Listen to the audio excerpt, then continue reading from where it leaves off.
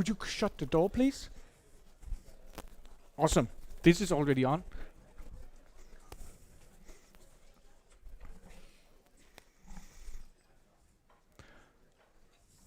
Welcome, everyone.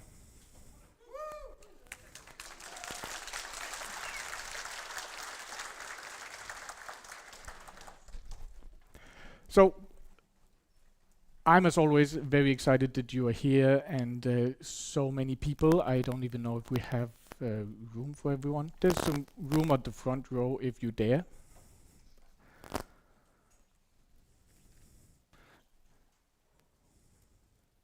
Now I have to figure out how to turn this thing on. There.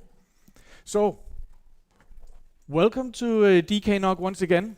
We've done this quite a number of times now, so a lot of you knows the deal, knows how it works, and that is great. But still, I usually remind you that 30% of us here are actually here for the first time. So even though a lot of us old timers, we kind of know it's seemingly everyone.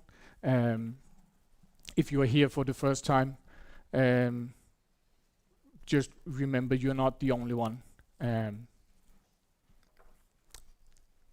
DKNOG is supposed to be, and I hope that it is, an open and inclusive forum. So the focus here is really on collaborating, talking to each other, socializing, meeting one another. So if you're new here, please be open, talk to everyone. This is about networking going on here on stage, but especially networking going on outside this room, networking amongst you all. So if you are new, if you don't know what's going on, ask your neighbor. And I know that your neighbor is probably someone you already know because you guys like to sit together in small groups. But so also in the more biblical sense, ask thy neighbor. So anyone here is your neighbor. Anyone should be open and inclusive. So if you have any questions, if you feel like you don't know anyone, I know it can be a daring task, but walk up to someone and ask. Another small thing, we have an IRC channel, and DKNOG is actually born out of the IRC channel. If you're not old enough for IRC, which frankly a lot of us are, we are mirroring that over to Slack, which I think is maybe more appropriate for some. So in slack.dknog.dk you can sign up. There's usually a lot of chatter going on during the event, sort of the backside chatter. So if you want, join there, and a lot of chat. If you're old enough for IRC, you can definitely do that as well. So, just some practical information. There's the event website. Hopefully you already found that. There's the schedule in there. From the schedule, that might be updated a little bit during the event, so keep checking that if there's something you really need to see. On all of the talks, you will see the slides. So you can download them, look them through, and of course all of this is recorded right now, going live over YouTube. Hi everyone online. And those recordings will also be cut up and posted approximately sometime next week. On the website you have a link to the surveys as well, so please, as we go along, give us your opinion on how you like the talks. What would you like to see more of, less of, so we can sort of improve this for next year. There's some information in there about the social. Tonight we'll have a dinner at DGI-byen, not DGI-byen as such, but the conference part. So go in there, check the social. There's a link to a map that will show you which entrance to take there. And of course, this may be somewhat overlooked by some, but the participant list. So go in there, look. If you don't know anyone here, look at the company names. Who are the companies that maybe you would like to talk to? Seek out those guys. So this is also about networking in the personal sense. There's a coffee. The hotel is obviously offering the normal coffee, but we also have a coffee sponsor, and the coffee guy is right out here. He has posted his opening hours there, so you can get a real barista coffee.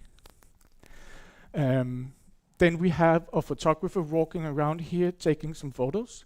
If you would prefer not to be in the photos that we might then use on our website, etc. next year, come up to the photographer guy. He's right over here. Talk to him. Ask him to please exclude you from any photos. There's no AI or facial recognition involved in that. I'll just shout louder over that, probably. There's no AI or anything like that involved in that, so I think there was a joke about that last year. Walk up to our photographer, ask him if he would please exclude you from any photos. And then, of course, none of this would be possible without our sponsors. Because honestly, what you guys pay for your tickets is not nearly enough to cover all of this. So I'd like you to please help me to say thank you to all of our sponsors, and especially our primary platinum sponsor, Logic, really contributing a lot. So thank you, Logic.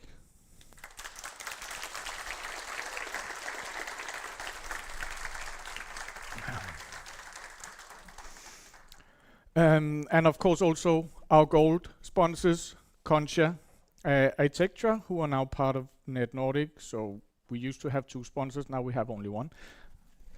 It's how it goes. And EPS Global. Thank you to them.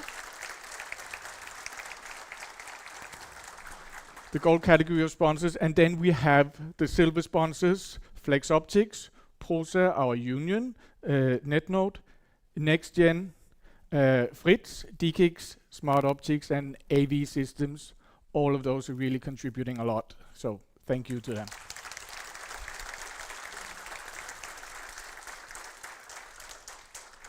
And so please, all of these guys, they will have their stands around here outside. So go and talk to them, please, so they can really feel like it's worthwhile for them coming here and paying for us to have a good time, basically.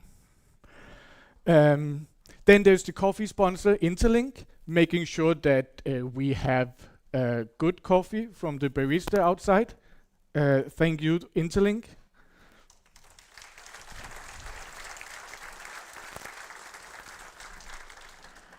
And we have our associate sponsor, Dix Signal, the RIPE NCC and Netbox Labs, who do not have a stand, but they are around here somewhere. So please go and have a talk with them.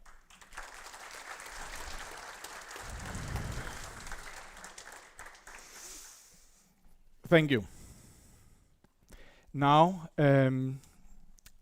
I have an announcement to make.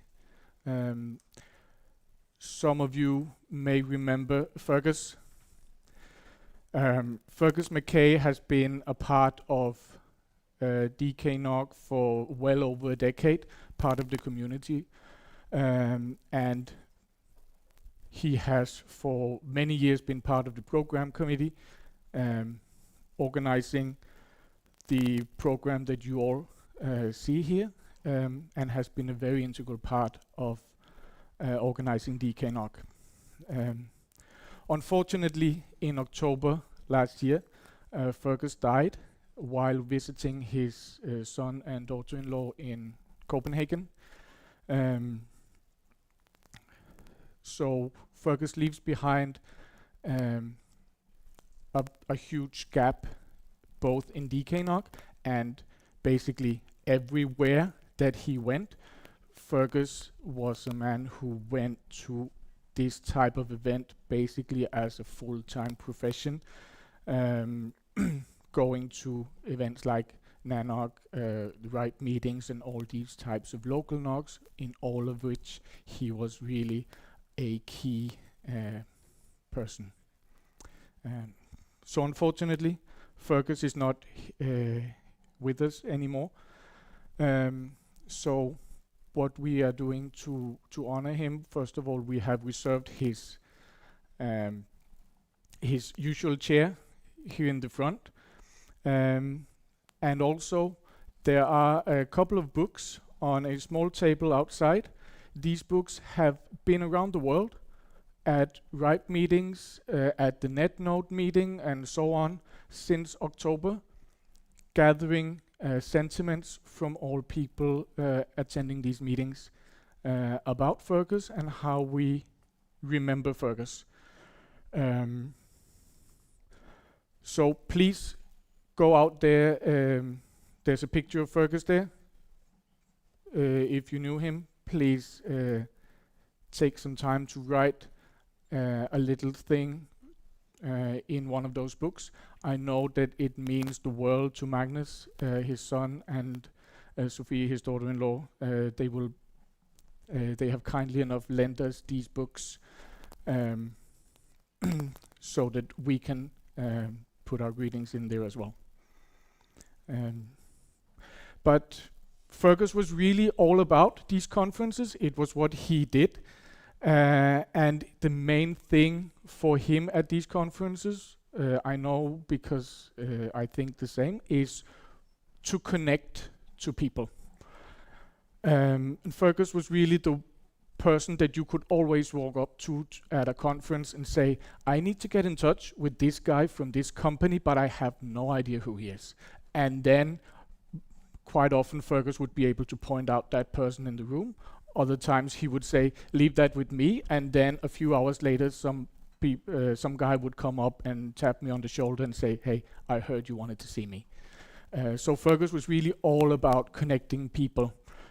So I'm trying to introduce this new term to Fergus. It means to bring two people together who were maybe not aware that they needed to come together. So, for example, if I went to this conference, I knew no one there, but then I was focused up with some really interesting people, actually. So I would encourage you to, during the breaks, go out there, do that. And as I usually say, I don't want to say that, be like Fergus. Connect people, talk to each other, and that's really what he was all about.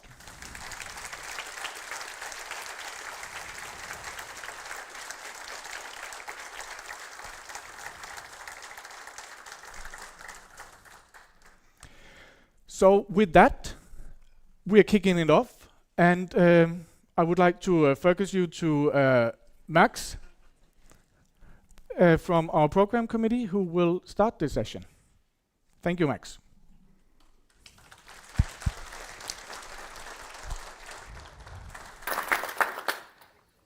Good morning, everyone, from me and the whole program committee. They're sitting in the front, and one just arrived. Good morning. We start these 2 days with a presentation. If you check the agenda, there was no abstract. We only received the slides yesterday. This is a confession from the program committee. But this is a person we all know, I guess. I started using FreeBSD about 27, 28 years ago. And one of the first names that I remember was like these three letters, PHK, Paul Henning, who's sitting here in front of us now. And 27 years later, I came up with, like a few months ago, with an idea. Can we get in touch with him and see if he wants to present something? Because he's been part of this thing called the internet, or bringing people online, for a very long time. So the title is Interesting. Who put the inter in internet? And I'll leave you for an interesting session with Paul, hopefully.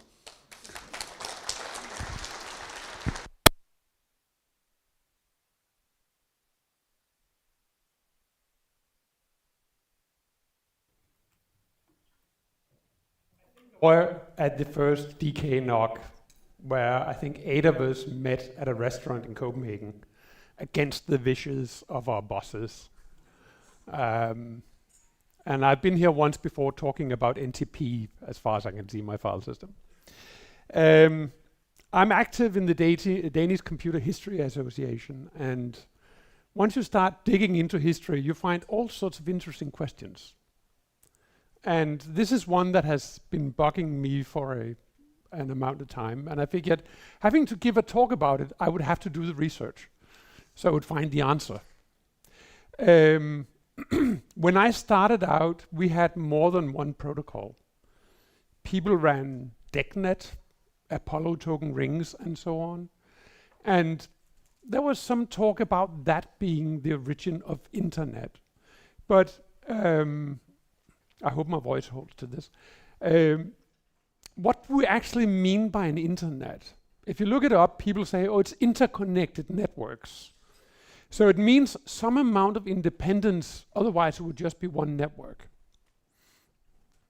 And this has taken me on quite a history. So I'll start with a quiz here. How many people know the speed of light? Right. What was the speed of light 100 years ago? And the reason why I'm asking this way is we're talking about news traveling with the speed of light. At what speed did news travel 100 years ago? Anyone has a guess? They traveled faster. Yeah, but in meters per second? You're wrong. But we can continue down all the way. So let's start from the beginning. Emperor Augustus wants news. He wants to know what's going on in his empire. And we've all heard about the Roman roads, Via Romana. They're all over Europe, up until a certain point. We don't have any of them in Denmark as far as we know. This was called the public system, cursus publicus. People with better Latin than me can translate it more precisely. But it was both a network of roads and couriers. And the speed of light was somewhere between 1 and 2 meters per second. There was a system of couriers set up. It was distributed in different geographic areas. Some rich person would have responsibility for this. They would set up night quarters, mansiones, about 40 kilometers apart. And then there would be stables around 10 to 20 kilometers apart. And you'd have these couriers riding all day, changing horse at the stable, changing horse at the stable, changing horse at the stable, and so on. Sleeping overnight at mansiones where they would be under guard, so nobody would rob them while they were sleeping. And basically, that's how you send a message. You tap some unlucky young guy on the shoulder and said, this goes to Trier. And by the time you arrive, you will have a sore ass. Right. And the funny thing about this is we see many of our networking concepts here. The mansiones are the routers. This is where messages were sometimes changed and aggregated to go in different directions. So you take this message up there, and then these 3 messages go over there, and these 2 messages go over there, and so on. The mutationes, the stables, that's just a switch. Just stop, take a better horse, off you go again. The mancipes, these rich men, they were the AS operators. They were responsible for this particular area, for making sure there were horses and feed for the horses and so on. And the Roman roads were the links, the network links. This map is very interesting because it is not a conventional projection. Around the middle of it, you have Rome in the middle of the second panel, but it's really flattened down to fit on the pages. But if you look, I guess you can't see it, but if you close it, all the lines have these small notches, and that's where the change for horses happens. And then all the red buildings is all the mansiones. If we look at this as a network, the packet loss was unspecified but very low, because basically the penalty for packet loss was death. The only legal reason for a courier to not arrive was his death, because somebody had shot him or something. And they tried very hard to prevent that. The bandwidth is undocumented. I've not been able to find any sources that say how much they actually moved. I mean, did they have messages 3 times a day or 1 time a day or whatever? But it's a very significant bandwidth, because at some point they split it into a fast and a slow service, where the slow service will use oxen and pack horses, and the fast service use riding horses. Very large amounts of goals were transferred on the slow service because they did not have swift networks. The cost was huge. I've not been able to find any historian who have even attempted. I looked at that map before and I counted more than 600 stables, and then I gave up. It's been a very significant cost. But it has an amazing uptime. Parts of it were still operational 500 years later. We have historical documents where they complain about the last part being dismantled in the 5th century. The round trip time from Rome to Trier was 3 weeks. So not very fast. And that's important. We don't think about it today, but it was very important back then. Even if you have a spy at your enemy's location, and when your enemy decides to attack you, the spy jumps on his horse and races over to you and say, "There's an attack coming." And you can send a message over to your neighbor and say, "Help." By the time he arrives, the attack has arrived. The speed of information is very significant. If you wanted to attack somebody, you'd pick a couple of good generals and you'd send them off. And you'd get messages back every so often. And if the messages stopped, you lost. As an emperor, the only way to have a hand in the combat was to be in the combat. You would have to be out there if you wanted to have any influence of what was going on. If you're not quite sure whether you're going to attack this or that enemy, you would have to be out there to make the decision. This is why Napoleon went to Russia. We don't think about it today because everything today is half the speed of light in vacuum. It doesn't make a difference. And then some of you will probably complain that you've seen optical communication in a documentary. I've researched this network also.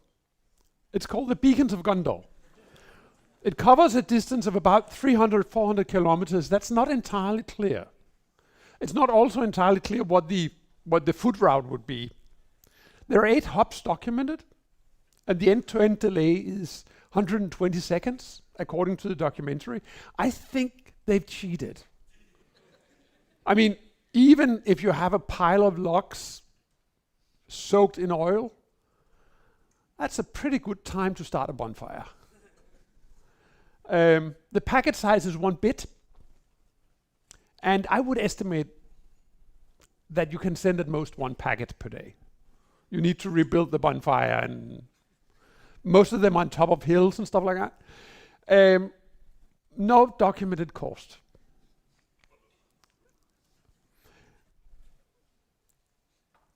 Then we have RFC 1149, IP over Avian carriers.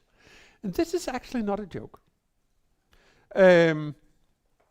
Homing pigeons can do up to 1,000 kilometers, which is amazing.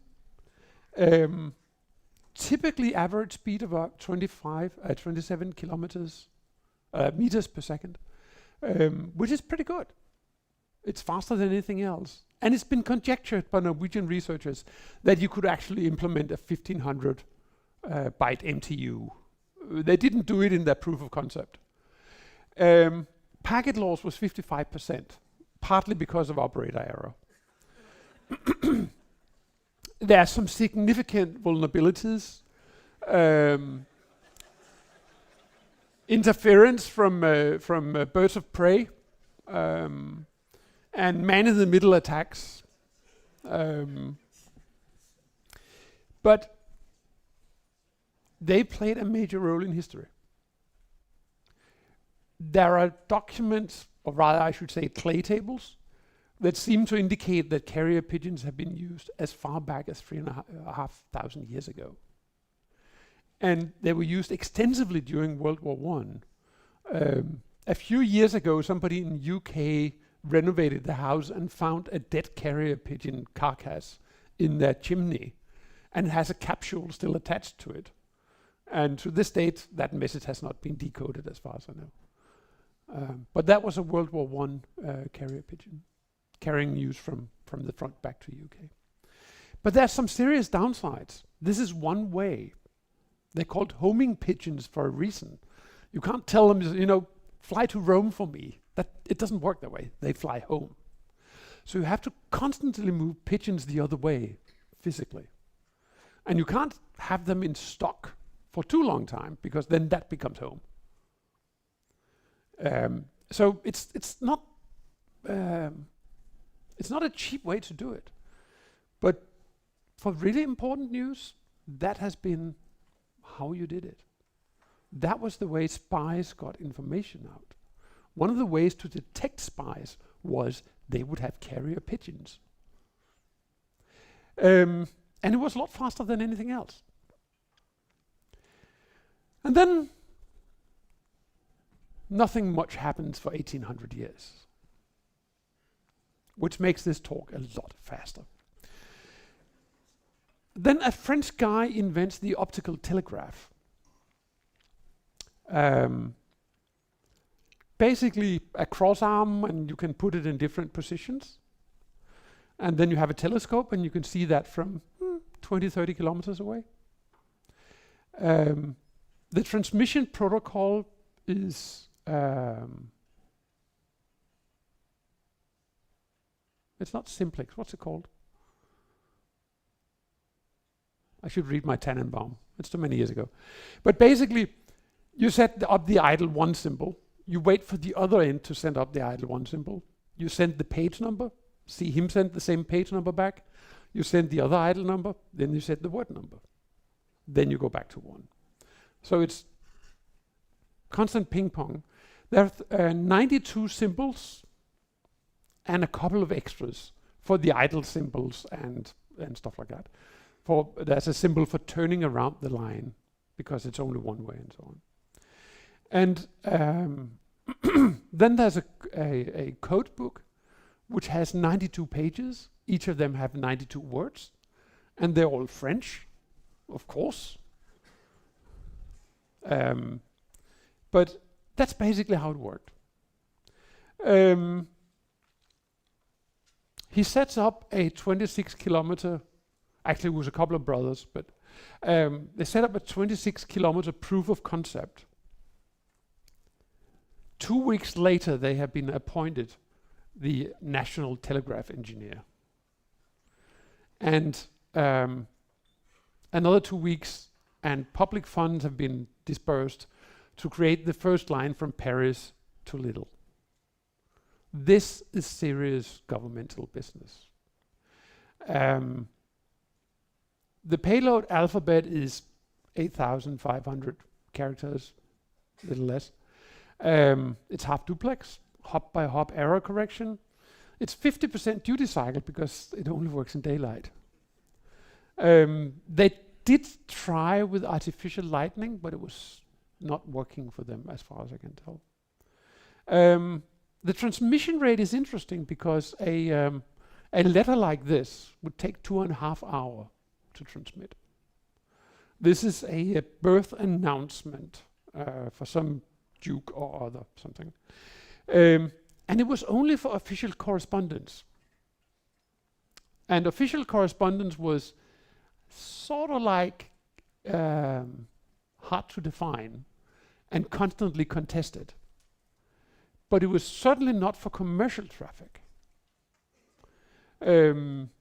It was meant for news of state, military news, that sort of thing. Napoleon was a very large user of it. The total network ended up being very large, actually.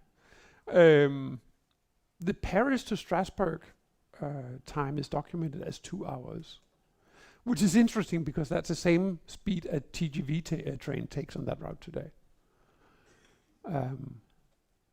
But we're talking speed of light 52 meters per second, which is twice that of a carrier pigeon. This is significant. A courier would take 3 to 4 days on the same route. It's not flat, I can say from having been there on a bike. So a major governmental undertaking. It's also the first cybercrime.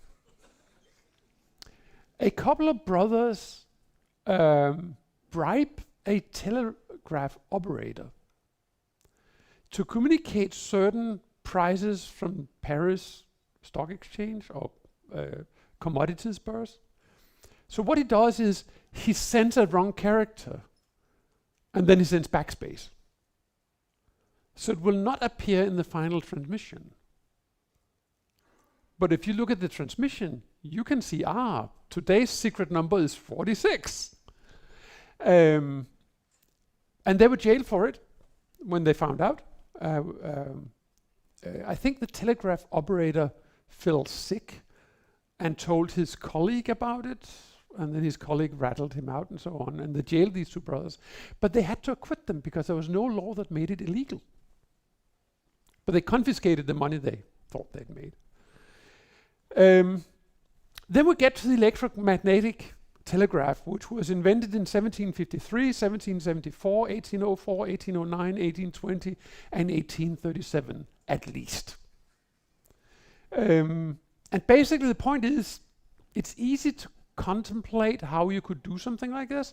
It's very hard to implement it in practice. And a number of inventions were necessary before it became practical. We needed a battery, the Volta electrochemical battery. We needed electromagnetism. The first attempts at telegraph were electrostatic, which is not a good way to do it across long distances because you need really good insulators. We also needed electromagnets because running a wire over a telegraph needle takes a lot of current. So that's Henry. And then finally we need the modulation, which is a pretty good American painter called Samuel Morse. His paintings are famous, they're good. But he spent a lot of time and lawsuits to go down in history as the inventor of the telegraph, while the only thing he actually invented was the telegraph, the Morse alphabet. All the electromagnetics and stuff like that, he didn't really have anything to do with. And from there, it's basically just product development.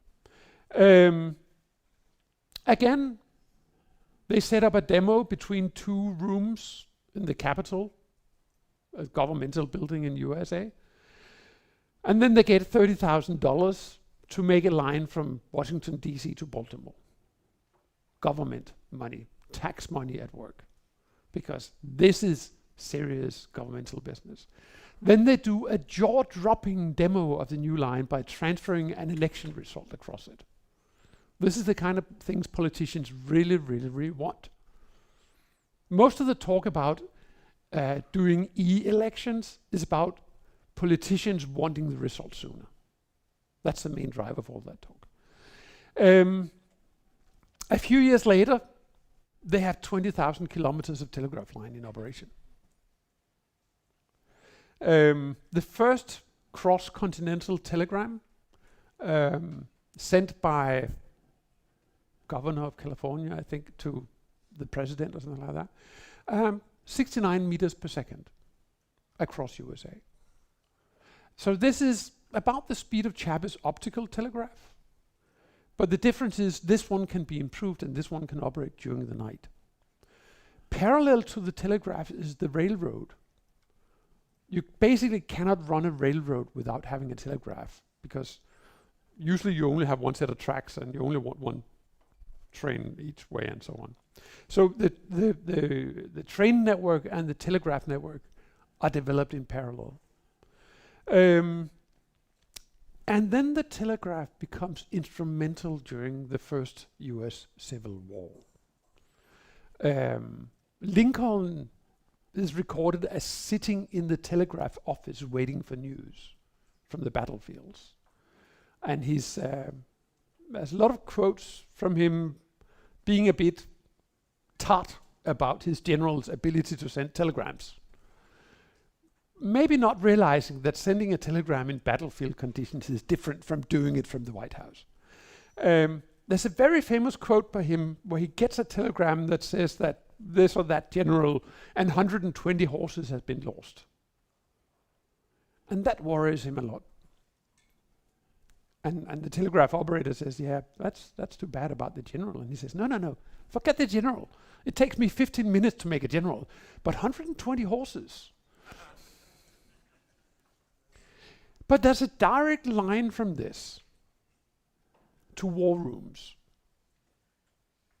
both fictional and real. We've all seen Dr. Strangelove, and if not, that's your homework. And we've all seen War Games, and if not, that's your homework. The interesting thing is that when the American defense saw those movies, they're like, we want that! And if you look at the central picture, the way they implemented it is the white screen is a movie projection. And basically there was a white table down in the basement with a movie camera pointed at it. And the film from this movie camera ran through development and up to a projector and onto that screen, giving a delay from when you wrote something on that, it would 10 seconds later, it would be on the screen. One of the other proposals were that they would simply have a big plywood sheet, and then behind it would be a well-lit room. And then whenever they needed to mark some Russian missile on it, they would just drill a hole. Right? Then they would get a light spot, they could see where they were. Because it was probably going to be one use only, right? But they gave up on the idea because they would need to run drills. Rehearsals, sorry. Obviously they would need to run drills. But some of the most interesting projection technologies are developed for these war rooms. One of them is called an IDA-4, which is a totally weird thing where you write the image on an oil film with an electron beam, and then you shine light on it, and there's some really weird technology in this. But today, political leaders expect to be able to follow the attack on bin Laden in real time with a video feed. They expect to see him die live. This is a major driver of communication. The electromagnetic telegraph is a hit. This is a status from 1872. The red lines are the operational. The green are under construction. The blue are planned. That's a lot of expensive hardware. It's interesting that they are far more interested in running undersea cables than overland cables, because it's actually easier. And if there's a book called A Thread Across the Ocean about the first telegraph cable across the ocean, and that was not easy, but it's easier. Imagine running a line of telegraph poles across Siberia. There's a very good book about that too. There's a Danish connection here. Denmark delivered Submarinas to Russia, and in return a Danish company got monopoly on telegraphy in Russia. Great Nordic. These days, I think the only thing left of them, they make hearing aids. GN Resound, I think. This is their 1994 1894 status. They have mirrored, they have 1+1 redundancy all the way across Siberia, all across Russia, all the way to Asia. There's a very long tail to this history, because it basically meant that all communications out of Russia came out of St. Petersburg and went to Copenhagen, or came out of some city I can't pronounce the name of in Siberia and went to Japan. It basically meant that Danes could listen in on all Soviet foreign traffic.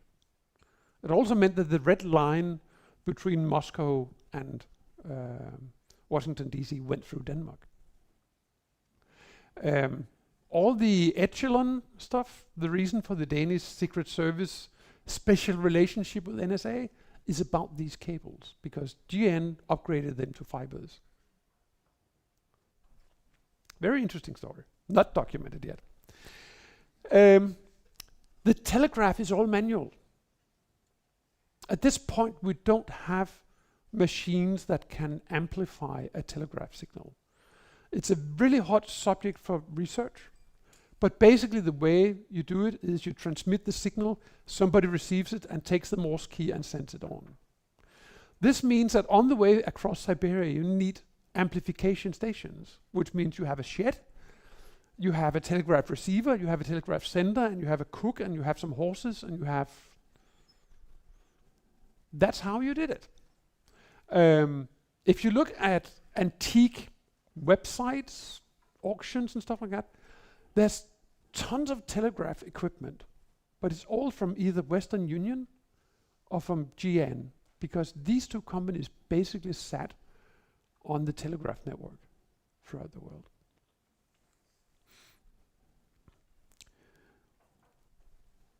I'll skip a lot of interesting stuff here.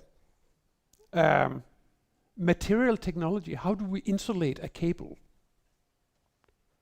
They started out winding silk threads around it, which is sort of okay but expensive. They used paper in a lead shed. They used raw rubber, natural rubber, which is not so good when it gets wet.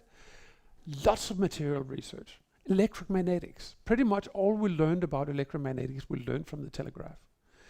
Polymer chemistry, the first plastics come out of the telegraph. Transmission line theory, differential equations and all that. Longitudes and time zones comes from telegraph. Geophysics.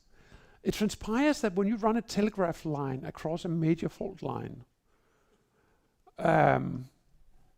you can get some strange voltages when you have an earthquake. In particular, if there's a lot of quartz in the underground. There's a particular problem if you build a steel bridge across the Mississippi. The first couple of steel bridges that did that, then they had a minor earthquake, and then they couldn't open it because it was welded down. Weird things. Oh yeah, and trains. And the how do you construct a telegraph line across Siberia thing. Wonderful story. This is a telegram which is sent in 1962,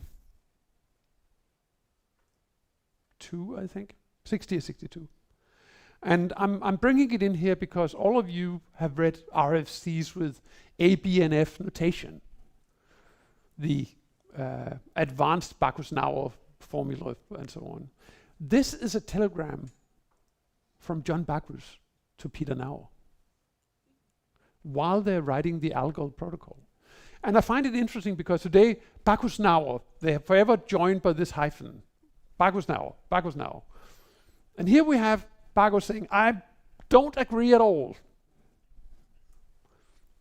They were not in agreement of everything the way the hyphen indicates to us today. But this telegram was sent from White Plains, New York to Valby, Denmark, and probably took a couple of hours to do the trip in total. By this time, they're using telex. So now we have automatic amplifiers and so on. So things are both cheaper and faster. And now for something completely different. There's a thing called governments. I've mentioned them a couple of times so far. Cursus publicus, strictly for governmental business. Should we say that was subject of some discussion what that meant? There were people in public positions who think that meant moving their personal goods and lovers and sons and daughters and stuff like that. And repeatedly they had to try to reduce the amount of traffic on the network. There was special patents that you'd have to show to be able to send things, and these were forged and all sorts of stuff. Chabas Telegraph was official business only, and apparently they were better at policing stray traffic. It was also a much smaller network. Pretty much all countries censored cross-border traffic, packages, goods, everything. All countries spied on each other. That's how you do it. That's how you do it today. Diplomatic correspondence was encrypted, and encryptions were broken, of course, to the extent you could. And that was one of the few places where you were not allowed to search. That's the entire point about having an ambassador. If the ambassador to Germany in Copenhagen should be able to represent the German government, he needs to be able to communicate secretly with the German government. So officially, we would not intercept his traffic and try to decrypt it. Unofficially, not so much. In many countries, encryption were banned. If you had used encryption, that would be considered evidence of guilt. Whatever you were charged with, if you'd used encryption, you were probably guilty. That was basically the assumption. Why else would you do it? If you have nothing to hide, you know. Governments make the International Telecommunication Union because they realize that being able to get traffic flowing across the border is important, but we want to control it. In Denmark, all international telecommunications traffic had to go through Borup Allé so that it could be listened in on. If you called from Esbjerg to Germany, your call would go through Copenhagen and back. Telegraphy was a threat to the national security. It was fast. It would very easy for a spy to get the message home. Domestic telegraphy, go for it. This is the century of the fruit bat. Yeah, good for business and all that. But across the borders, some rules and regulations apply. Typically, there was 2 rules for international telegraphy. All telegrams must be recorded. The content of all of them must be written down and kept at the border transmission point, so that government officials could come in and look through them and see if there were anything. And no secret codes were allowed. And this is where you would say, what? Are there any non-secret codes? Well, you pay telegrams by the word. Can anybody spot the loophole? It's even funnier when I tell you that the loophole is called Unicode. We have all these Latin dictionaries we never use. So we take each word in the Latin dictionary and we assign it a meaning. So you can send andabata, and that means confined today, twins, one alive, a boy, a mother well. Lot cheaper.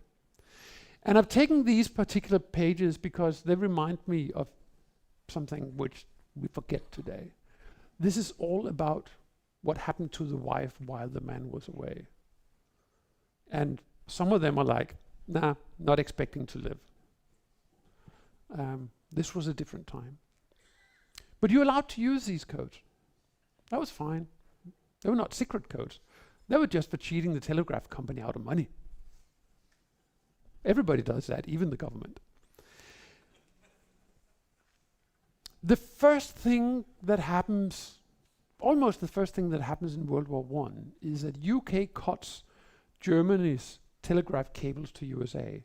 The Azore Islands in the middle of the Atlantic is a German colony, I guess, and they use that as a amplification station for their cables to Germany, and UK cuts them on the US side. This means that if Germany wants to communicate with USA or anybody else over there, they'll have to send it through London, where a copy might be made and so on. Who knows? This news clipping is from an Australian newspaper which got the news through telegraph. They bring it the day after, because there's news telegraphs, news agencies have this tree-shaped telegraph network, receive-only teleprinters in the far end. So all newspapers can subscribe to all the news from all over the world. In 1917, UK intercepts a telegram from the German foreign minister to the German legation in Mexico City, where they have a guy called Zimmermann. The UK breaks the encryption. They probably already had a good handle on it. And basically the message is, tell Mexico to attack Texas and New Mexico, and Germany will guarantee they get to keep them. That would distract USA so they don't enter the war. So UK leaks this telegram to USA through Canada, and that basically drags USA into World War I. It was not like they wanted to, but hey, this is not okay, right? Skipping a couple of wars. The telco networks, the state-run networks, are connection-oriented. And as we all know, that's not optimal for load balancing, because you set up the circuit and then it stays there. You cannot move it if you get more capacity somewhere else. They also have an exponential growth in traffic. The old, we're the telephone company, we don't have to care. That's pretty brutal, because they were building telephone switches as fast as they could. But they could literally not build telephone switches in New York as fast as people ordered telephones. They developed telephone cables about this thick that has 2,000 subscriber cables in it. They are hair-thin copper wires, because they cannot dig all the roads of New York up all the time. They have to use the existing conduits and so on. It's really bleeding white, hot edge of technology we're talking about here. The top picture on the side there is the next transmission media. They're basically going to run a 2-inch waveguide across USA. It's silvered on the inside, because then you can use some particular TE01 transmission mode. And you can set frequencies all the way up to 100 gigahertz. And that would give them enough capacity until around 1985, maybe. The interesting thing about that one is that throughout the Bell System Technical Journal about this one, there is this little detail that they have these mountains out west, and they won't be going above them. They will be going through them. So there's a Rocky Mountains tunnel in this project. And then some people start playing with fiberglass, and they take this entire research project, which has been running for 25 years, and just ditch it. The bottom is a typical splice in New York. The T1 lines, the first digital communications, is from 1962. The waveguide is 1977. And they're using space, not time multiplexing, which means they have to do these splices. This is serious technology. We tend to poo-poo telcos because big old companies who can't figure out anything. They figured out a lot of stuff. But being connection-oriented is not a good idea in a nuclear war. Because if somebody drops a nuke on Kansas City, you lose all connections through Kansas City. And you cannot easily reroute them. Of course, the telcos had a solution for that. Is we'll just build underground telephone switches. And what you see on this picture, notice the bulldozer? That's the ventilation. That's not the bunker. Because they're going to put a several thousand square meter big telephone switch into this bunker. All with electromechanical relays, because they're not affected by EMP or radiation or anything else. But they need a bit of power and ventilation and stuff like that. They also need vibration resistant toilets. I don't know if you can see it on the picture. There's a big steel spring below the commode. They thought about everything. There are papers about vibration in toilets during a nuclear war. Important if you need to know it. They're progressing. They start out analog phones with analog switches and analog transmission. In the 60s, T1 lines, they go to digital transmission, but they still have analog switches in both ends. Then they go to digital switches also. Some of the first and largest computers were telephone switches. As far as I know, the single largest computer in the world ever, measured in square meters, was a telephone switch. It had more than 121,000 I/O units to be able to connect telephone calls. And finally, the phone becomes digital too. So we go from the analog network to the digital network to the integrated digital network, and then the integrated services digital network. And it's kind of interesting to see, I apologize for this one out being in Danish because that's the only one I found. The first time ISDN is mentioned is a single word in 1971. In 1972, it's in an official working paper. In 1980, 8 years later, there's one page about it in the International Telecommunication Standards. And, because ITU is basically a governmental diplomatic thing. It's a UN organ. It's things take time, but they're working on it. One thing I have to say after researching this is that we in the internet tend to just get it working, we'll figure out the details later, right? Nobody's gonna send spam mail, right?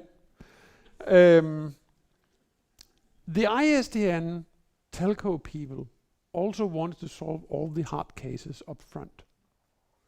Things like college student calling home saying, "Mom, can you pick up the bill for this call?" and changing the billing in the middle of the call. Of course, that's not necessary if you don't bill per call, but that would be unthinkable to a telco, right? Visually impaired persons. What happens if you send a fax to somebody who can't see? We need to be able to deliver the fax to a person who can't see. In Denmark, we had special phone systems for deaf and blind people. They got a Commodore +4 and a modem. And they could call up a special operator and say, "Can you call my uncle at this number and say happy birthday? Because I'm deaf, I can't." Right? We skipped that to call the internet accessible even today. Most web designers would be shot the first time they meet a blind person. And fairly so, I would argue. But there were a lot of incompetence here. But I want to tip their hat to also solving the hard problems up front. Or at least thinking about them, because there's other places where it says for further study. And then January 15th, 1990, the unthinkable happens. The entire US telephone network goes down. It's a one-line program error. Basically, a telephone switch, one of the major level 4 switches, can say to another switch, "Please don't send me any more calls right now because I have a Super Bowl going on or whatever. And a line can go down, somebody with a backhoe. That's not a new problem. And they've made changes. These telephone switches, they can update the programs while they're running. So don't reboot them very often. And then, as it happens, one of them gets a cold reboot. That takes 750 milliseconds. All the phone calls already established continue. It doesn't tear down everything. But you can reboot the entire system in 750 milliseconds. And they do. For good reason. And then it sends a message across all the lines saying, okay, I'm ready. Which the other end doesn't expect. Because it has not received a I'm not ready message. So the other end says, oh dear, and restarts. And the telco, the AT&T, which had a monopoly on telecommunications throughout US, had guaranteed this would never happen. Transpired it did. And that totally changed the political climate. The idea that you can build one large system under competent management and blah, blah, blah, blah, blah, and it will just work, crumbled that day. We see it many other places where that political change in attitude that if not even AT&T can, we don't trust you to do it either, trickles out through. Unfortunately, some years before, some people had started playing with, computers and packet networks and built some network or other. You've heard about this. I'm not going to talk about that. So at what point in all of this do we have the first internetwork? At what point do we have the first interconnected networks? Where we have the relationship we know today, peering and agreements and bandwidth and load balancing and alternate paths and all that. I will argue that is the northern and western telegraph companies in Asia. There are two independent routes from Asia to Europe. You can go through Siberia, you can take the detour across India and the Suez Canal to London. The price is the same. If you want to send a telegraph from Asia, you can pick either one. Same price. Very often they share an office. There's simply a northern desk and a western desk. And you take whichever queue is shorter. Right? They use the same on-wire modulation, the Morse alphabet. They use the same message format. And they exchange traffic where they meet. If their line is down, they'll go over to the other office and say, can you send this for us? And vice versa. They're redundant for each other. There's also some discussion about how they settle their prices, how they figure out to come up with just exactly the same price. Of course, we have nothing like that today. But I think that is the first internet. The two big telegraph networks that escape governmental control by being international before the governments really figure out what happens. So that was my talk. I hope you liked it. I'll take questions.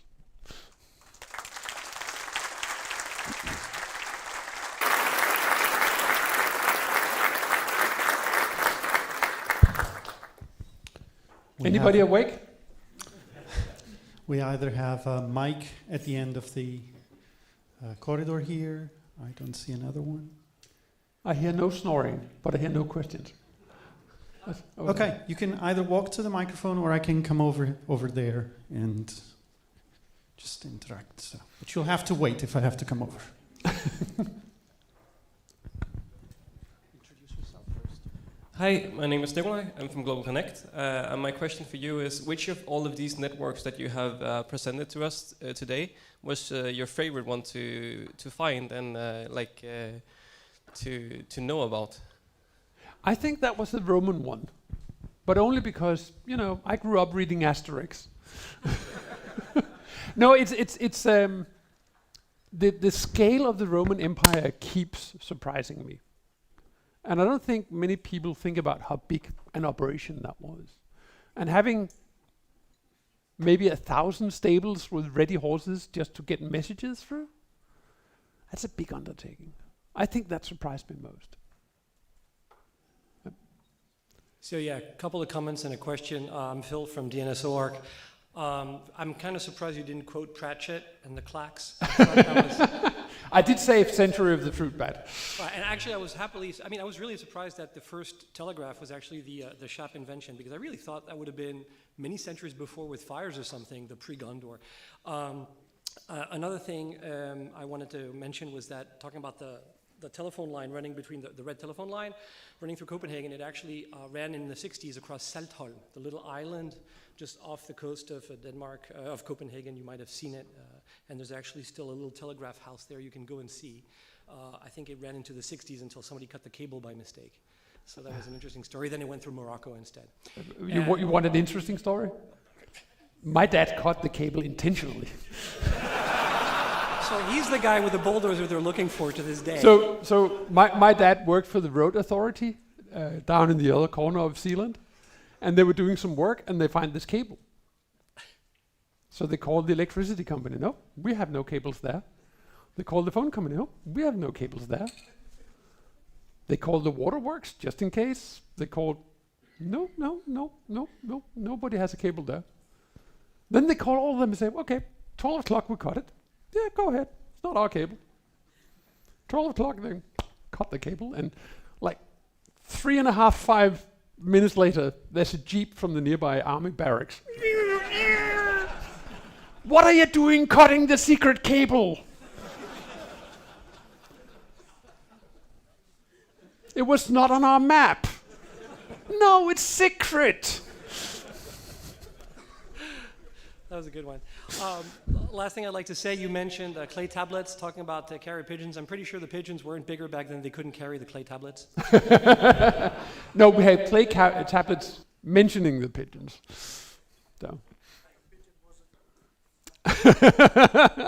That's swallows. That's different. I don't see any other question. Well, we're a bit ahead of time, but thank you very much, Paul. And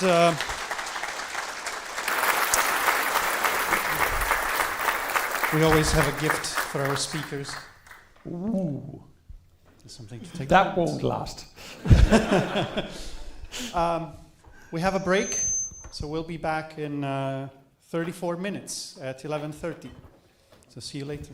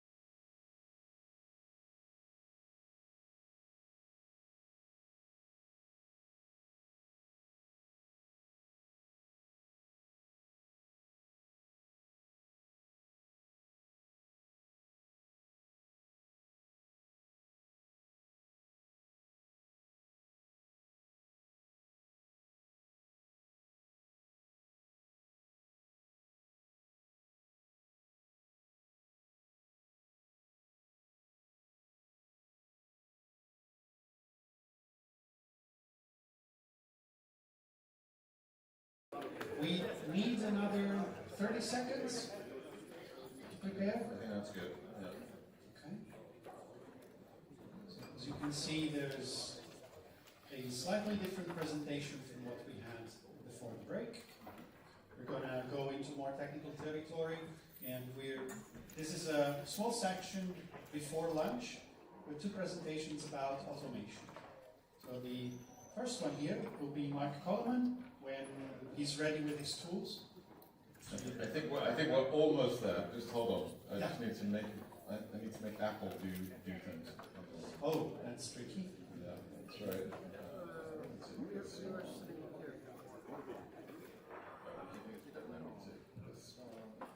Okay. So when he's ready, Mark will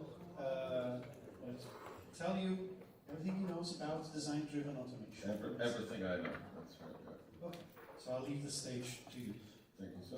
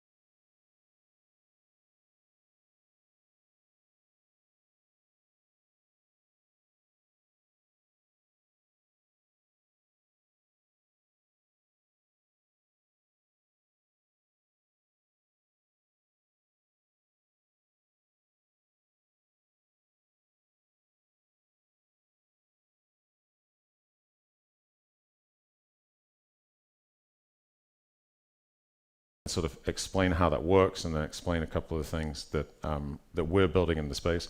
This is not about what Netbox Labs is building. This is more about just introducing the idea and creating a conversation so that we can talk about it later today. By the time we're done, you should at least know what I think design-driven automation is, because it's a hype word, so obviously there's a lot of people involved right now. I'm focusing on greenfield workflows. That's kind of a popular thing to do when you want to avoid the hard things, but I will point out that we already solved the hard things. So if you want to talk about that, come and find me later. And then let's do some terminology. So we're going to have to agree on at least what words we are using first. I'm not asking actually for you to agree. These are the words we're using with the definitions, because otherwise this talk will take far too long. So we're going to talk about, you're going to see these boxes come up across all of the slides, right? And it's just because we need a common sort of lingua franca or vocabulary so that I can get through all of this in 23 minutes. So when we talk about high-level designs, I think this is pretty familiar to everybody here. It has a lot of different mediums or implementations. It can be the back of a napkin, it can be a lucid chart, it can be something else, but essentially what we're saying is this is roughly what our network's going to look like. Sometimes maybe this is roughly what our racks are going to look like, but it's a high-level approximation. Okay? Okay. Next, low-level design. So low-level design, there's like, okay, great that we said that on the back of a napkin at the pub last night, but now exactly which IP does this interface get, right? So this is the actual running implementation of how the network is going to work. Often this is where people use source of truth like Netbox, right? So we have these kind of two different ideas. Tickets, easy one, right? You wake up in the morning, you find out how many tickets do you have. This is important because it's a direction of work, right? Like people are sending those tickets because they want something, and it's sometimes related to the design, not always. Top right, super vague, automation. Automation just means whatever you want it to mean in this context. I'm going to show you a couple of examples, but typically what it means is we take some inputs and we deterministically create some outputs, right? Now, obviously, you may have created your automation in such a way that is not deterministic, and that is also fun, but we're assuming determinism today. And then last but not least is the network, or we could also say the infrastructure, right? So now we actually finally talk about the thing that we're trying to act upon. Any serious concerns about this? Because I'm in a huge rush, so they've got to be serious. No, we're good. All right, so that's terminology. Up next, so now we're going to do kind of like history lesson / let's find ourselves in this story, because what I'm trying to do is go all the way from kind of across a broad scale of how people decide to manage their networks so that you can understand how design-driven fits in. So first is manual network updates, right? Everyone loves this. This is maybe villainized these days because everyone's supposed to be automating. I don't really believe in that. I believe that solutions should be appropriate for the scenario. I think this is perfectly fine in many situations, but the way this typically works is either we're doing some kind of big change, so we have a handcrafted high-level design, which means we've gone and done our best to make the most beautiful lucid chart of all time, but it's got all the information it needs, but it can't be automated anyway. This ends up being a bunch of tickets that people are going to go and do, whether it's like order equipment or create bombs or deploy VLANs or whatever it is. Eventually that gets pushed to the network. And then at the end of this, maybe, and probably not, you update the documentation, right? So this is like what I would call the default method, which is just YOLO it into the network and we'll figure it out later. Now this has downsides, and I'm not going to go through all of these, but one of them is that lucid chart and how your network works will never be the same ever again, right? So that's a thing we're going to try and solve here. The other is that you just ignore that particular project, but the next time you want to do one like that, the way you're going to do it is you're going to copy and paste the high-level design somewhere else. But a bunch of ideas that we've had in the meantime will have changed, and copy and pasting is not a fantastic way to transfer knowledge over time. So that's another problem. The network in scenarios like this becomes kind of artisanal because everyone implements the tickets differently. So you end up with like quite a lot of sprawl across the devices, even though they're pretty close to what they should do, but maybe they're not exactly the same, which is tough for later stages. And then, the main problem is that the network is the truth. Right now, some people think that this is actually the desired state. Like I said, it's up to you. But some people don't think that's the desired state. And one of the reasons is because it's nice to actually SSH into or interact with the device, knowing what you're going to find ahead of time. Right? That can sometimes be useful. Okay, so that's manual network updates. Put your hands if you're there. No shame. There was some shame. I saw a lot of hands that didn't get above head height. But okay, fine. So and I really mean what I said earlier, which is like the solutions need to be appropriate to the scenarios, right? That could be absolutely fine where you work. So what do people tend to do next? They move to manual intent-driven network updates. They just flip those things around at the end and they say, we're going to have designs or tickets coming in, but before we go and change the network, we're going to put what we're going to do into a source of truth, like Netbox or some of our esteemed competition. Okay, this has one advantage, which is that the next person that goes into the network has some idea what they're going to find.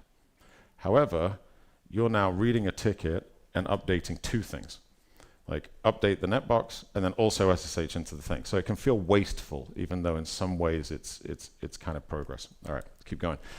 Automated intent-driven. So this is like, if you're doing this, you can go to AutoCon and be extremely cool right now, because this is where the kids are at.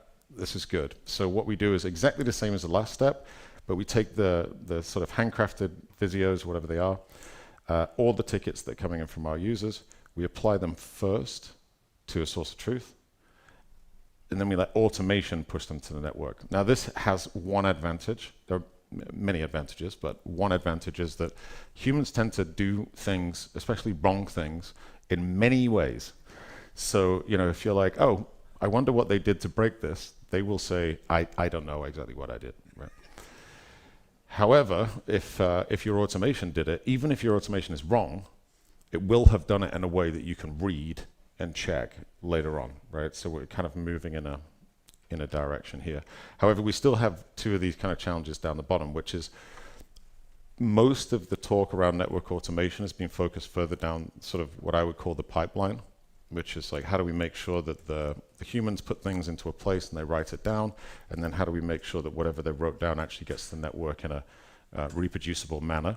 But we still have these problems, which is, one day we designed our networks with this kind of design in mind, right? Remember the beautiful beer mat or napkin or lucid chart or whatever it is that you spent a lot of time on, and we are still entirely divorced from that in all of our thinking. So this is where design-driven comes in. So when we get to automated design-driven network updates, what we talk about is this shift from handcrafted high-level designs, i.e. you put a lot of time into it and you made your squares really square, towards programmatic high-level designs, which is now the way that we talk about the high-level design or the intent is captured in a way that we can sort of be software-y about that. And we're going to talk about that a little bit more in a minute. Now, if we go all the way back to this list, right, not all of these people are there. And the purpose of this talk is that many people seem to be moving there. So what I'm trying to do is to introduce, I think, what is the next step in automation for quite a lot of people, hopefully in a way that is quite relatable, because everybody understands the concepts of high-level designs and low-level designs already, I think. Nobody's walking out the room, so okay, we're good. We're going to keep going. A lot to get through.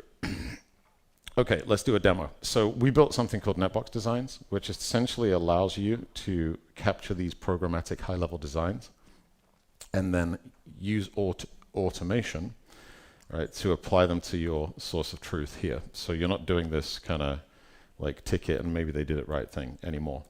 So let's have a look at an example. Now, the concept of a design is difficult to capture because it could also be like, it's like when we say service. It's like, what do you mean by service? It's like, well, whatever we want to mean by service.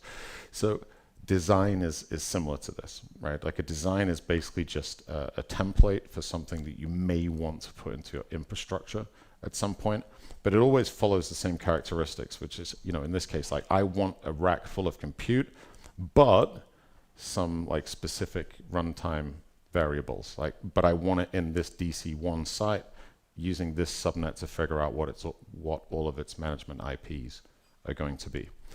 So, so let's have a look at this. So first of all, we'll take a look at our empty netbox, and I think the important thing to call out on this slide is if you go back to here, for example, you see that we have high-level designs that go into the low-level design and then eventually get themselves to the network. And all we're focused on for this talk is this bit here, right? Like how that happens is still up to you. So let's have a look in Netbox right now. For those of you who are not familiar, this is where you write down your low-level designs. And what you'll see is that we have a single site, which is called DC1. And then we have a single /16 somewhere here, which is just a container. And what we've done is we've essentially set up a site and some IPAM into which we can deploy things. So let's go back and figure that out. So I have my instructions at the top here because sickness was powerful this morning. So we looked at the prefixes. Well done, Mark. All right. Now show the CLI. Okay. So can you put your hands up if you're familiar with Terraform? Okay. What about Ansible? Okay. Many more. Okay. Same deal. Right. So we're doing a plan step and then an apply step. So what we're going to do is we have this design here called a compute rack. We're going to look at what this means in a second. And we're going to put some variables into it, right? Like what is the rack supposed to be called? Which site is it going to? What status should that have? Which supernet should it use to do all of its kind of fancy stuff? And we're going to go ahead and plan that. And it's going to do what you think it's going to do, which is it's going to compare the combination of that design and all the variables you just put in to what's currently in Netbox, which is not a lot, and then figure out what is the different, like what would I have to do to get all of that in there, right? And that's gonna, that was very quick, okay. Let me just see. Okay, so let me show you this for a second. This is fun. It turns out when you want to start doing this kind of stuff, oh, that opened on my screen.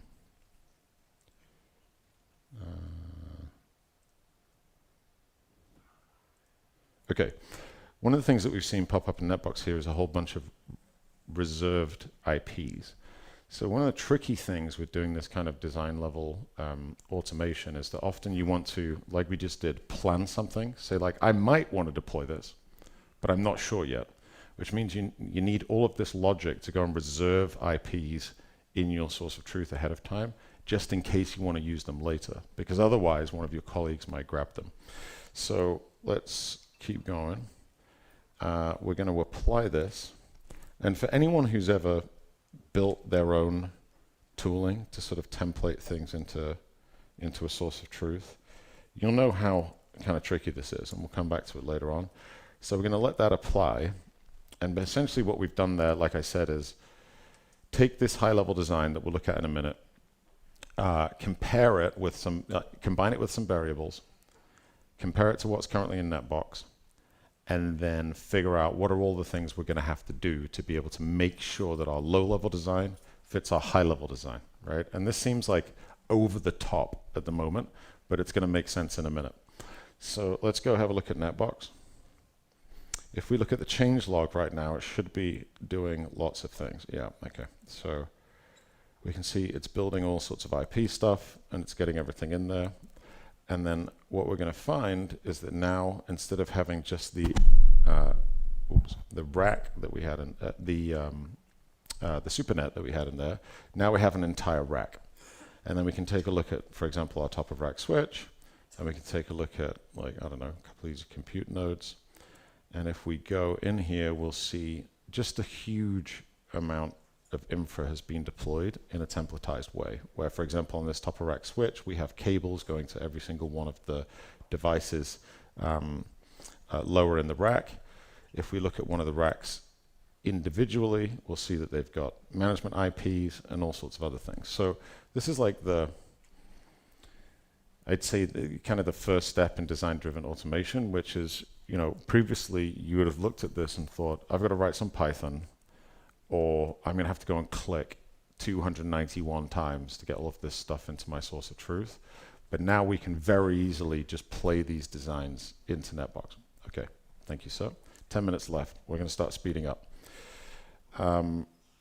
So now let's go to a second. Oh no, we're going to look at this first. So there was a lot kind of hidden there. Like we just kind of deployed, let's see. I want to see this thing here. There we go. So what's under the hood here is a design catalog. And I'm not going to go too deeply into this, but essentially what we've got is a ton of YAML. So if you like Kubernetes, you're going to love Netbox designs. Why would we have lots of different ways of expressing the same design? Well, the reason why is because it turns out that people want their designs to be composable. And because I was in Denmark, I figured we'd talk about Legos, of course. So the way that looks under the hood, we didn't actually do a full pod, although a lot of people that are using this are kind of doing huge amounts of racks, so they're doing pods. But we had a compute rack, and what that compute rack design consists of is a rack type, and then a top of rack switch, and then a whole bunch of R640s, but each of them with different modules in. So, in the tool, there is nothing called a device design or a rack design or a pod design. It's just the way that you put together these different files that refer to each other so that you can start to build these up. And this is great because most people who've tried to build this themselves end up with one 9.5 million long, 9.5 line million long YAML file, which is not super flexible. But what we're trying to do here is make it so that you could make a different rack and put the same kind of devices in there. All right, let's keep moving along. So now let's deploy another. So that earlier you saw how we combine a design and some variables to get an outcome into the source of truth. But the best way to see that is to just do some more variables and see if we get more stuff that would be useful. So if we go over here again, we should be able to copy and paste this. So again, it's the same flow, right? Which is we're going to plan first, which basically means take a design and a bunch of variables. And if we look at what these variables are, it's exactly the same as before, but we've given the rack a different name. So let's go plan that and see what it's going to do. It seems happy. It's going to do another one. Okay, so I'm going to apply it.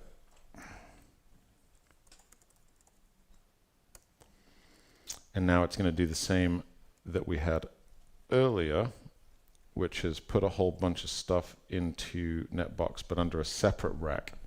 So because we're not doing super well on time, I'm going to skip ahead a little. So while that's doing its thing, I want to talk about one of the important shifts that starts happening when you think this way. And you kind of already have these roles in your company. You already have an architect or people who wear architect hats who decide what the design is going to be for the network. And you have consumers of that, right? Now, sometimes it's the same person. Sometimes it's not the same person. Thinking in this way means that you can have actual artifacts and specializations around these kind of things. The architects can figure out what the designs are, and the users can figure out when they want to use them. And you can have change processes behind that and everything else if you need to. One of the things that comes up very often if you're on the architect side of this is you're like, I've been making all of these beautiful designs. I wonder if anyone's actually using them, or if they're just YOLOing things into the network because we have a lot of deadlines. So I'm going to just double check whether or not we're done on the last step. It seems like we are. Okay, so let's, nope. So what we'll see in here now is that we have a second rack. And this is pretty powerful. Anyone who's, a lot of you put your hands up saying you'd use NetBox, it would take you a significant amount of time to try and get all that stuff in there in a kind of controlled manner and everything else. So now we have a whole second rack, but now I'm going to do something that would normally destroy everybody's week, which is I'm just going to go like delete a bunch of stuff. Right, so like let's just randomly pick some of these things. And if you're a NetBox user, you'll know that when I do this, it's not just the devices that are disappearing, because it's also screwing up all of the IPAM, all of the cable terminations, everything else. Like if somebody did this in your infrastructure, you would spend quite a long time looking at the change log, going like, why did they do this to me? But now, because we can drive everything from a high-level design, it doesn't matter, because what we can do is we can come back over to the command line, and we can put our architect hat on, and we can ask the question, is anybody actually following my designs? Which is another way of saying, is there any difference between my designs and what's in NetBox? So we can take this little command here, which is just a replan. It's like check again. That's not working. And we can run it, and what it's going to do is figure out, okay, somebody went and screwed up the NetBox. What are all the things I would have to do to get it back to where I, as the architect, thought it was?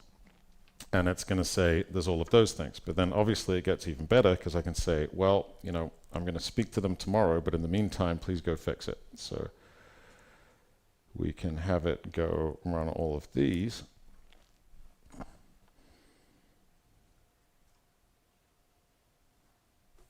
Let me just jump ahead a little bit. I mean, you know, no surprises. It's going to fix everything, but we'll come back to that.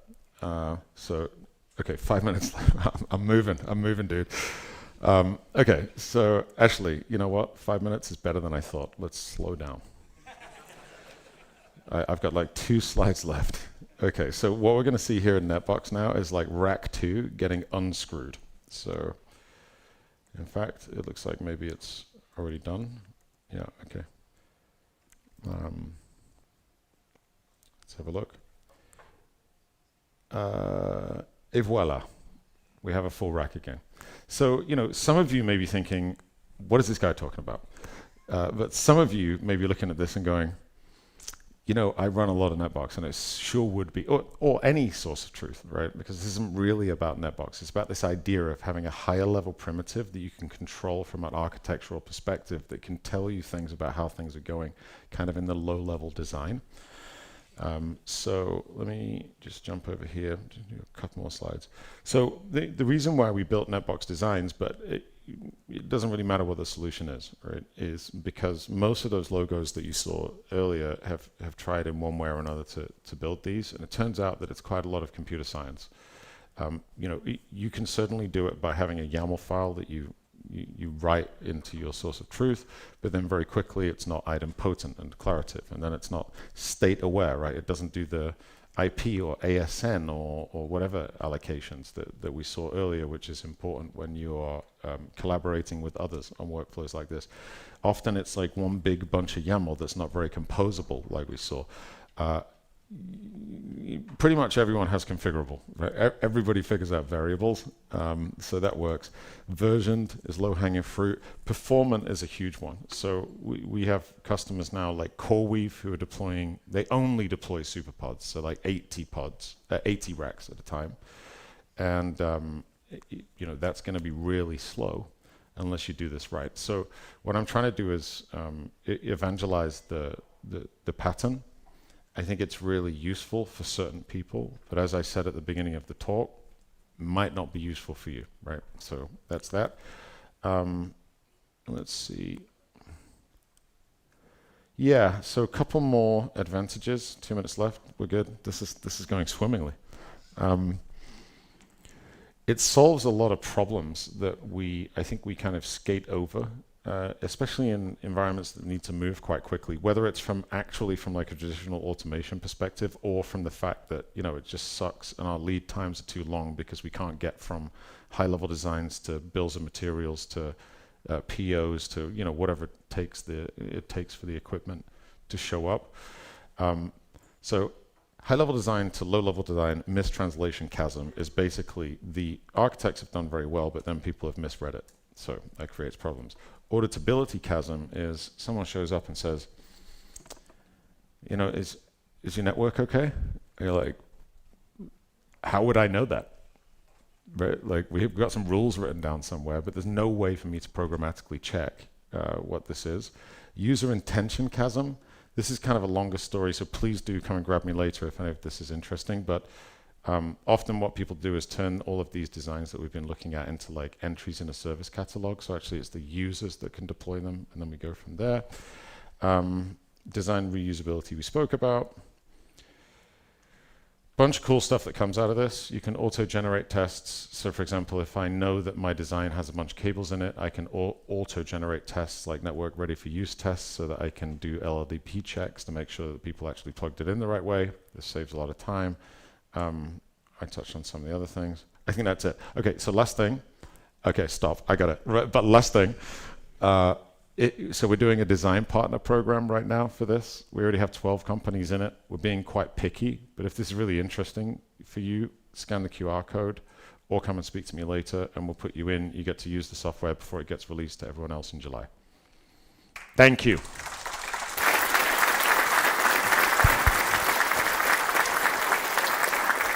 Okay. Sorry for the pressure. It's okay. No, I made it. It was my own fault. No, it's okay. We have time for one question, two, if they're quick. Oh, there's one back there. I'm coming. I said if they're quick. If I have to come all the way there, then they can't. You didn't say close. Thank you, Jan Perry from the Research Network. I was just wondering, size matters, doesn't it? In the sense that, well, you said this company used to have 80 racks they installed at one time. I'd say I may have one rack to install ever in some location. Yeah.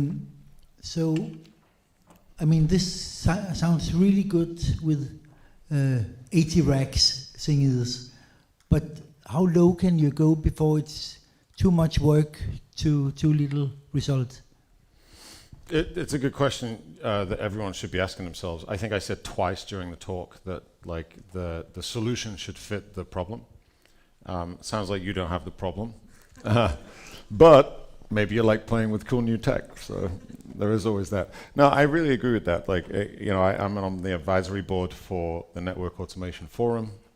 I'm I'm with the cool kids, but at the same time, this is not my first rodeo. I was also with the Kubernetes people, and it's definitely easy to overinvest in things that you don't need.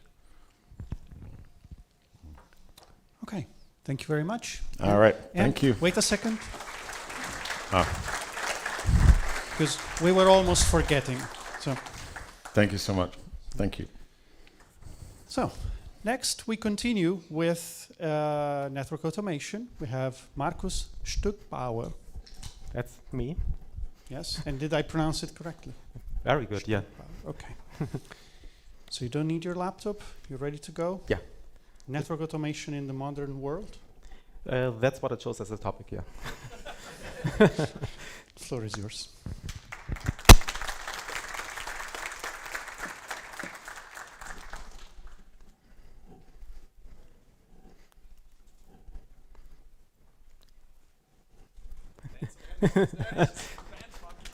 I'm not your monkey, huh? Not until tonight.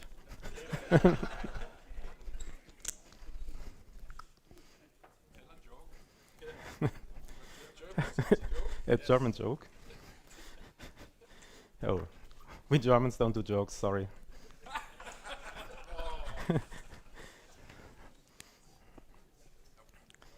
Okay, there we go. Yeah, the topic of the talk is network automation in the modern age. I'm Markus. Veit is standing over there getting ready. He will take over after I give a couple of introductions. Because, basically I was doing network automation in a greenfield environment in the company I was currently working for the last five-ish years, setting everything up from scratch, and I noticed a couple of things that I wanted to talk about. Mark was already addressing some of those things that I will talk about here. My talk is more like on a higher level without much details, without much solutions coming in, but just observations from my side, where I say, this is like weird. We need some kind of solution. I don't know what it is, but let's talk about it. And Mark's talk like is hinting in this direction already. Other talks today and tomorrow might also hint in the same direction. So just to start my thought process, I'll go through most of the things that we can do today easily already. Like if we're talking about network automation today, it's mostly about we're writing templates, either in Jinja or another language. We are adding variables to this templates for custom input. We are setting those variables, merge the templates with the variables, and push the configuration somehow to the device. Ansible is one of the solutions which can do that. You can write your own stuff with Python libraries for that. SaltStack is on the decline, but still could be used potentially for that. There might be other solutions as well. The main thing is, this is all well understood. We've seen talks about subjects like that for the last 10 years in conferences like this, in NOGS, RIPE meetings, whatever. This is a very well understood method. It helped us immensely going from stuff we did in the mid-2000s, where we took, oh, this is a router. I'm copying this configuration, pasting it into the editor, replacing all the variables that we had now, pushing it out to a new router, and this would be basically me configuring a new router. We're going into, oh, now I just need to set those variables, run the script. It pushes out the configuration automatically. The usage is quite flexible. We can deal with a lot of devices already. The documentation is there. We have a lot of talks documenting use cases. This is all very well, but by today's standard, I wouldn't call this automation anymore. I came up with the phrase templating, because it's basically like you write a template, you fill template with variables, you push it out, that's it. So why not call it automation? Because I think in the last 10-ish years, our understanding of network automation actually changed. What we do now is write templates, define variables, create variables for devices, push out, and call a tool. This is the templating part. But we also figured out, oh, we need to save those data somewhere. So where do we store the variable data that we need to generate the final configuration? The obvious choice, if you're coming from an Ansible point of view, for example, is YAML files. Databases that you'd create by yourself would be an option. Documentation systems like NetDocs and so on would be also the problem, would be also the solution for that. And the place where you store those variables needs to become your single source of truth for the network. Otherwise, it doesn't work. We saw that at Mark's talk. What happens if you configure first, document next? You will have some kind of caricature of your network in your documentation system, but never the real thing. So documentation needs to come first, and everything else needs to derive from this documentation and the single source of truth itself. Just to look quick at those options that we're having. YAML files, I won't talk about that because it works for a few devices, for a few variables, but otherwise it becomes super ugly. If your network becomes bigger, it doesn't scale. Databases, they work better, obviously. But then suddenly you need to define the data model, how you want to store stuff in your database. You need to define the tables, relationship maybe between different things that you put into your database. So basically you will start at 0, and you will have, while you're developing that, you will make a lot of mistakes. You will reiterate the data model that you're doing. Or to put it short, other people were doing that already. Netbox, Notabot, other documentation systems were going through all those learnings. And if you start with a database by yourself, you will repeat all the mistakes they already made. You will basically redo everything that they already did, relearned everything, which I think is one of the reasons why we like templating stuff like Ansible, because we don't need to repeat mistakes, and we are being led somehow to generating good configuration for our network devices. So yes, databases work, but they are not the ideal solution. So you could potentially say a documentation system would be the ideal solution. yeah, we know Netbox, we know Autobot. There are other commercial solutions out there. You can write your own thing, whatever you do. The downside of a documentation system now is that the developers of those documentation systems introduce, they create a data model, which is great, and they give you a way how to enter data into the system, which is also great because you don't need to think about like what do I need to document my network. They already introduced concepts like sites, racks, devices, links between devices, IP addresses that you want to configure on those links, services you want to configure on top of that. You're guided by the data model. The data model kind of guides your the web UI, so you have some kind of idea what you need to do first and what comes next. You don't need to reinvent the wheel every time you want to do something like that. But by design, the data model also introduces a third-party bias on the whole thing.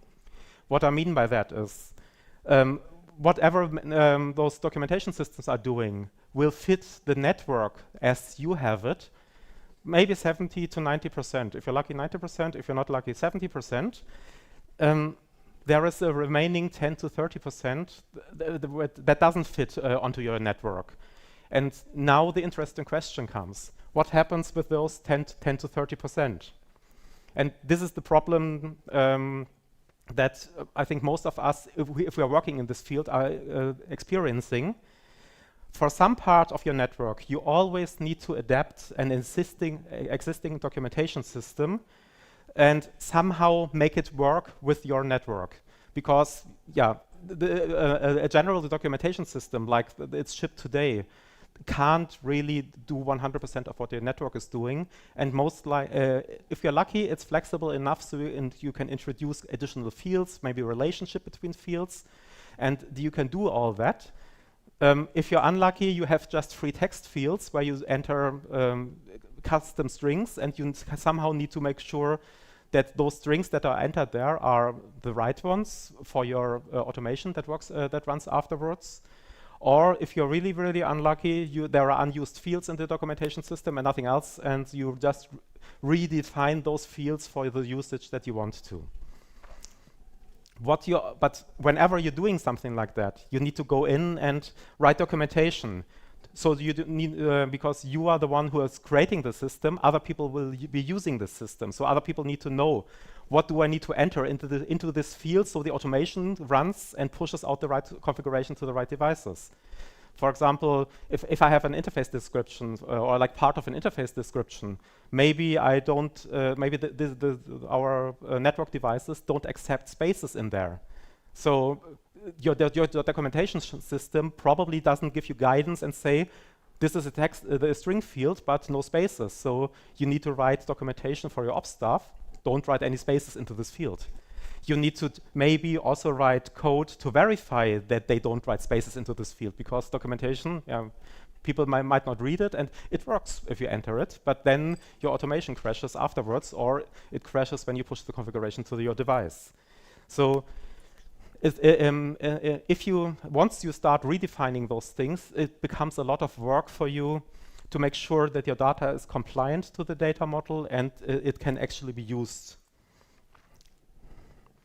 So the whole architectural process around this thing changed from create templates, define variables, which has been done before already in templating, to define places where to store those variables, write code to write and query those variables, and merge them with templates so we can push them out. Pushing out is the easy part again, but you need to know where to look for in your documentation system to have those variables available.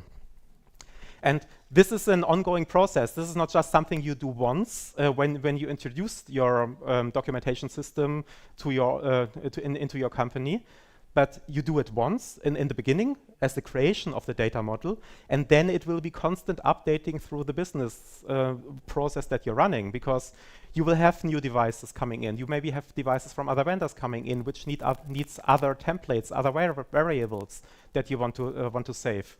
So you constantly updating your data model. You're constantly updating your documentation system. So yeah, you will do all those steps over and over again, and the same as I did in the last couple of years when I was introducing the whole thing into our network.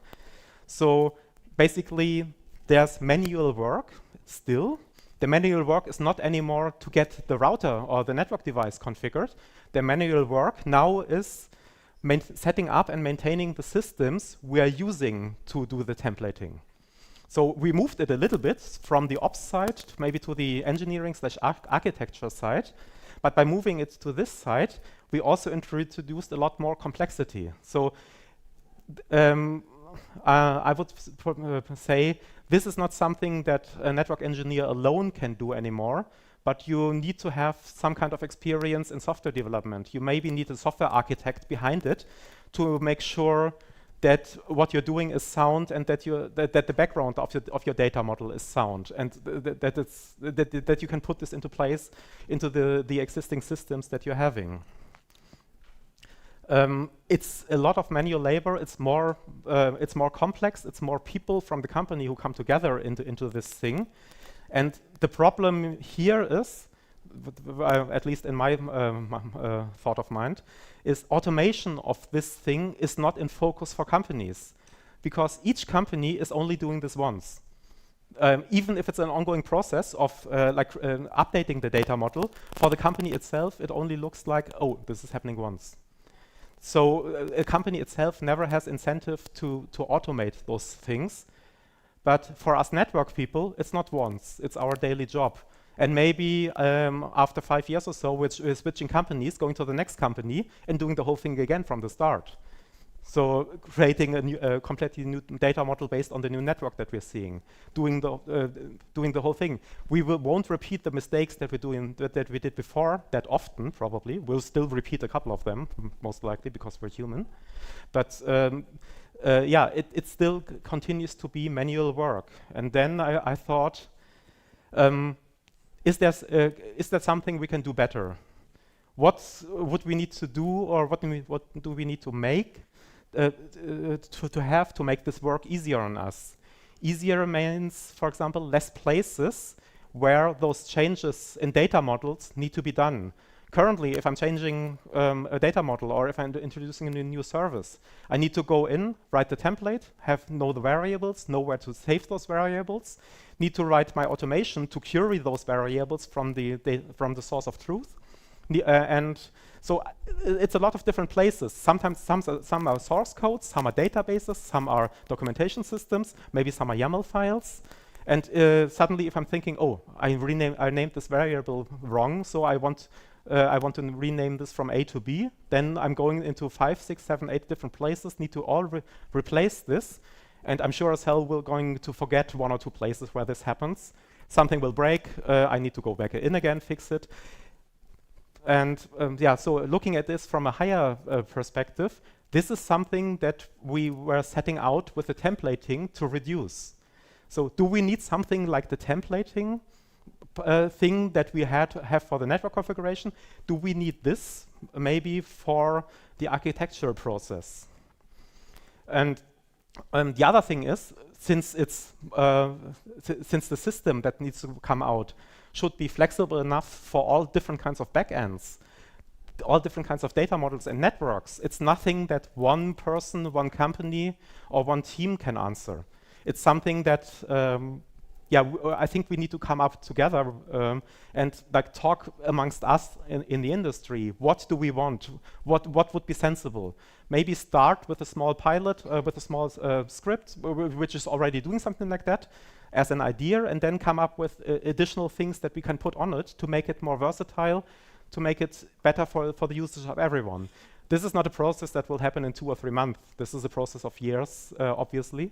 But my idea basically was just to give my thoughts onto this to audiences, and then let you think about it. What you think? Maybe that's the thing. Maybe you want to. You are already thinking something like that in this direction, and then yeah, let's start a conversation. Let's talk on NOG meetings, wherever we are meeting about that, how we can make it better. talk to software developers about that and see what they can come up with as well. And just see if maybe in a couple of years we're in a better place and already have 1 or 2 software products which helps us in this instance. And yeah, in this respect, in the very beginning I talked to Veit about that, and he's a software developer, and he came up with with some ideas already and was implementing some things he will demo you about. Just very quick, you don't need to write this down. There's a more verbose version of what I'm talking to on my website, longer text to read. Basically, what I'm giving here is just a synopsis of all this. You can contact me on different electronic medias if you want.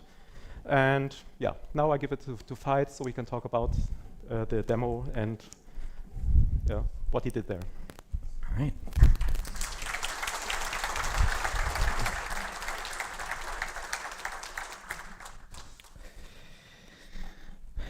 Is this in a separate PDF or the same one? Ooh, okay.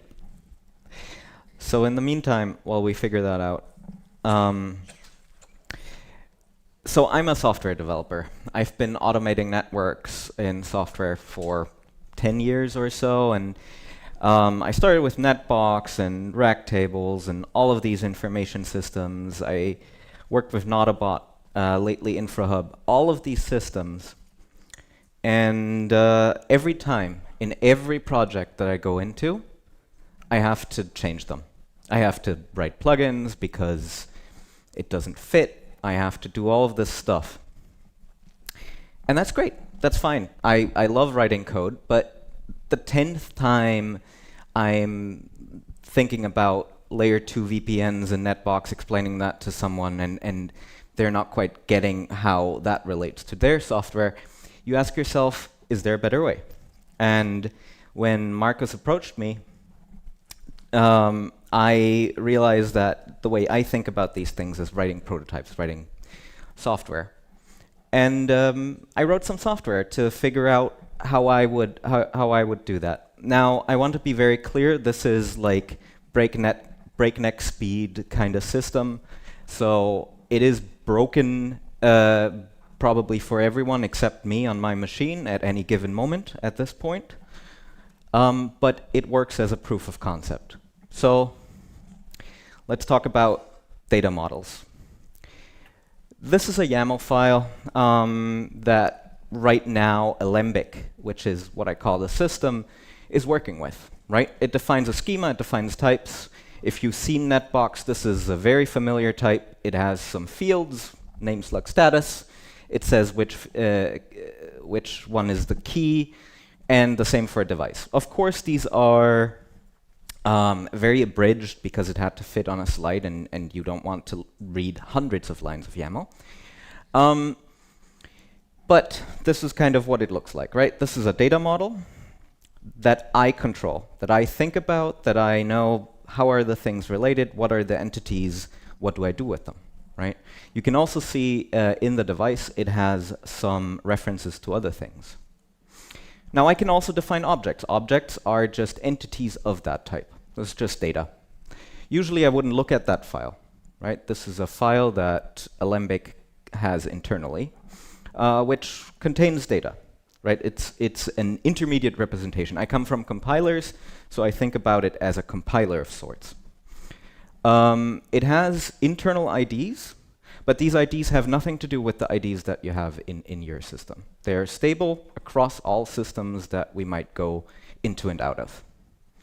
I can then validate both my data and my types and say, does that make sense? Are all the references correct? Is this a correct system, right? So this is kind of like a type checker.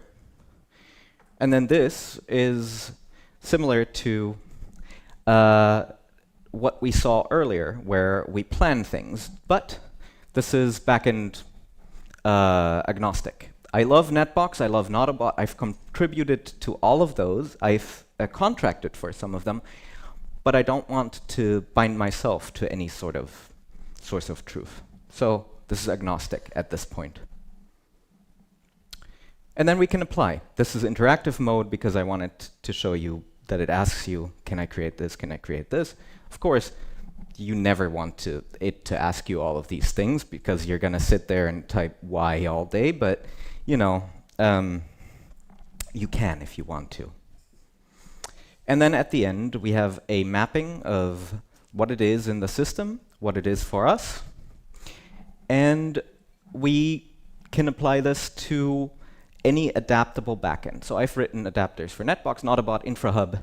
I've written one for a generic REST API. I've written one for PeeringDB, which is kind of a fun one. That's not quite the same thing, of course, but some entities you can put in and pull out of PeeringDB. And then at some point, I might evolve the model. I'm evolving data here, but I can evolve the types. I plan again. It's going to tell me what's happened. And it only touches what changed. Now, if I want to add custom types that I don't have in my backend, what happens then? Right? Because that's the big thing. Now, I have types that aren't in Netbox, right? I have a hypervisor. This is a silly example, but it is an example. The VM exists, the hypervisor doesn't. What happens? Well, Alembic will ask the adapter, how do you create custom types in this thing? And for InfraHub, which is schema-driven, it will just say, whatever, I can do it. For Netbox, it will say custom objects, custom fields. This is how I do things. And for other backends, it will say other things. And then you can validate again, and it works the same way. Now, the cool thing is that also means that I can map, that I have a migration tool for free, because I can migrate from Notabot to Netbox because I have the schema, I have the intermediate representation, I have the data. I can also do other things. I can cast things. In this case, I called it cast. You can call it whatever, but it creates a Django backend with that structure because I know all the data models. So it will wire up, you know, a Django backend with an admin interface and an API with authorization and so on. It will not create a UI for you because probably you want to know, like, you want to do that yourself. Maybe you don't want to, but I also don't want to, so I don't generate front-end code for now. But, you know, this is just an example of what I can do when I have a data model and I know about my data model, and I can just move it around. So I talked about the backends. The basic idea is that you have a model that describes your world, not the other way around, right? I don't have to adapt to how Netbox sees entities. I can if I want to, but how many of you have struggled to express whatever is in your network with your DSIM or IPAM of choice? Even worse, the ones that don't let you easily extend things, some of the proprietary ones, right? So with this, you're kind of in control. You're in flux. You have a custom, you have a migrator tool, you have all of this stuff. So this is already freely available. It's probably broken. If you want to see a real demo, approach me later. If you've seen me stare into space at the hotel bar yesterday night, that was because I was redesigning the way that we do custom objects. So it might be even more broken than yesterday. But that's kind of all I have. Thank you very much. And I think it's time for lunch after these questions.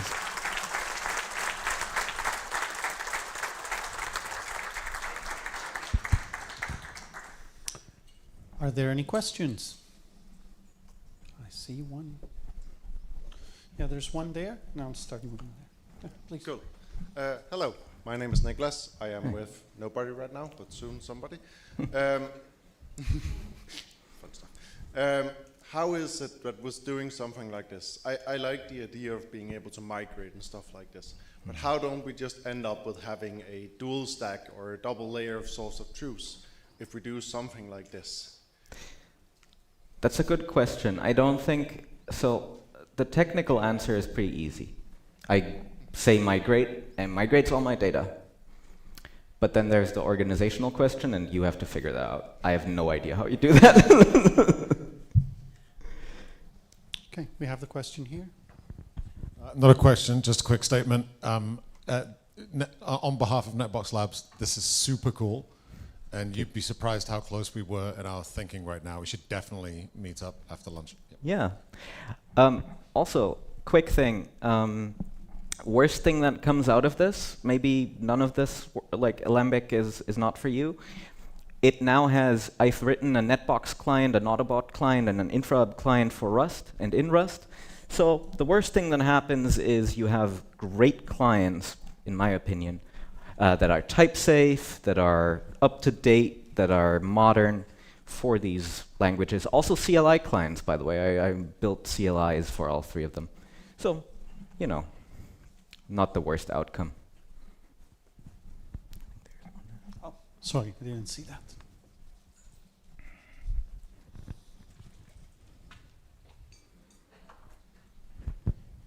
Hello, my name is Christian. I work for the National Genome Center, which is now part of the health data something government.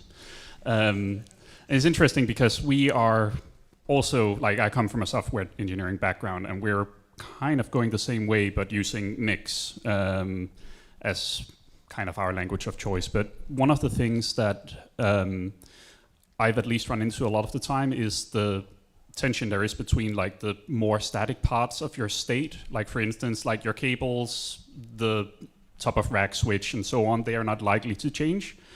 But our tenants, they can spin up and shut down VMs day and night, and we have a very hard time kind of keeping that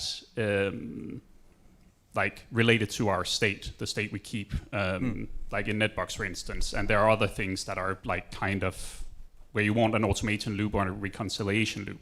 What are your thoughts on like how to handling like these differences between what is, what should we say, very static and much more dynamic when it comes to these systems? So just to make sure that I understand it correctly.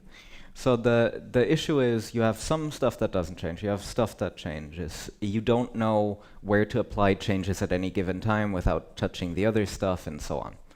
Is that what you're trying to ask? I'm sorry. It's okay. Well, it's more in terms of like the things that we keep static that we want a human input on and that we want to add into our data model, but that we also like need to prevent, like people can go in like SSH into a switch and change, and we need some kind of reconciliation loop without having to go through this. But you still also want your source of truth to actually model what is going on, like the tension between like your runtime state and your configuration state. So it's kind of, there's human generated data, there's automatically generated data. How do I? So Alembic, I thought of as I said, I'm a software engineer with a background in compilers. I think of it as a bidirectional compiler. It can take your data, generate something, put it in your source of truth. It can also read your source of truth and generate the intermediate representation from that. How that loop works and the hooks and so on, I haven't figured out. I haven't done that. But I think this bidirectionality is key if you want to actually do that well. You can do it another way. You can say, well, I have a source of truth, and who writes to it, whether it's an automation or a human, doesn't matter. You could do that too. But clearly, an all-encompassing approach, like with Alembic, where I take the entire state and so on, that's a little more, you can't just partially apply stuff. So that is definitely a tension. Okay, we have cleared all the questions. So I'll bring both boxes. So please, Marcus, as well. So one is for you. Thank you very much for the presentation.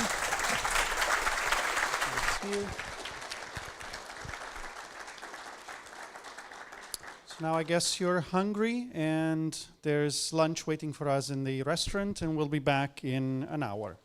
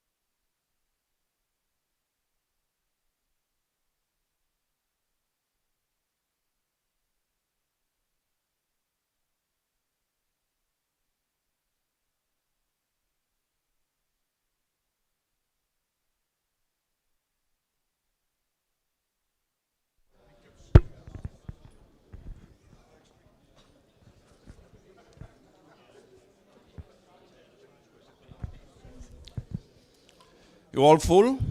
Lunch good? Yeah? Ready for next session?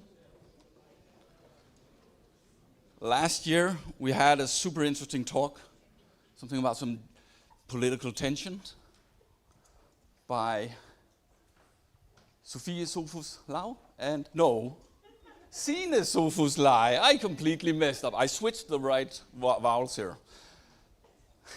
And Sofie Flensburg. So please come on the stage and tell us about some geopolitical tensions and digital sovereignty. Yes. There we go.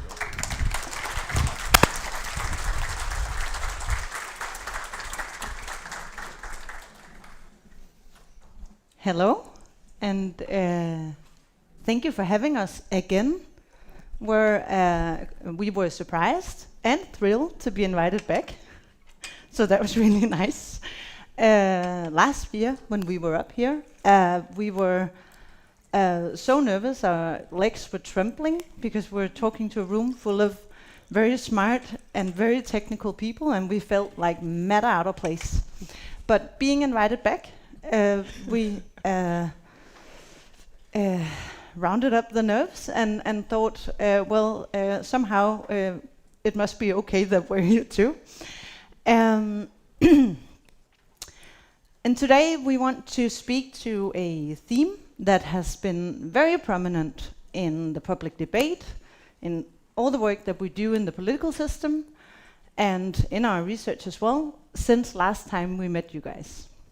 So for the past year, there's been a lot of talk about digital sovereignty, and we'll get to that in a minute. That's also the name of the talk here.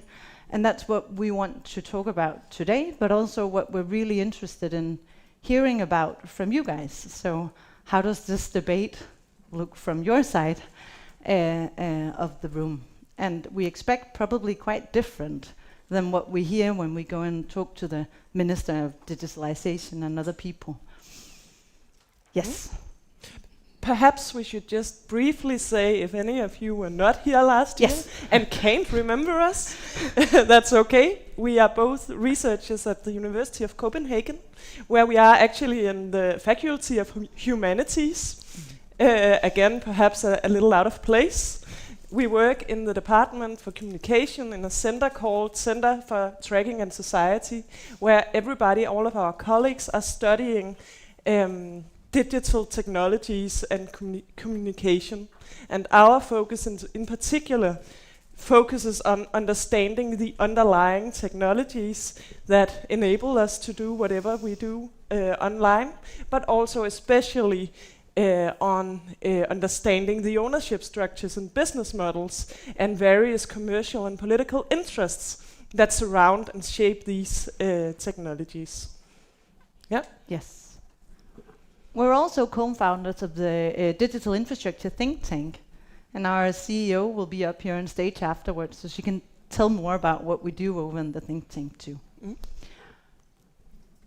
But let's get started with this theme of digital sovereignty. So I think right about after we were here last year, invitations started coming in for sitting on panels and going and doing different kind of advice work to policymakers around this theme of digital sovereignty. I remember we went to the Danish Democracy Festival in Bornholm, and about half of the panels that had anything to do with IT were about digital sovereignty. And the organizers were having trouble figuring out titles that weren't the same, because everything was just this. But what we've also experienced for the past year is that this digital sovereignty debate works in a quite narrow space and has a very strict focus on specifically particular services, particular applications. So for instance, a very big move and something that has been covered in the media a lot has been the Ministry of Digitalization here in Denmark saying, now we want out of Microsoft 365, we want to do a ministry completely on alternative software, and that went not well. They have been struggling a lot to do this, and it also really doesn't matter a lot to have one single ministry leave this big ecosystem of Microsoft, right? So that's sort of a picture of how this debate has been going for the past year. In research terms, there's been a lot of research coming out the past year around digital sovereignty too. And this research has been very much on the discourses of sovereignty. So key questions has been, what does sovereignty even mean? What does sovereignty mean in Denmark? What does sovereignty mean in Scandinavia? What is sovereignty to the EU? And these discussions have sort of overtaken some of the work into what's actually going on here, why are we talking about sovereignty so much? So instead we've talked about what sovereignty actually is. And we've been asked that question a lot of times too, and actually tried to steer the debate somewhere else. Yeah, so what we usually say when we are asked about digital sovereignty and how can we enhance digital sovereignty is that we need to focus attention to the infrastructural dependencies that exist in practice, that I guess you experience in your daily life, or at least a lot of people do, and look into the systems that we depend on that actually makes the internet, digital technologies, into an infrastructure. Because we define infrastructures as something you depend on, something that other societal functions rely upon, and will stop working if it isn't there. But what we also say, because this far the politicians can follow, and they also like to speak about digital independence. How can we become independent of, for instance, American tech corporations? And when asked about that, we also say, but okay, you have to remember that there's no such thing as independence.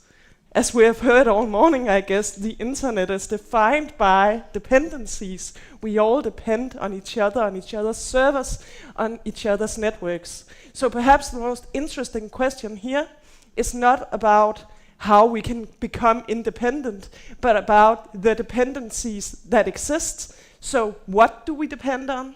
Who do we depend on? And importantly, and now I think you can shift the slide, Signe, how concentrated is the infrastructural power? How concentrated are the dependencies in the hands of just a few actors? How asymmetrical are these dependencies? So do the corporations that we rely on actually also rely on us? And what does it mean when that is not the case?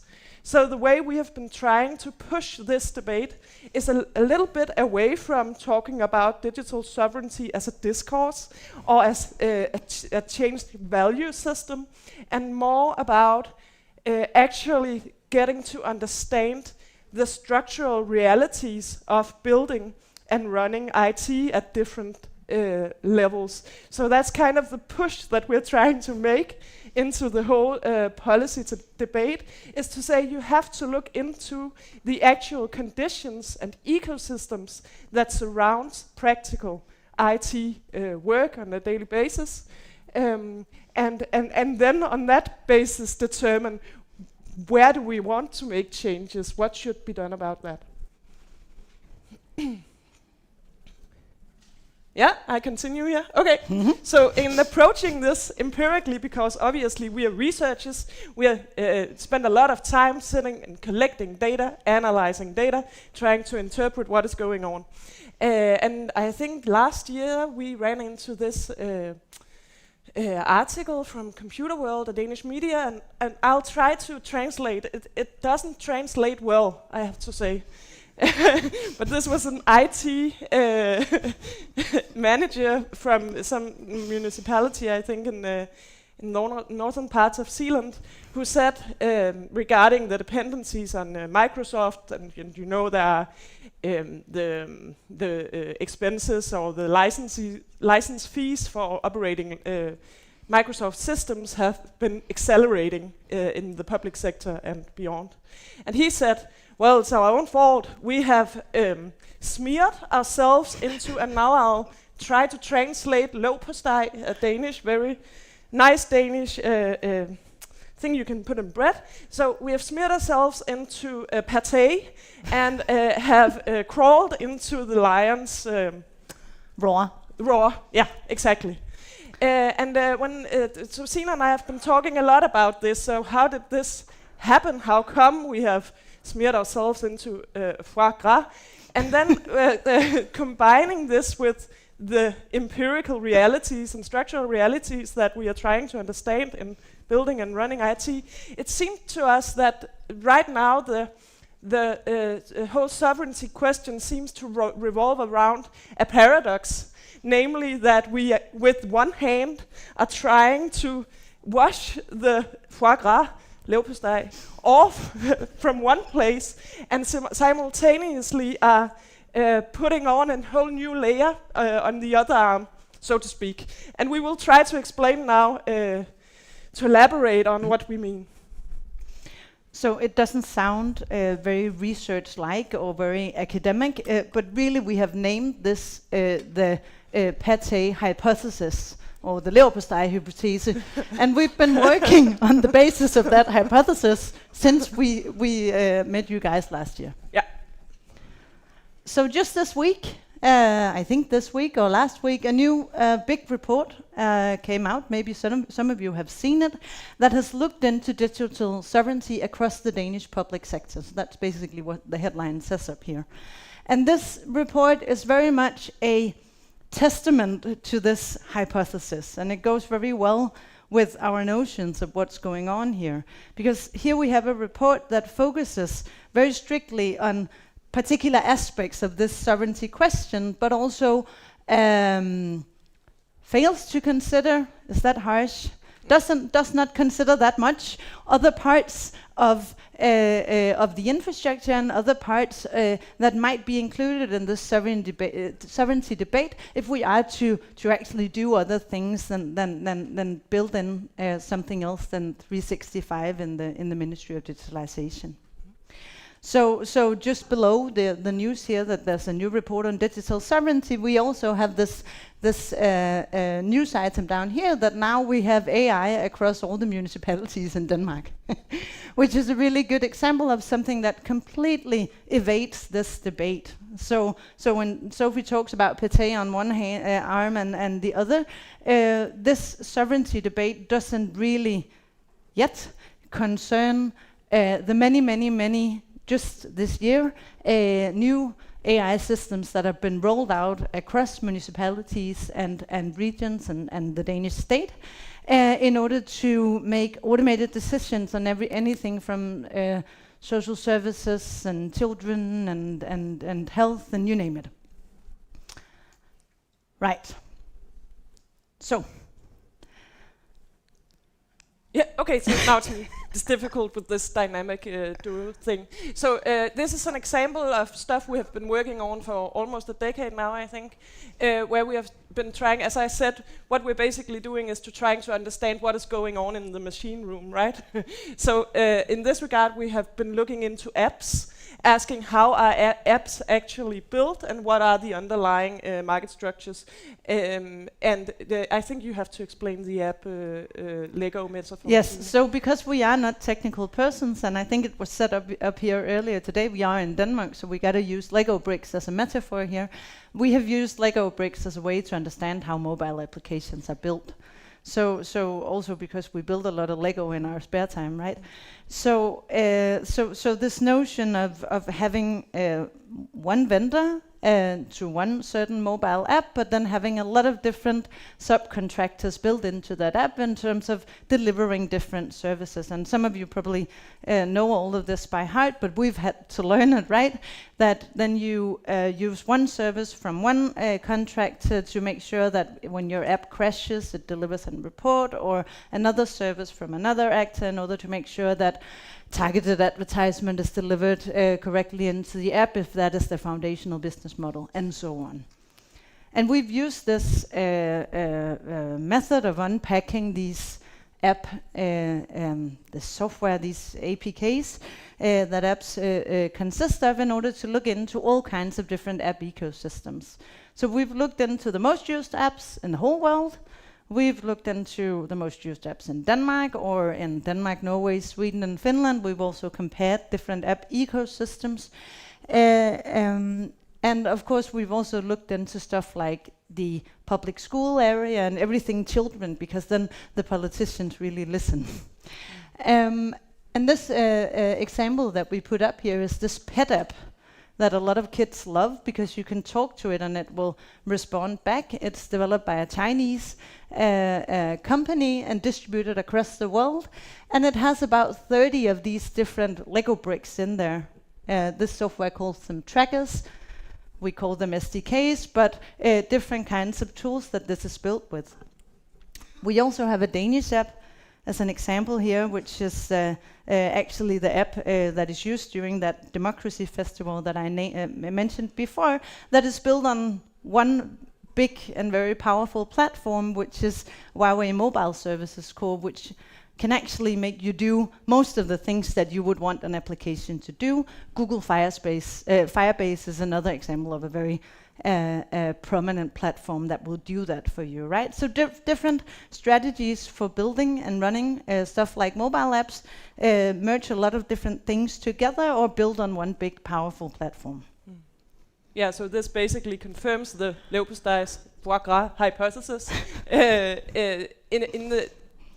insofar as we can talk about digital sovereignty, we can talk about getting Microsoft perhaps out of the Ministry of Education or digitalization, but when we sit down and actually build apps, we are putting on a whole new layer of Leopold's. So we're building in the dependencies in the mobile ecosystem that so many end users depend upon. Yeah. So we use this for a lot of things. We built this thing we called appscapes that go out from one single individual and look at all the apps on their phones and all the different things that are built in there and all the different companies and actors that they depend upon. We were also tasked to look at all the stuff that is used in the Danish public primary school. So that was from the ministry. So all these things are being used in schools. What kind of dependencies do they have? We mapped out that, and as I mentioned, we also looked across the world to look at what most people anywhere depend upon for using mobile services. Okay, deep breath in. Right now, what we're doing is that we're taking these same methods that we used for the application space to look into all of these AI systems that are being rolled out right now. So on the basis of this new database developed by people from law at the University of Copenhagen that covers or tracks all the AI systems that are rolled out in the public sector, we're looking into the underlying vendor systems and the underlying technologies that these different systems depend upon. And again, if you look from a bird's eye perspective, like many do in the public debate or in the political system, you see a whole range of different actors that deliver a whole range of different interesting systems. But once you look into how these systems are built and the kinds of models and cloud and so forth, stuff that they depend upon, most of them are built in some of these studios or marketplaces where you can drag down different things from the shelves to build your things with. So again, back to the Paté hypothesis, when we look below the surface, we again see a quite concentrated market around a few actors that can actually deliver upon most of the things that we want these AI systems in the public to do. But they're not always contracted. They're not part of the actual tender that goes out from the municipalities or the state or whoever orders these things. And they're definitely not a part of the discussion around digital sovereignty. Another thing that is not a part of the discussion. Oh no, Signe, something happened. Yes. Okay, I will just talk. Another thing that is perhaps more relevant or closer to you guys is the network layer or the backbone of the internet that is especially absent from these debates on a Danish level, national level, but also on an EU level. And yeah, I would like you to start with the first one, Signe. I'm trying to get back there, but Okay, it it's keeps because playing the movie. I made a movie, yeah. Okay, so what Signe and I have been doing, like in the other end of the scale, last year we presented all these different perspectives that we use to map out digital infrastructures and their ownership.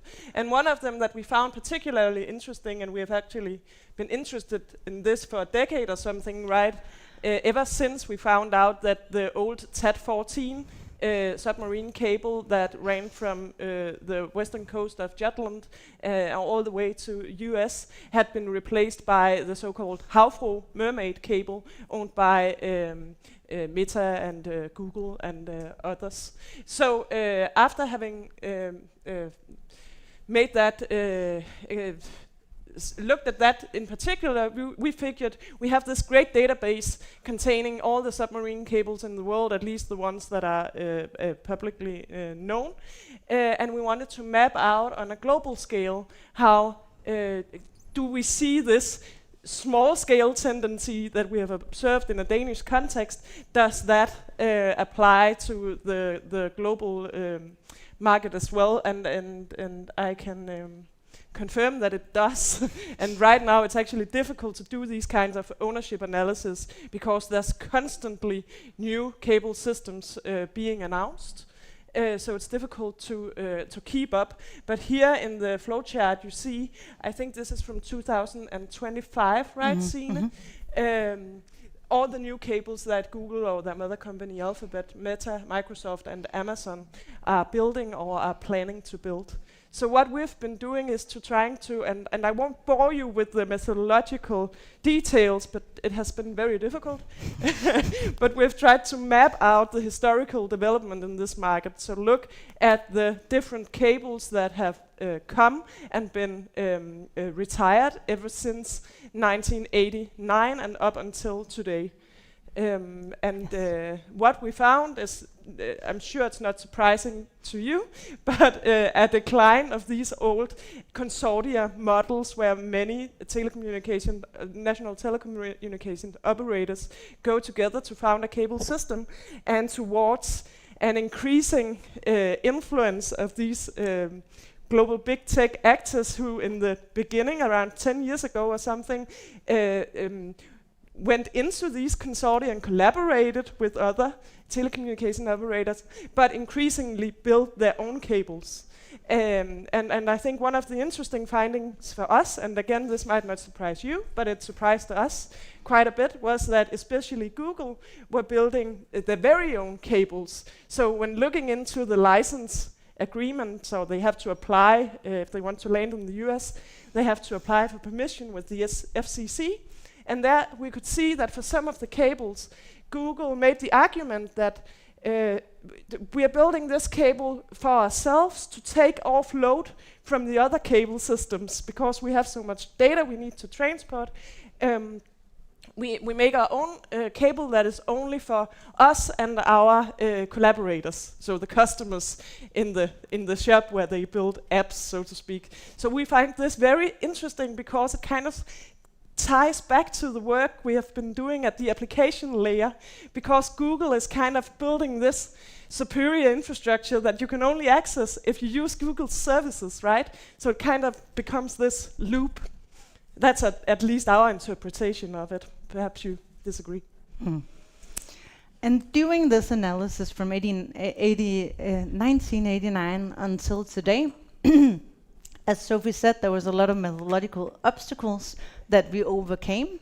But one obstacle that we didn't know what to do about was that during this period where a lot of cables were retired and a lot of new cables came, there were also so many cables that were announced, planned, consortia went together, funding was found, and then suddenly they would disappear. They would disappear from the map and they would disappear from all the databases that we could access. Some of them would be in the databases for up to 5 years and then disappear. And we were at first very annoyed, because what do we do with cables that don't exist, but they did exist in theory. But then we started wondering what happened to them. and how much money was lost, and why were they stranded or abandoned or whatever happened to them. And then we started looking into a specific period in this history of submarine cable laying, specifically from 2010 to 2020, where a lot of these new cables were built. And then Sophie had a very long day at a departmental seminar. They are not as fun as this. So she made a movie. This is the best she can do movie-wise. That tracks this period and all the different cables that were planned and the routes that they were supposed to take, but that were abandoned somewhere along the way. And if we pull them all together, it looks something like this. So a total of 65 different cables out of the existing around 650 cables now were abandoned over this period. And we started wondering, also because of all these debates around concentration and sovereignty and stuff like that, whatever happened to them? So we tracked, for instance, for how long were they supposed to happen, for how long were they there on the maps and the databases and in the big press releases celebrating that there was a new cable coming, and we saw these ups and downs in different periods. And then we also started looking into their, it's a bit morbid, but we called them causes of death. Why did these cables die along the way? And I guess it's no surprise, a lot of them died because there were no funding, or there wasn't enough funding. So the first round of funding came through, but then the funding ran out, perhaps because another big cable was built that took the traffic, and then it made no sense. At least we found some of those. A lot of them also died, especially in the first Trump administration, due to geopolitics.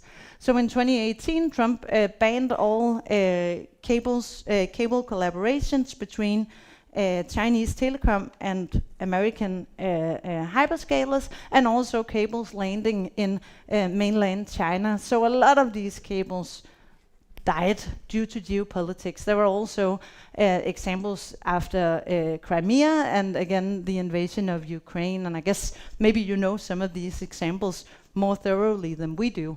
And then there was a lot of examples where we simply couldn't find a cause of death. It was simply unknown. They would just evaporate, and we had no clue, and we still want to know what happened to all of these different projects and all the money that went into them. But we did also find a lot of cables that somehow had an afterlife, or perhaps re-erected. So some were taken over.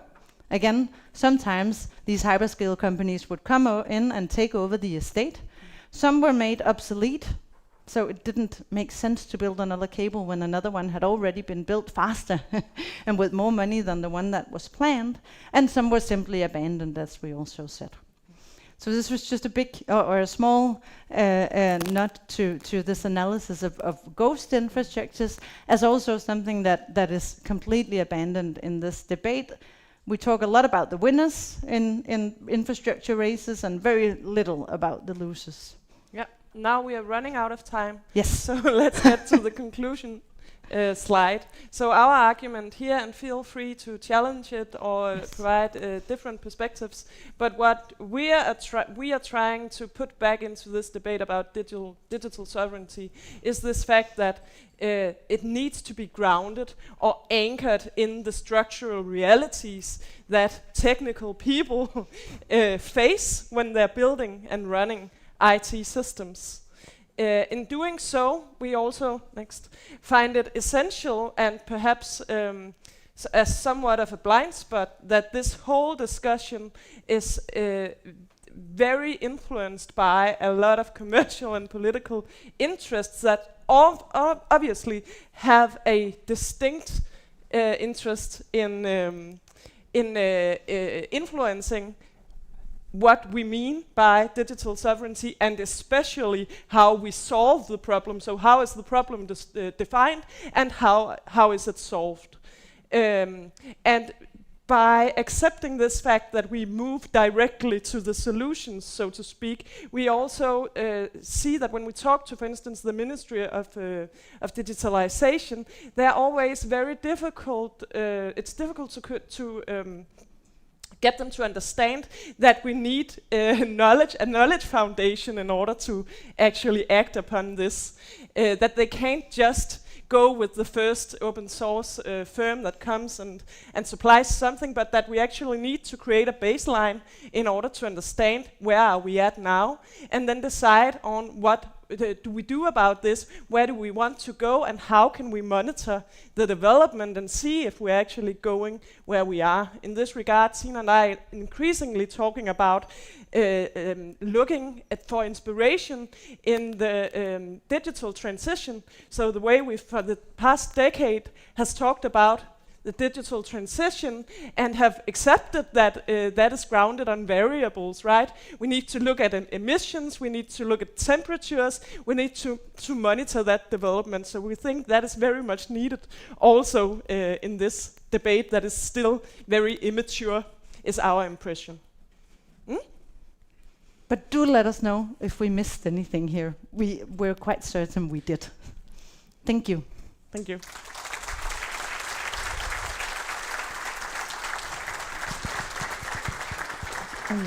Thank you very much. We could have a question or two if we're quick.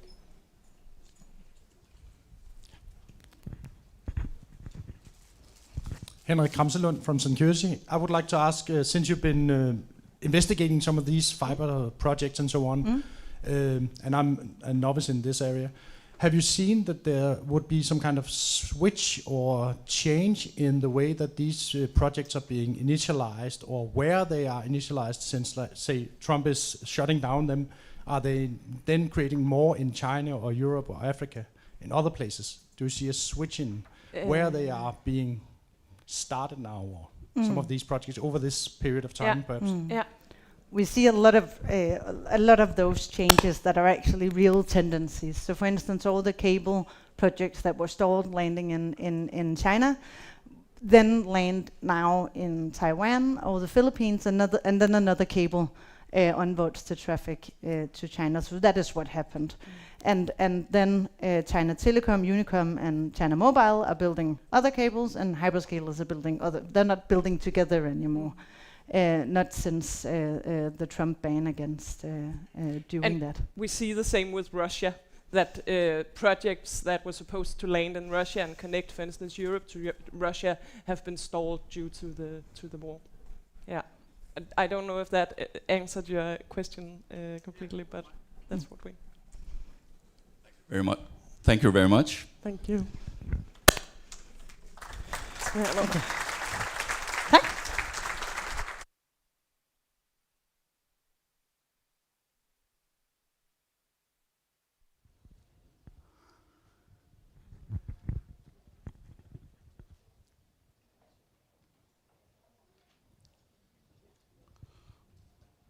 Just getting the next speaker ready.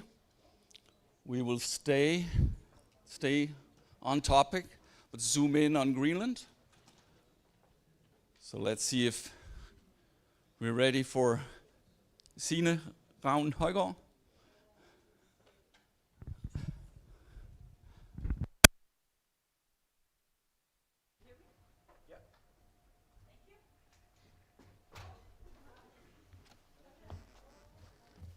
Hello, it works. My name is Signe. I'm the other Signe from the think tank, a digital infrastructure think tank. And I'm very happy to come here and speak. And I'll give you, when my colleagues spoke, I thought I'll give you another example of, or an example of how the now renowned leverpostej hypothesis doesn't really hold. Because I'll talk about Greenland, and I don't know if the slides are here yet. But in Greenland, digital sovereignty is much about resilience. So I'll talk about that in a short moment. First, I'll just mention a little bit about this think tank that we started as researchers who found that we need to bring this often very technical research into the public debate and to qualify the debate. So that's why we started the think tank. Now I'm no more in academia, but full-time in the think tank and busy with various projects. And before I talk about our Greenland project, I'll just mention one thing, that when Signe and Sophie spoke, it became quite clear that we're looking at how these dependencies and changes in in providers, how they happen. And we showed it with submarine cables, with SDKs and apps. But one thing we're struggling to do, and I hope maybe in the breaks you can come with some inputs, that's to show how, and this might sound quite simple to you, but to actually show how traffic is changing. How, of course, if we are all using those apps built with Google SDKs, then of course Google has more traffic. That's why the whole premise why Google builds all those cables, there is more traffic. So we're struggling a bit, and we have some ideas, and some of you helped us, but we would like more ideas. How can we actually document how this traffic to Google from the national ISP is increasing? We have some ideas, we got some snapshots, but what we're trying to do is to show it across the Nordic region, and that's quite difficult. The data we get is quite messy, so maybe you can think about, come with some inputs to us. But that doesn't have anything directly to do with Greenland, which I'll talk about now. So I mentioned I also have a research background as former colleague of Signe and Sofie at University of Copenhagen, but primarily at the University of Greenland, where I studied originally media policy and economics. I'm also not a technical person. And I came across, looking at media policy, that Greenland has the highest view rates, the highest hours of flow TV watched in the world, or something like that. And we looked at media policy, and I thought, well, this is because internet is so expensive, and nobody really talked about that. So we need to look at the deeper layer of the digital infrastructure. And that's originally how I came into this, and then a lot of things happened. One of the things is that when I lived in Greenland, suddenly one day, there was no connection, no internet, and this, I mean, I'm sure you know what happens in that case, but actually experiencing from a full day of not knowing what's going on, no internet, no telephony, looking at the windows, is this the Russians in the fjord, or what is actually going on? You actually experience in quite a physical way how many things that doesn't work. And I think that has tainted the debate about digital sovereignty in Greenland, which is a lot to do with resilience, because actually how to change the slides. This one? It's hidden, sorry. No, I'll just show you. This is some of the research. I'll come back to that we've done. Yeah. Perfect. Oh, it really fast. Sorry. Well, I'll go here. So I'll just give you a recap of how this digital infrastructure actually looks like in Greenland if you're not familiar. You're familiar with Greenland, but the fact that Greenland is connected to the outside world with only 2 submarine cables. And one to Iceland, one to Canada. And then the island itself consists of around 70 populated places with no roads in between. So those places are, some of them, the bigger cities connect with one submarine cable, and the other one with radio links, and some with a satellite link. So that is the situation today. And it's some of the most expensive internet in the world.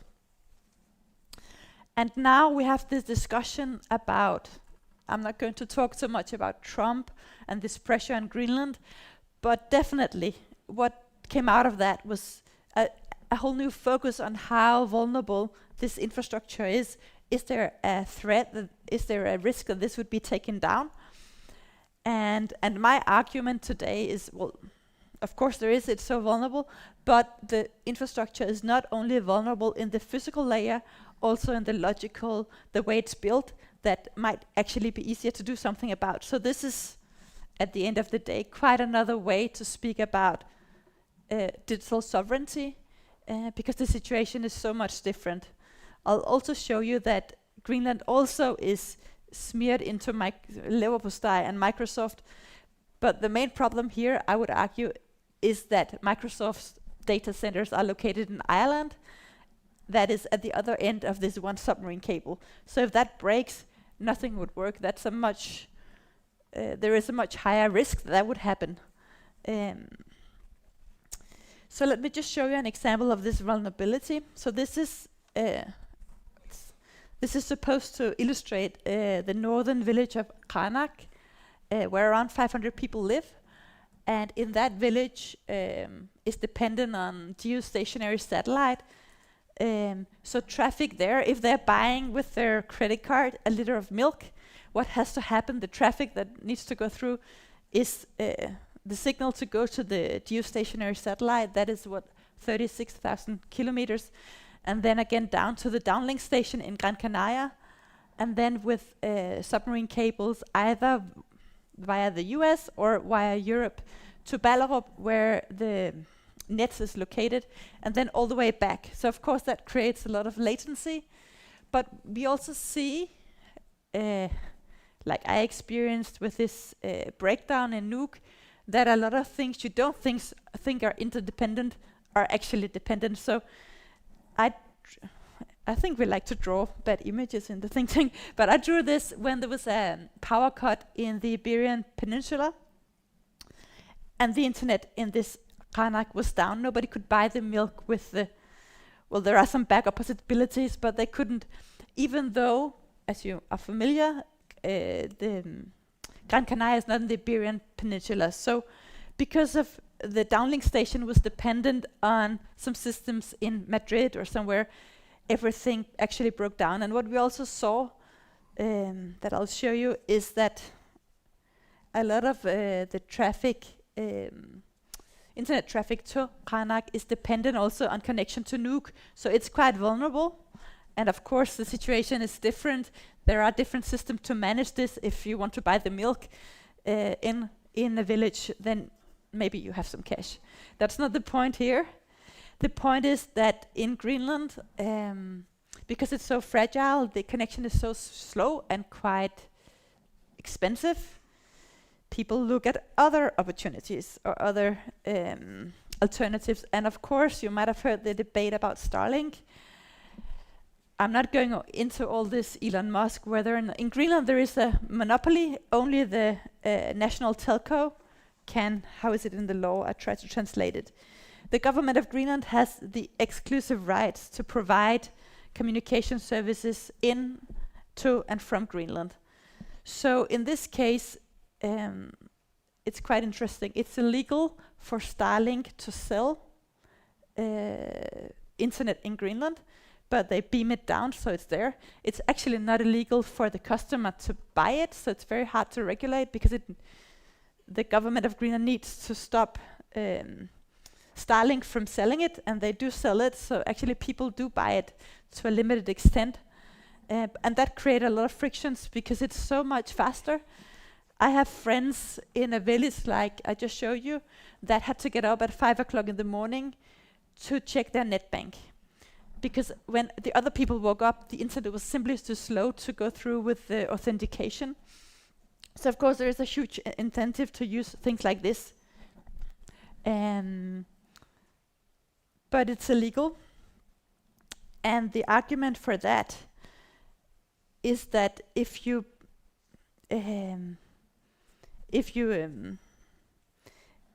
stop the monopoly, then who would fund the marginal cases where internet is so much more expensive to build? You can imagine in Nuuk, where I lived, where there's a submarine cable, it's much cheaper to build internet and provide internet than in a small village of 50 people. So that's why the government keep the monopoly. And then could we do something? Because actually Starlink, the argument would be they're changing the economic rationale for internet, where they can provide internet to for the same price in Qaanaaq as in London. So why not change it? Then the marginal expensive cases could have Starlink. And people were discussing this in Greenland, and then the whole Trump situation came about, and maybe it's not a good idea to have the entire backbone potentially be dependent on an American company. So then it was decided to depend on the European company Eutelsat OneWeb, and and they're now building some ground station or some downlink station in Greenland. Unfortunately, I don't know exactly how much, but it is. How can you say? There are problems with their not. Starlink has superior quality. That's one problem. The other problem is that. They're polar orbits, so that's good when you're in Greenland that there is more connectivity, where Starlink started with their lower altitude. But what I want to do, yes, I'll make it, no problem. Yeah, so this is a picture I took in Nuuk. This is the downlink station for OneWeb. So that is dependent on the Greenlandic infrastructure, the submarine cables. So if they break, you don't have a backup here. So there is no redundancy at the moment in OneWeb. So that's a problem. And running short on time, I will just show you my other argument here, if I can make this work. Well, so we're trying to fix this. You might be familiar that the government of the kingdom decided in the forsvarsforliget to fund another cable. We don't know much about what that will actually be, but it will definitely create some redundancy. And then we have the EU, who are very keen on funding another, or funding a cross-polar cable that will create, I think it was mentioned earlier, this bottleneck in Suez can create other communication challenges to Asia, because today Europe, 90% of the traffic goes through Suez and it's vulnerable. But my argument here for the last minute would be that there is another kind of vulnerability in Greenland that we don't talk so much about, but is very, but that is very important. And as you know, let's see if it works, dependency is stacked. So when we look at inside the infrastructure, there is only one AS, SAS, they have the monopoly. And for that reason, there are some caches, but not much. There is one data center, but it's very expensive to build data centers in Greenland because of economy of scale. The debate we hear, you might have heard in the media about Drew Horn building billion kroner data center. That's not for the population, that's for AI ventures. So there is not much backup in Greenland, meaning that almost all traffic, even within Greenland, has to travel outside Greenland. So we looked at this, a very simple way to look at where are the mail services hosted, and it's very similar to what is the case in Denmark, that most government services depend on Microsoft. But as I mentioned before, Microsoft is located in Ireland and creates new vulnerability. And the last thing I'll mention, because time is up, is that when we look at the trafficking and the peering agreements, DUSAS only peers with one company. That is an American company, Lumen Level 3, which also creates some vulnerability, meaning that all traffic at the end of the day has to go through American infrastructure. So even traffic going from, what we see is, when we measure this, even traffic within Greenland, going to Greenland, is very inefficient and has to go through American infrastructure and often have to travel a long way with a lot of latency. And not to speak about traffic going to Denmark, which a lot of the traffic has to do. I guess time is up, and there is perhaps some time for some questions. Oh, sorry, I'm really bad at this, sorry. But thank you. Yeah.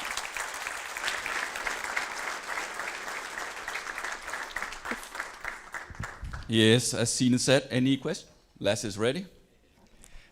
Yes, Signe, thank you for coming, and to your colleagues as well. Thank you very much for presenting all of our infrastructure to the politicians, much better than any of us could do. So thank you to you guys.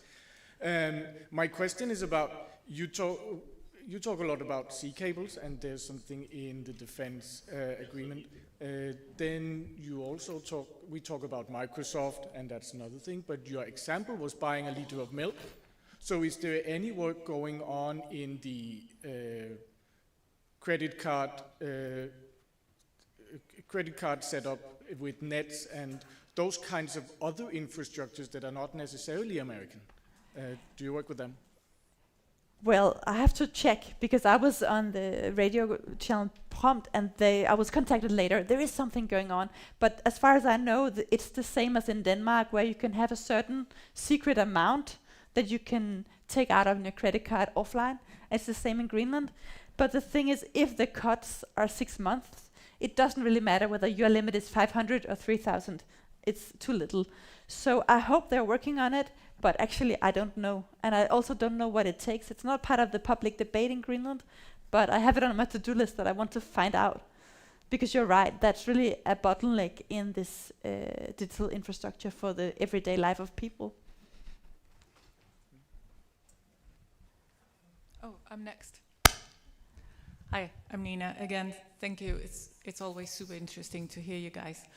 I just want to I have to correct you a little bit, or maybe just call out that I think stating it as big as a problem that there are no IXPs in Greenland is meaningless. And this is the same with all kinds of other small communities.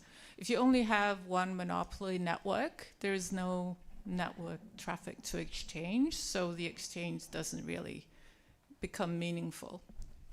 But what you call out well, and I think is the issue, is that all the services, all the internet services, or the just electronic services that we want, I guess, Greenland to be using, the people in Greenland to be using, are not hosted or available on the island, and that's a general remote, small community problem. But again, for Greenland being so far away, it really is. So that's what you need to find a way to solve, right? Thank you for the comment, and also something that I just discussed briefly with Lasse before, and you are completely right. Of course, there would be no traffic to exchange in that IXP. So it was more a statement of how it's only one provider. So you're right, and I would also, based on the discussion with Lasse, like to look into, because it's also an argument in Greenland whether that would make sense to build an IXP. And I'm not familiar enough with you argued, Lasse, that usually there is a precondition that you need to have a free market, which there isn't. There is nobody to exchange with. All the traffic is exchanged at the end of the submarine cables. Nothing is exchanged within Greenland. So thank you very much for the comment. I think it's very relevant to look into. And I'm not suggesting there should be an IXP, to be clear. Okay.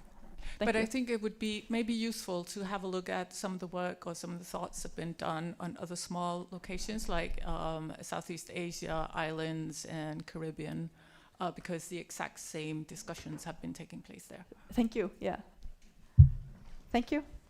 Thank you very much. Tak. Tak skal du have. Og den her.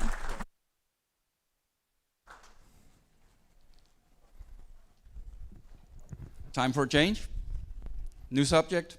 Yes. So we have here a network engineer, a software developer, astute observer, and a very good old friend of mine, who's going to tell us about our old habits. Martin Willems Christiansen.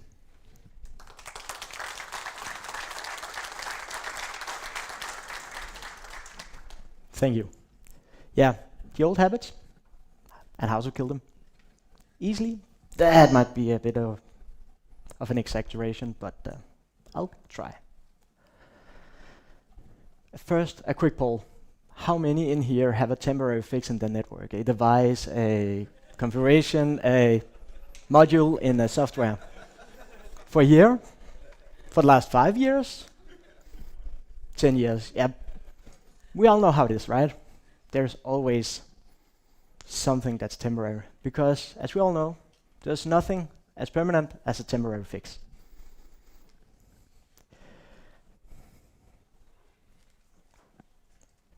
Oh, Jesus. It's like 3 days delay on this. There it is. First, a small introduction, a bit more than what Brian said. I've been doing what I'm doing for the last 12 years. I'm a network automation engineer. The senior is in quotes. I've been doing this for many years, but I'm not that old. But I'm also, I have been an asker of questions. I have been part of the first IPv6 implementation in Denmark with that we had a brief talk, or my colleague had a talk about in 17 or 18, I think it was. And then I've been using Vim quite a lot, just to state, the senior part of this. Will it jump? Will it not? Yes. In this case is the old habits that we have and the ways of working that we are. I feel like we're stuck in them, and I feel like we're stuck in them because whenever we get asked a question or we ask a question, we will be hit by the following 3 lines.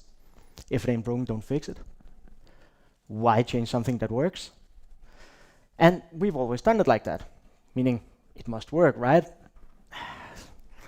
I don't agree, and this is one of the things that I'll try to elaborate a bit on during the next 7-10 minutes.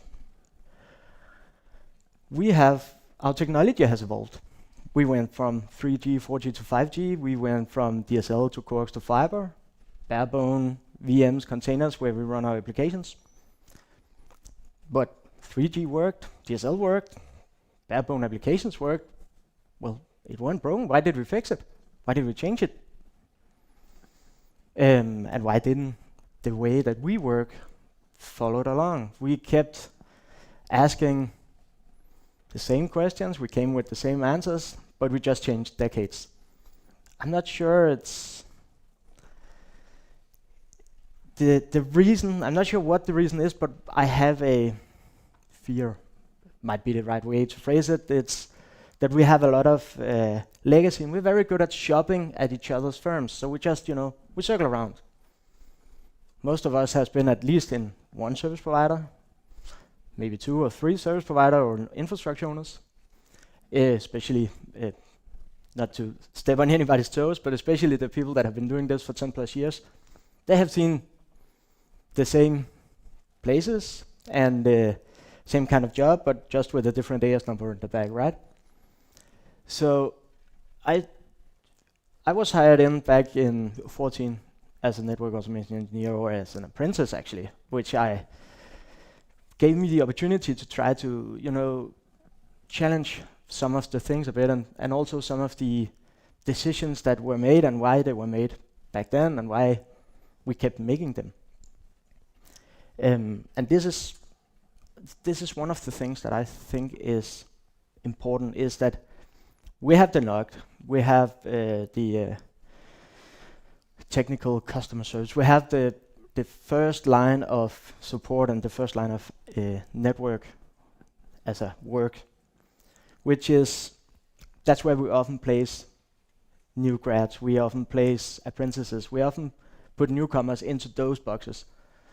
But that means that the backline, so to say, the OSS team, the network architect team, they don't really get challenged in their decisions or in why they keep doing what they do. And why do they keep doing it like they do? So it's one of the things. Will it ship? Will it not? It was.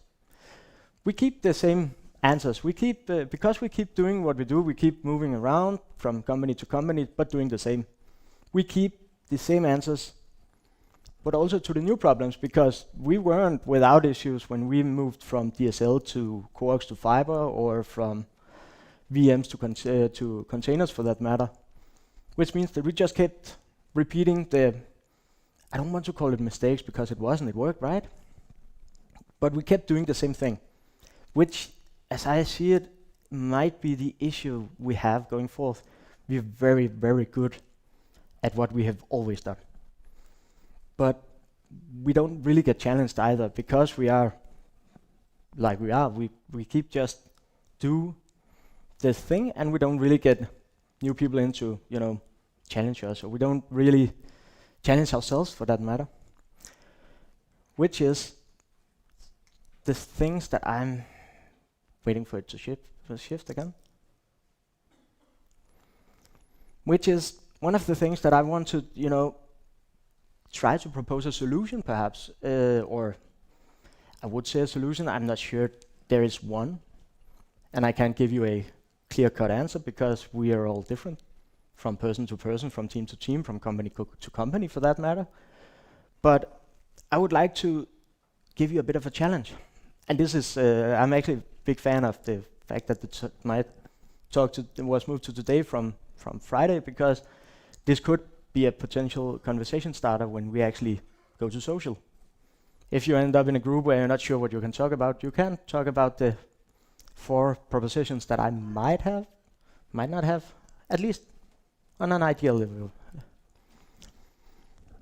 I have these 4, as I mentioned before. I have the 5-year test, which in short just goes for the problem that I'm facing right now. Well, the problem I faced 5 years ago, and I answered once, would it be the same answer today? If not, then you actually have a place where you can challenge your old way of working, your old habits, so to say. You can have the fresh perspectives. You can actually, you don't necessarily need to hire in new people. Of course, it would make it easier because we would have newly grads that have a different view on the world than we have.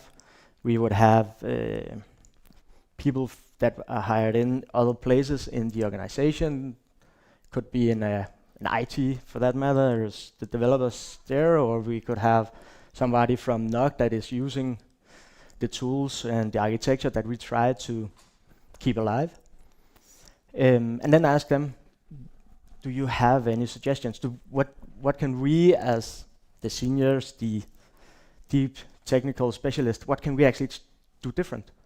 Because then we can actually make it so that we try to modernize a bit, mostly because those people are often, I hate to use the age word, but they are often younger than most of you guys, at least.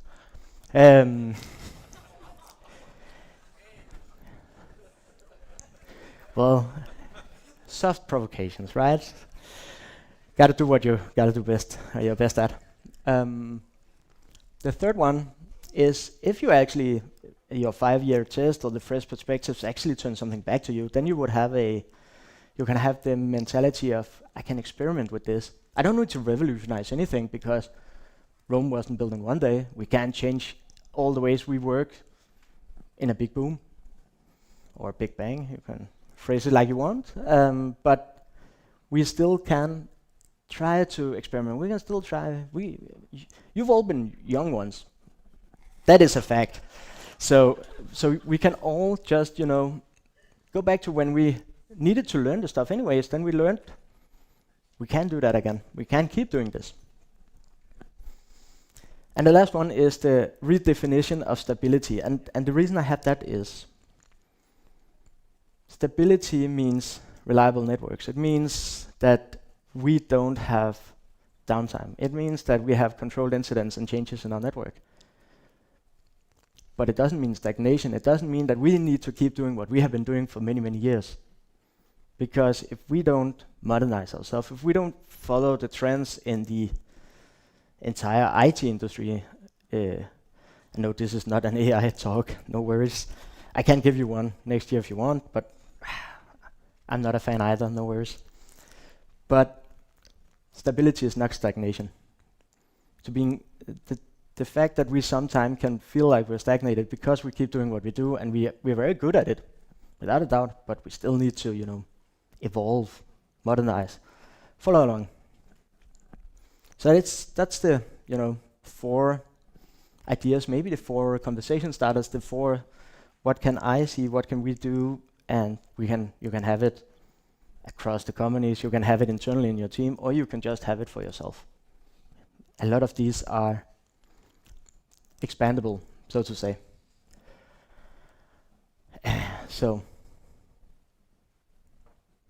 will you switch? Maybe, maybe not.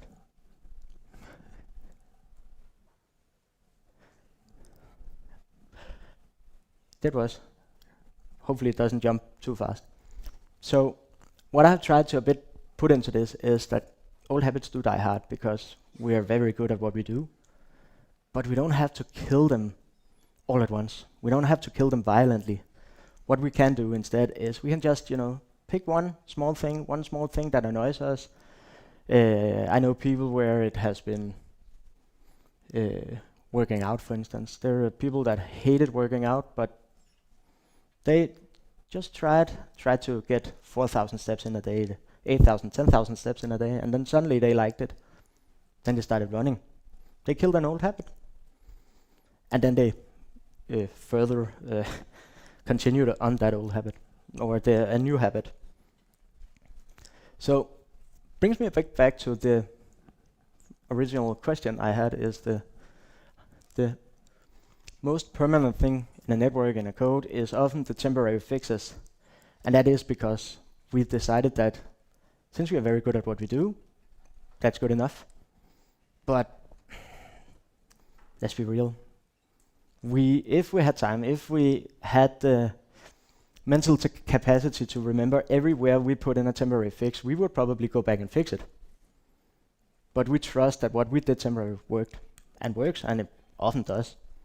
So the real question in my head would always be, would the solution that I have here, would the answer to this question I have here, I had 5 years ago or 10 years ago, would it be the same today? So, just a food for thought. What is your one habit? What is the one habit that you, right now, in your bag, based on my slow and gentle stream of words, triggered it? What popped up in your head? So, yes, there it is. So that's what I had to share with you. That's my a junior senior's observations from 12 years in the industry. Any questions?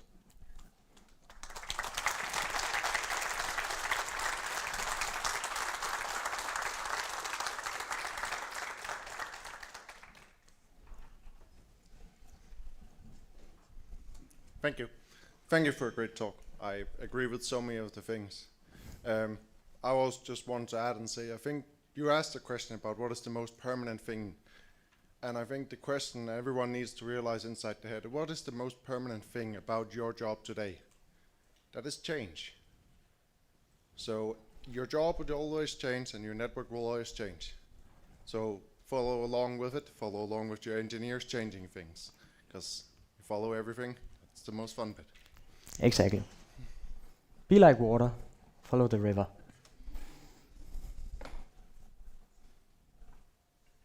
Anyone else? Thank you, Martin.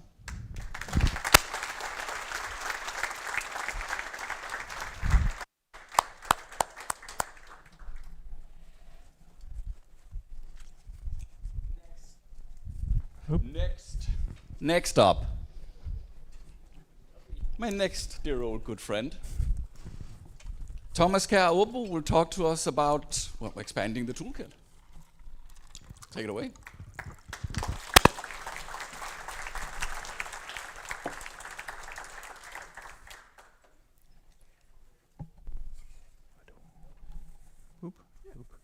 Cool.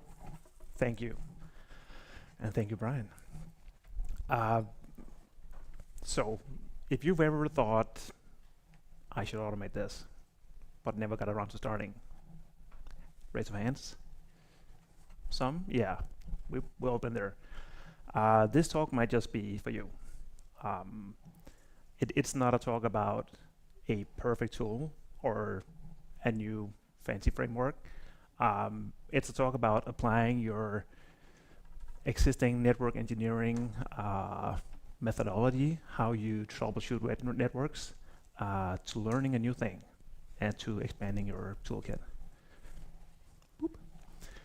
So you can start small and still learn a lot, and you probably should start small. You should use evidence and not guesses, like you do in troubleshooting networks. You'll look at counters. RFCs and so on, and build on that.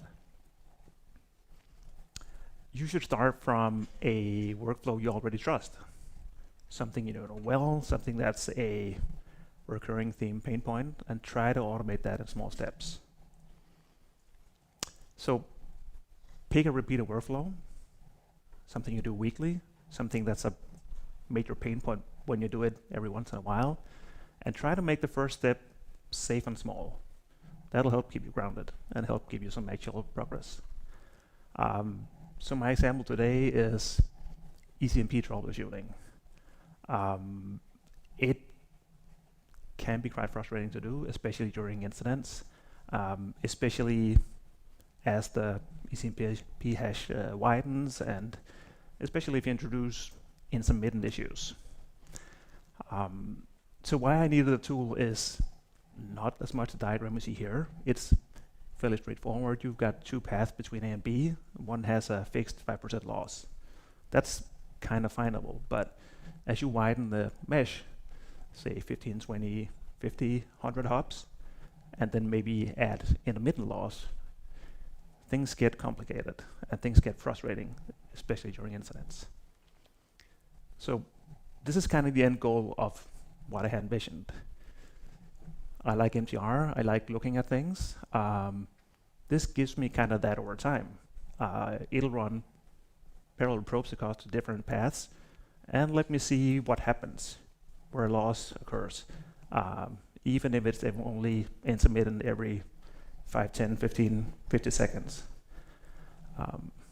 So I know I just went from what I had as an idea and what I finally ended up building.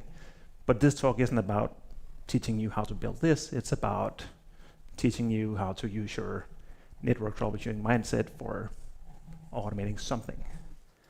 And this, of course, wasn't my first thing I automated, but it was kind of where I owned the process and, yeah, got to something I felt that might be worth sharing that other people could use.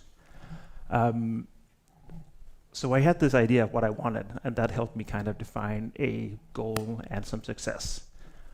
Something that was going to be lightweight enough to run during troubleshooting, but something that also could be used for automation, for outputting data that could be put into dashboards. You could create monitors and so on based on it. And that definition gave me something to work towards. So you should try and define success before you start coding. So a method you can reuse is change one thing at a time, which is what we do when troubleshooting networks, trying to find issues, locate faults, whatever it is.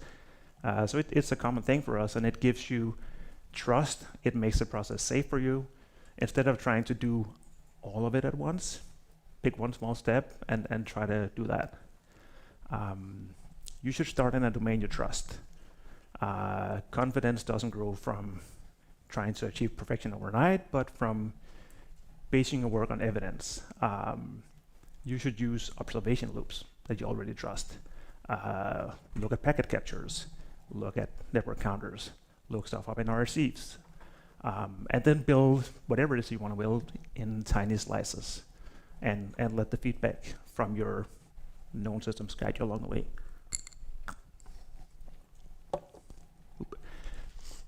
So the same loop, you know, from network troubleshooting, change a tiny thing, measure what happens, explain what happens. Do this one small variable at a time. And while learning and doing new things, imposter syndromes or imposter feelings are perfectly normal. We all go through that. For a long time, I didn't feel like a real software engineer. Should I even be doing this?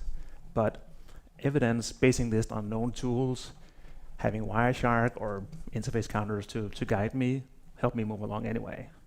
And it made me actually do small progress every week. And during this process, momentum will come and go. It took me about 2 years to reach a release of the example today. Life changes, pain points disappear sometimes. I moved teams internally and didn't really deal with the physical network anymore. But I had kind of made it easy to restart. I had set my plan. I had an idea of what I wanted. I had documented and explained to myself where I had gotten to. So that made it easy to restart. So I started with controlling one small thing. My first milestone was crafting a packet, sending it out on the wire. I had my familiar tool Wireshark to actually see it in, so I could see that I had protocols I knew. I had IP addresses. Things were familiar even though the domain of writing code to do this was new to me.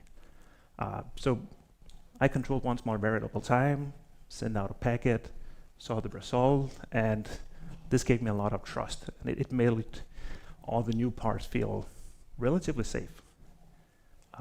And I was able to explain what it was I did.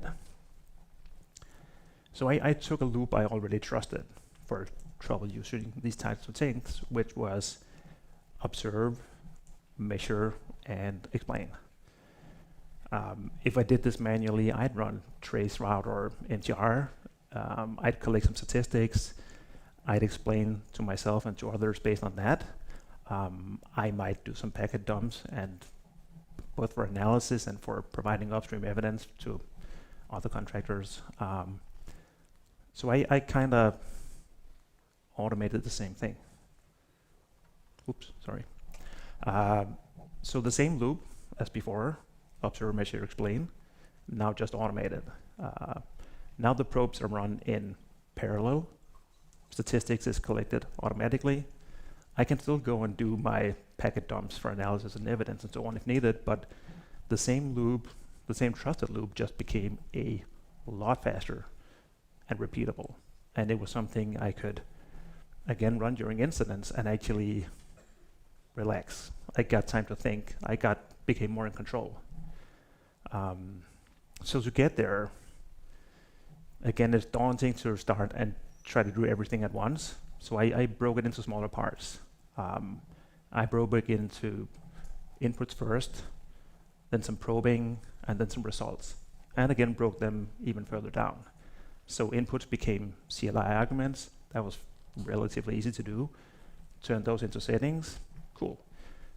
Probing started with just sending a single packet, again, using valid and familiar tools to validate this, Wireshark and so on. The same for receiving replies. I could see what I had on the wire. I could decode it and then start building statistics based on that. And breaking it down this way also allows you to start where you're comfortable. And for me, the networking part was quite comfortable. Other parts weren't. And along the way, you'll find that constraints can actually help keep you moving. They can kind of give you some sense of direction. They can give you some small wins along the way. And I purposefully chose a tight constraint as a fun challenge. That was my tool was ECMP measuring. I need to rely on ICMP errors to figure out what path I'm probing and so on. And ICMP will echo back the IP header plus 8 bytes of the protocol header. So this is kind of what I have to work with to figure out where I'm at in the network. So my constraint or puzzle here was ICMP will only give me a small part back. I need to figure out where I encode my ID. So where can an ID live? These are things that are familiar to us all. Protocol fields, or most of us already. So for TCP, we've had source port, destination port, and sequence. Normally for traceroute, you'd use source port to figure out what probe it is you send out, but as we want to measure individual ECMP paths, source port is part of that five tuple that binds us to one path. So we can't really use source or destination ports for this. So there's sequence left. It's the same for UDP. You've got source and destination port. You can't really mess with those. We've got length, which will make your packets vary in size if you use that. And we've got checksum, which you should keep valid, because otherwise something might drop your packet along the way. So I ended up with a design decision that gave me some guidance. For TCP, I encoded in sequence number. That was fairly straightforward. And for UDP, I kind of make the trade-off decision that it doesn't really matter if my probes change in size. I just want to know the paths and see how they work. So that gave me a room enough to recover my TTL, what hop was on, and which probe, which leg in the network. And then I hit the next bottleneck, which was UI. For me, probing was comfortable. That was known things. It was TCP/IP. It was packets. I could look at it in Wireshark and everything. Building statistics on top of that was somewhat safe as well. But UI wasn't. So how do you build UI on top of this? And for me, a rough draft helped me move forward. And this is where Gen AI came in. So that's part of the toolbox now. It's not a magic thing that'll solve the problem for you, no magic bullet or anything, but it got me to a rough starting point that I could then iterate on. And it got me there quite fast, which was nice. I had spent a lot of time on my own trying to get anywhere, but this got me started. So as we're talking Gen AI, how should we use it? So I tried to treat it as a highly productive junior, and me kind of being the senior guiding it. And I think an important part to that is also that I try to learn from it as well. I don't try to say, go and do this for me. I say, how could we do this? And it'll teach me some things along the way, like any good junior would as well. They'll question your old ways of thinking and bring in some new. And then I would review the output like I would any production change. Because in the end, I'm going to be the one responsible for this. So kind of my guiding rule is if I can't explain it, I don't use it. So in this process, it's important to slow down, verify the output you get, test it, make it yours. Again, use it to learn and to not outsource thinking. Because as we're learning here, understanding really beats speed. It's not a goal to get this done in 5 minutes. It's all about learning and ownership. So if it doesn't make any sense to you, what comes up, don't use it. Because in the end, if you end up using this in production, you're going to be the one accountable. And then I'd highly suggest to make your work visible. So both you and your team can resume. And that helped me a lot with the 2-year project as well.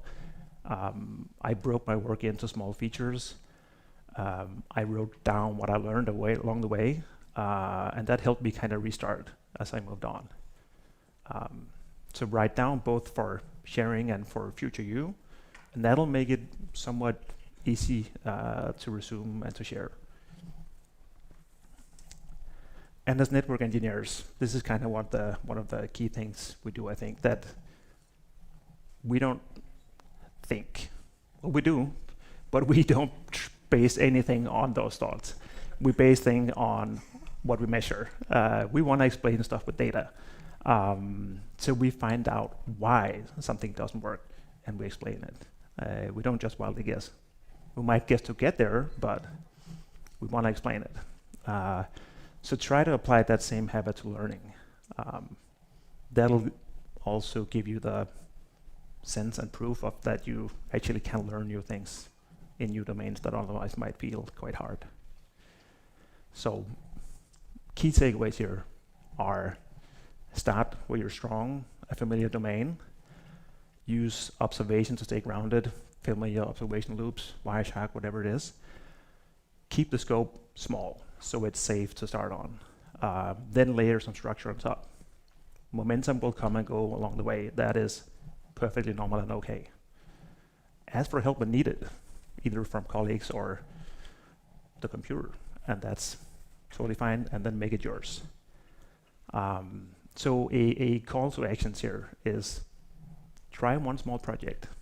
Find one small pain point in your daily, weekly, whatever work. Build one tiny feature. Share the journey so others can follow, and so future you can see where you might need to resume. that was it. Thank you very much for listening. I'm happy to take any questions or hear about a constraint that helped you move forward in your project. And if you want to go home and start playing with this, there's a bunch of take-home slides that you can download from the website with a starter plan and so on. And you can check out the tool if you want to. Thank you.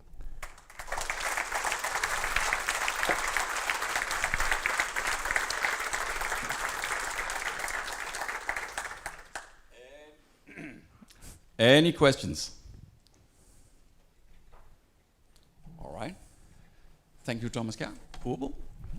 Thank you.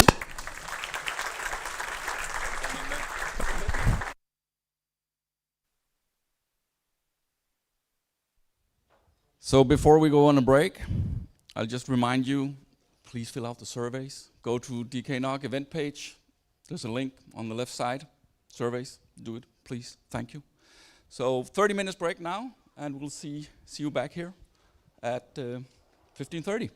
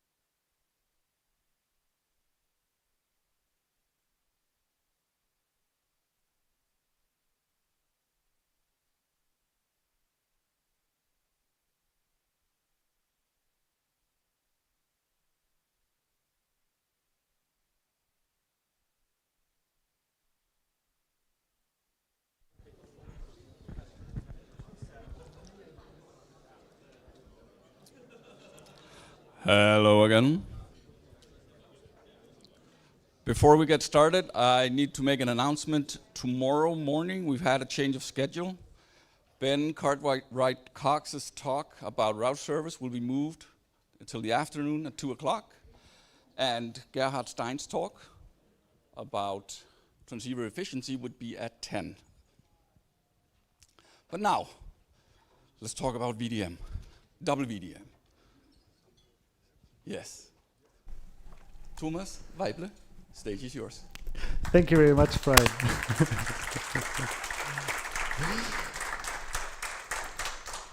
Yeah, it's great being here again in Copenhagen. And first of all, thank you very much for the DKNOG organizers, having Fergus also be part of the community, also be part here on the meeting. I really appreciate this. He was a really good friend of mine. Yeah, and I just saw his shirt here sitting in front of us. Great, thank you very much. I'm pretty sure every one of you already had that experience. You have a great conversation with someone, either with a couple of drinks or not, it doesn't matter. And then after that conversation, you think, hey, this was an interesting topic, but I don't know too much about it, and I want to know more about it. And then you go back home, have a chat with a couple of other people, and then you figure out, oh damn, that's a brain fuck. But it's interesting to dig deep into it. Actually, this happened to me at the RIPE meeting in Lisbon. I had a really great talk with Blake Willis. Some of you might know Blake Willis. At the social, and it was a really intense conversation we had about coherent transceivers, especially in terms when it comes to 400 gig and more. And then during that conversation, we always had this balanced receiver, why it is so special for coherent detection. And then I went back home, had a chat with one of my hardware engineers, and during that research we did that and said, hey, that's a cool topic, let's do more. Yeah, it's again turned out to become a brain fuck.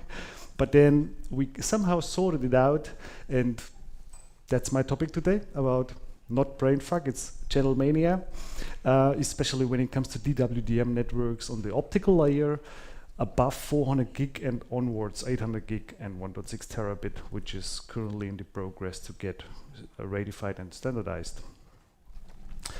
And I want to share the findings and also give you some ideas, maybe to rethink the current way you're currently building optical networks. But let's start easy. The components we're going to look now is mainly those three boxes, either the transmitter or the receiver, those nice golden boxes, and the DSP. And we put a lot of focus on the receiver later on during that talk. But let's first start with the laser, with the transmitter, with the source. Where are we coming from? Lasers have been around for a long period of time. And the first lasers were big boxes, needed a lot of power and a lot of cooling, especially really low temperature to be stabilized on the frequency. In the 70s, the first semiconductor lasers came around, especially running at room temperature, because these are the ones we want to use. We don't want to feed in liquid nitrogen into our router.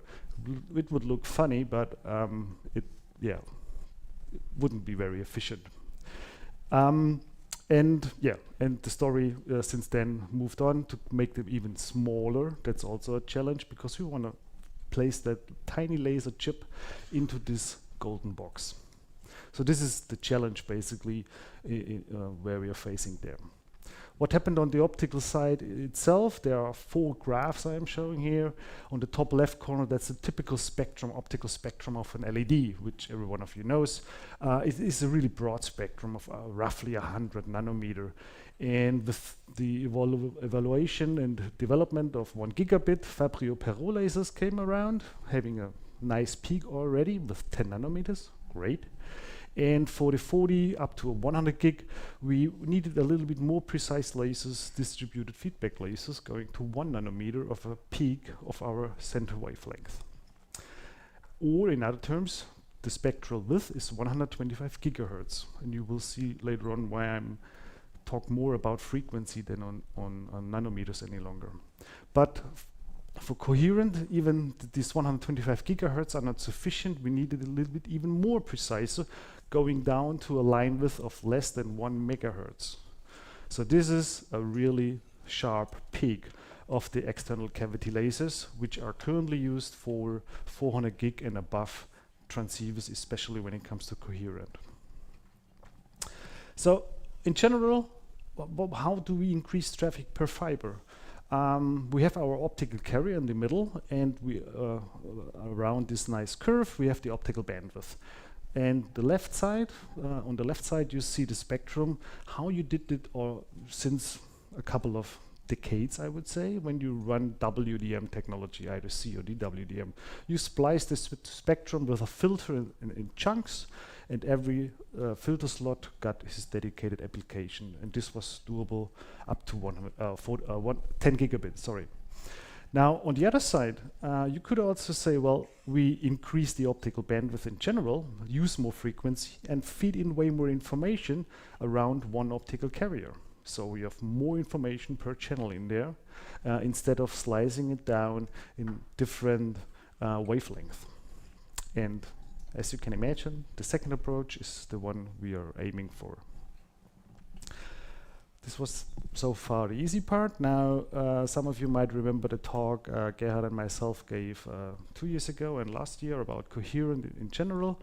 We are coming a little bit now to what is Coherent and how is it made. And also now we're coming to the receiver. So in general, light, what you can see here, there are 3 diagrams on the left side. It's pretty simple. So you got a 0, no light, and a 1, you have light. And this light is hitting a diode, a receiver diode. And it doesn't matter what's happening between those two states, between 0 and 1, what's happening inside of the light, if the frequency is changing or the phase is changing. For the photodiode, it's always the same. It's either there is light or there is no light. And these are the limits of on-off keying. So you can do this only with a certain frequency. And when we want to look inside on a phase change or the frequency change inside of our peaks, this is in a way higher frequency. We are talking about terahertz. And that's basically about Coherent, that it makes use of those components. They rely on each other, the frequency, the phase, that we can pull that information out now. But how can we do this? Before I'm going to show that how we do this, a little bit more insights about the constellation in general. So this is a typical 16-QAM constellation diagram, which is used for the Coherent detection and also transmission. And when we look at a certain spot now, so these are 4 bits per symbol, which we can encode for each dot. And when we now take one dot on the right side in this diagram, how can we find the position of that dot within the diagram? Pretty simple. We use a vector and an angle, and you can do the math, and you can calculate where the dot is located. Or you use, so this was the blue part, or you use the orange part, you use the x and y component, or in this way we call it the quadrature component, an in-phase component. And as it is a rectangle triangle, you can do the math. And that's actually the math that DSP is later on doing to identify and locate the bits where they belong to which dot. Keep that in mind. Okay, now to the receiver side. We cannot just hit the receiver diode with the light, because it wouldn't be able to detect this high frequency. So we have to get rid of the optical carrier, and we have to down convert the frequency of this light. And how do we do this? There is a really great optical component. It's an optical coupler, and it has a lot of benefits. In general, how the setup looks like, it has two ports, in ports and 2 out ports, and it couples basically 2 signals together and distributes the signal, the coupled signal, on both legs.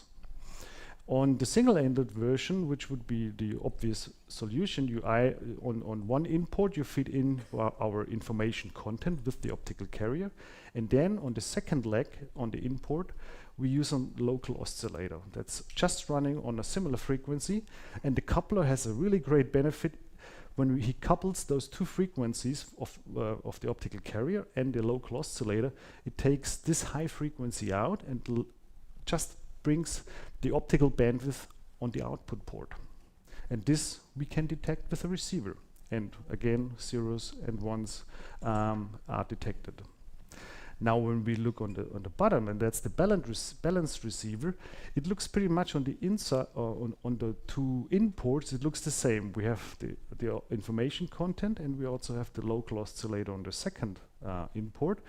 But on the outgoing ports, what do we have now here is, we have two photodiodes. The first one detects the signal, and the second one as well, but the coupler has another characteristic. Cross ports are phase shifted by 90 degrees. So the local oscillator here in this example, the green arrow on the lower bottom import is phase shifted on the upper output, and the same occurs to the information content on the upper import to the lower downport. It's going to be phase shifted by 90 degrees. And now when we go back to high school physics, when you think about waves, you have two waves when they are at the same time at the peak. What's going to happen to them? They're going to accelerate them to the double amount. So actually we can strengthen the signal now. We have a higher peak, and our down-converted signal, as you can see here, has a higher gain, what we get there. Or in other words, we have less noise and more output. And that's really, really helpful to detect. And now when we move on, as I said before, we have those two components, the quadrature and in-phase component. We want to identify the phase now. Where is this dot located? Basically, we use two of those couplers. Instead of having two photodiodes, we have now 4 photodiodes, which detect either the I component and the Q component. And how is this done? Well, we have the local oscillator here, the green shape, and one leg of the local oscillator is again phase shifted by 90 degrees, and with that we have distinguished between I and Q, and the DSP can do the math, which is pretty awesome. And as Coherent makes use of whole components of light, we can even now separate the polarization, but this is mainly straightforward. So this optical hybrid, which I showed previously for the phase diversity, we just double it, and for behind the signal we use a polarization beam splitter where we can separate the two polarization directions. Or in other words, we put on the signal sunglasses, and then we filter out or separate the polarization directions. That's basically it. So in total, we have one signal coming in, but we have 8 photodiodes who do the detection, just to identify which dot belongs to which direction on 2 polarization directions. And here we go. That's how we get our dual polarization 16 quadrature amplitude modulation signal detected. Yeah. So as you can see now, this is getting a little bit more towards rocket science. What else is happening here? But before I jump in there in depth, what have we gained so far? So as I said at the beginning, we want to increase the we want to put a lot of information in our optical carrier, and we increase the bandwidth. And for 400 gig modulated with DP16 QAM, we need an optical bandwidth of roughly 75 gigahertz to squeeze everything in. Now looking at standardizations and what's happening now with 800 gig and 1.6 terabit, basically we just do again a little bit math, multiply it by 2, and make it a little bit wider. So 150 gigahertz for 800 gig and 1.6 terabit will consume 300 gigahertz of spectrum for a single link. The great thing is, all of them, either 75 up to 300 gigahertz, they can fit into a filter when you still want to separate them of 400 gigahertz. I used, of 400 gigahertz. I explained you on the next slide why. So the comparison, what I did here is, on the left side, this is the traditional approach, what has been deployed and installed so far with either, in this example, 50 gigahertz DWDM filters, commercial off-the-shelf filters. We get into such a 400 gigahertz slice, we get 8 channels in there. And in total, for the C-band, this would be 96, which is a lot. But on the other side, when we look at 400 gigahertz, is we can get only 12 channels into the C-band. But when you do the math, 12 channels with 1.6 terabit gives you roughly, on this fiber, 15 terabit of capacity, which is quite decent.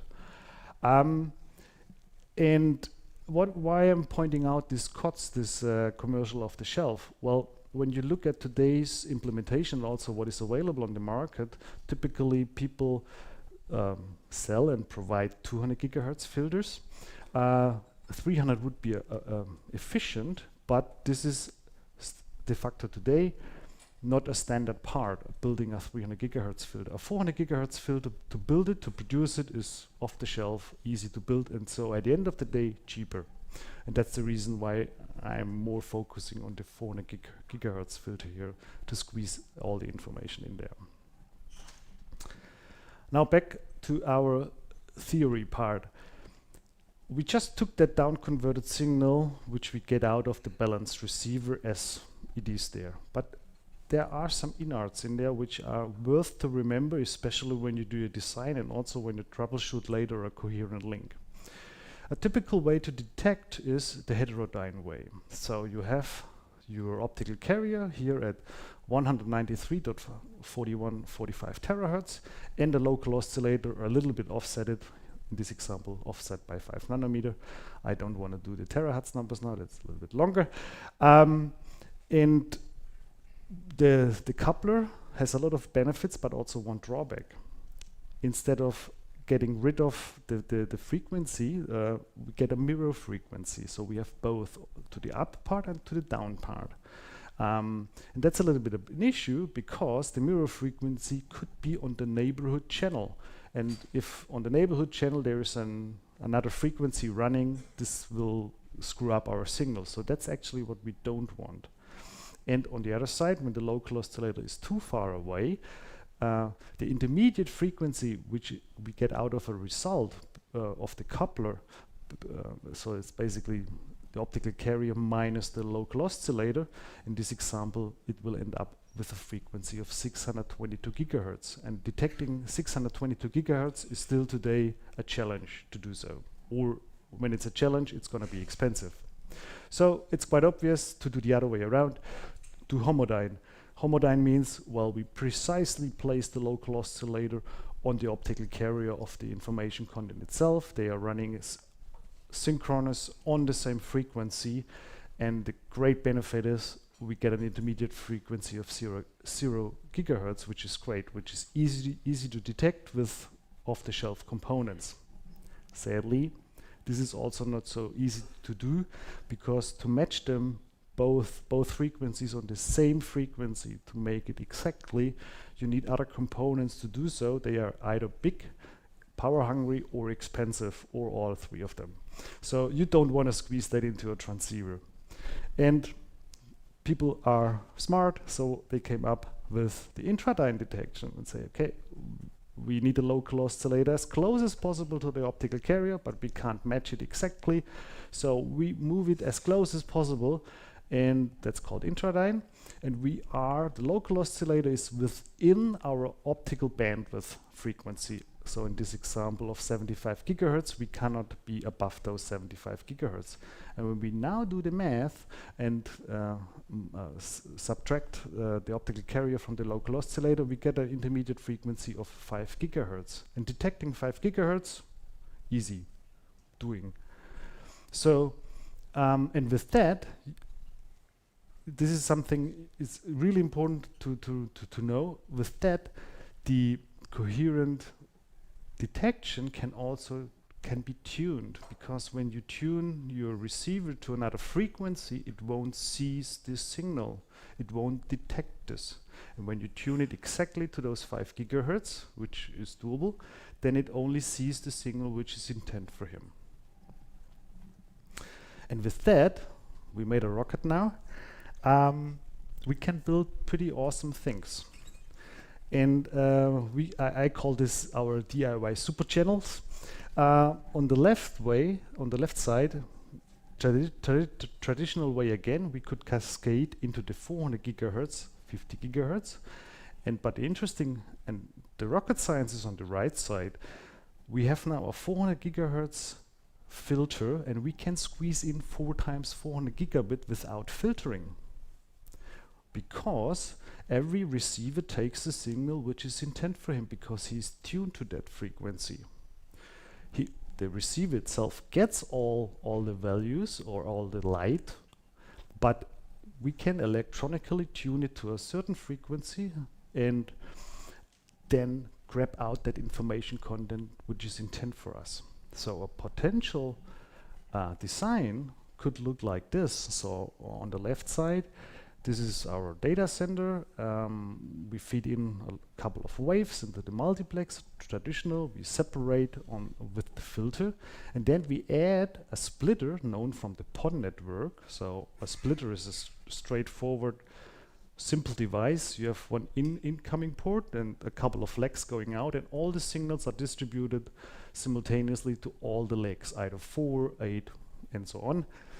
For the scenario here with the 400 gigahertz, a 4-port PLC splitter is de facto the way to go because of loss and other issues. And now the blue receiver only detects the blue signal, although he sees all the 4 colors, but he only grabs the information out of the blue one, and the green one does the green signal, and the yellow one the yellow one, and so on. And when you can now imagine what kind of setups you can build there, you could also think about instead of having a link with only 2 transceivers, you can build now a link with 3 transceivers. On the left side, you have a transceiver in your data center. And for example, behind the PLC splitter, there's your edge router. And you have 2 of them. And if one fails, you just tune the frequency to the other. So from blue to green, and then the traffic will go over to green, because you can tune both sides, and you don't have to change your wiring at all. That's not needed. On the other side, the challenge there is now you don't have only one certain frequency on your port, you have a couple of frequencies on your port then, and like the radio guys, they make a frequency plan, what's happening in the air. This is a good advice to do this as well when you run splitters with a couple of frequencies in your network, and that's also an important thing here to mention. It needs to be your fiber, or at least your dark fiber. You're operating this, and all the devices are connected to it, should be within your scope, and not giving someone else the information you don't want to share with. These are some limits on that. But I'm pretty sure, looking at your own networks, you can build such a setup. Definitely, I'm pretty sure. Yeah, this is pretty much. I want to give a wrap up. What I personally see, what's happening in the coherent world towards 1.6 terabit.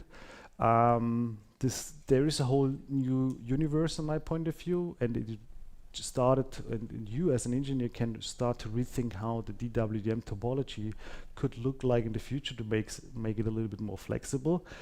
And a really important finding is channel numbers in nanometers is the legacy way.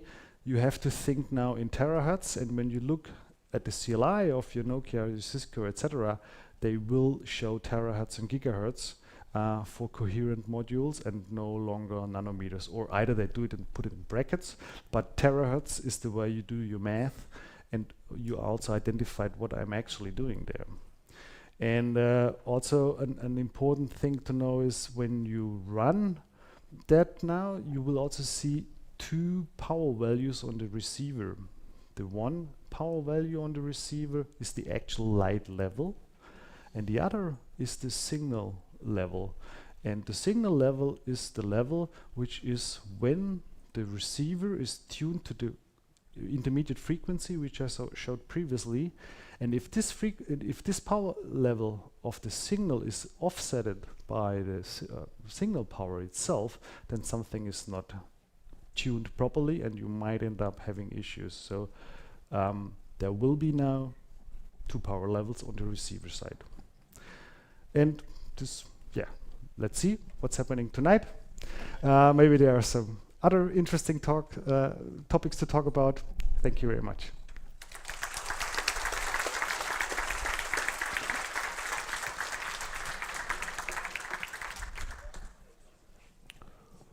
Thank you. Thank you very much, Thomas. Can we get any questions? We have some time.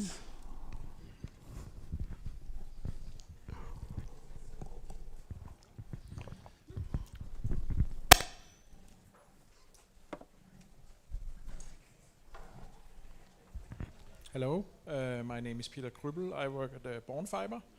I have a question about the receiver. If the optical coupler rotates one of the outputs 90 degrees, then the electrical detected signal would be 45 degrees shifted? Good question. Because they're not pushing and pulling on the in phase. I have to take that back, that question, but it's a good one. Yeah, thank you.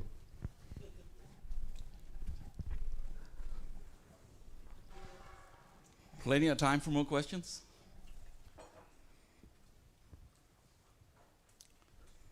Thank you very much, Thomas. Thanks for having me. Cookies. Thank you.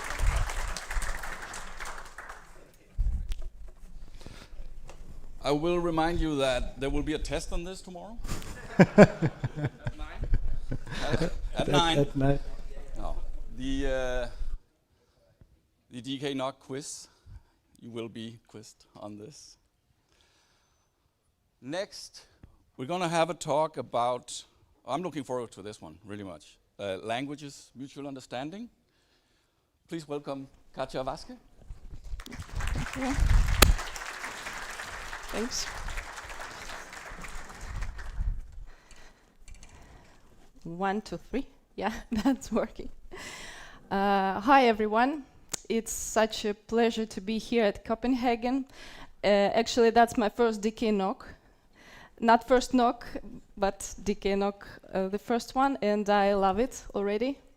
So my name is Katja Waske, and today I'm going to talk about something that's not a protocol or hardware spec, but still it's probably the hardest in our industry, a human-to-human interface. And you're probably a bit tired already, but I hope I will entertain you a bit. I will share a few of my personal stories and lessons from my unexpected journey into telecom. So I came into telecom with zero technical background. And I still remember my first interview when they asked me a very simple question. What is the internet? Well, we all know what the internet is, right?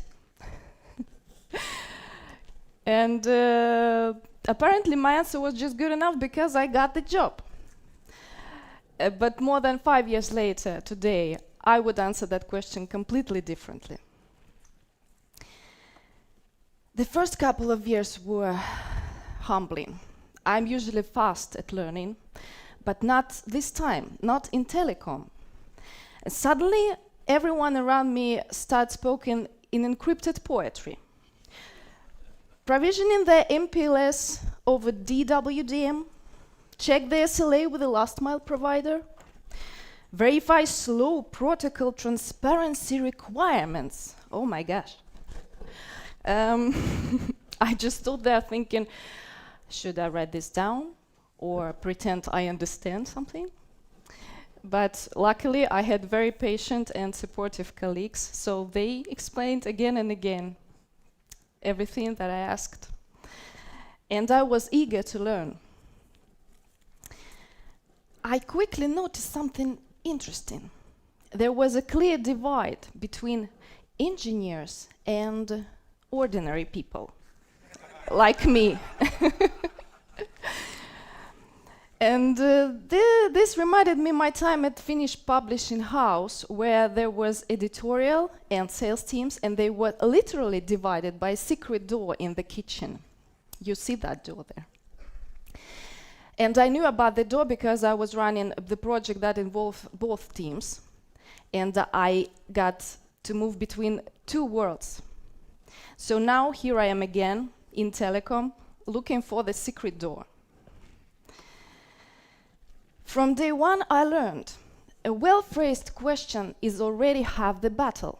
If you're clear enough about what to ask, how to ask, and what you want to get, then you usually receive a clear answer.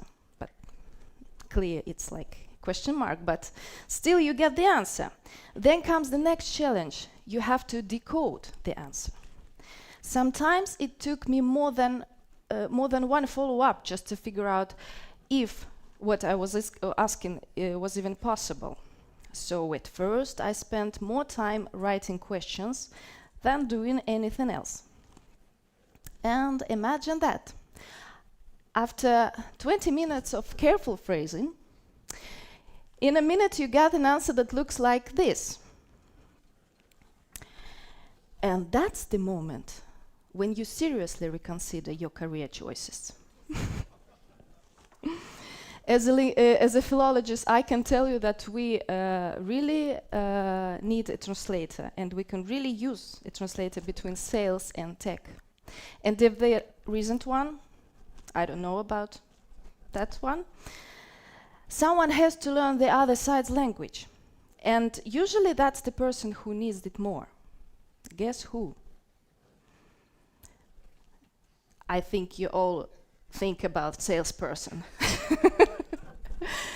So I started from the basics. Telecom terminology. Telecom is the world of acronyms and synonyms. APT, L2, WAVE, DWDM. And like Mark said in his presentation earlier this day, we are always inventing new terms.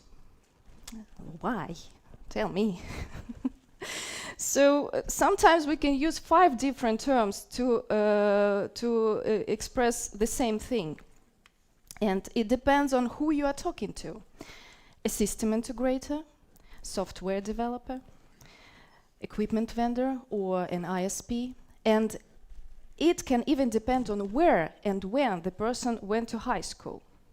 So even within one company, we can use several different terms for one thing. Add clients to that mix, and we get the full linguistic adventure. My language background helps a lot, but not always. For example, here's the word rack. Please imagine what it is for you. What picture appears in your mind right now? Hold it. So this is the thing that appears in my mind when I hear the word rack in our telecom context. And I assume many of you have the same. Raise a hand. Who have the same picture? Yes, yes, we are together. Okay. So, but recently we had a conversation with our client about their data center setup, and we're talking about rack. Everything was going fine until we realized that we were talking about different things. When client talked about rack and used this word, they meant this: the mount for a satellite dish.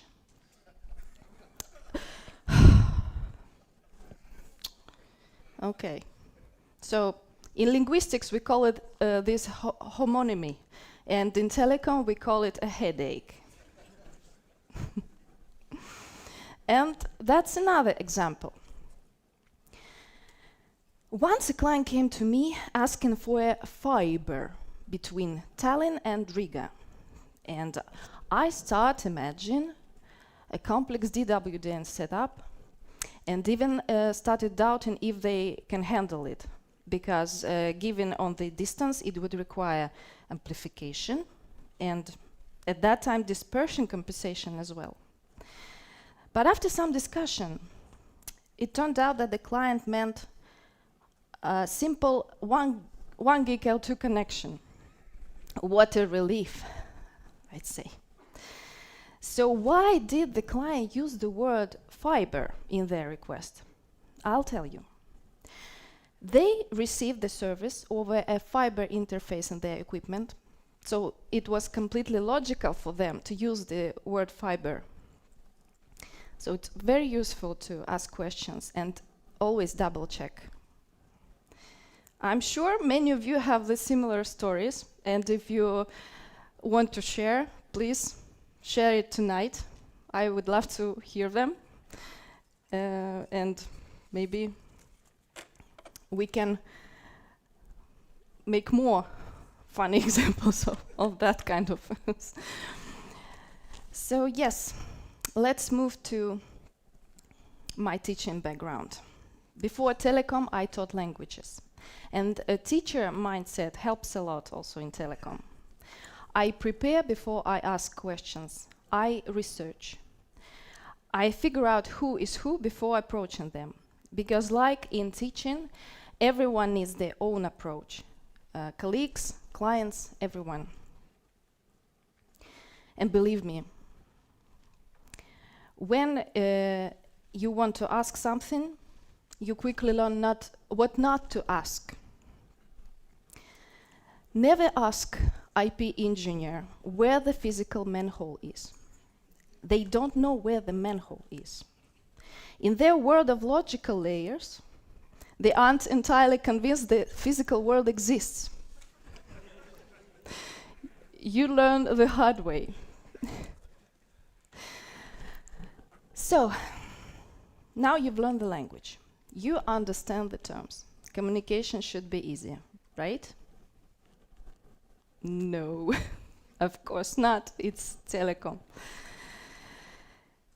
Now we need to talk about the word impossible.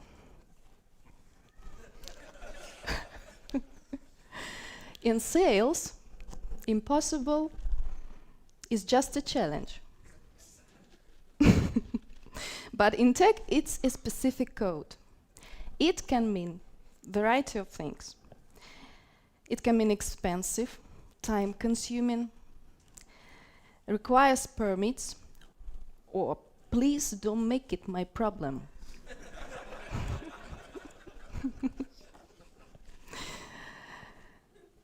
Okay, in tech, if tech team says that's impossible, sometimes it could translate to that will cost 20K and will be negotiating permits for months.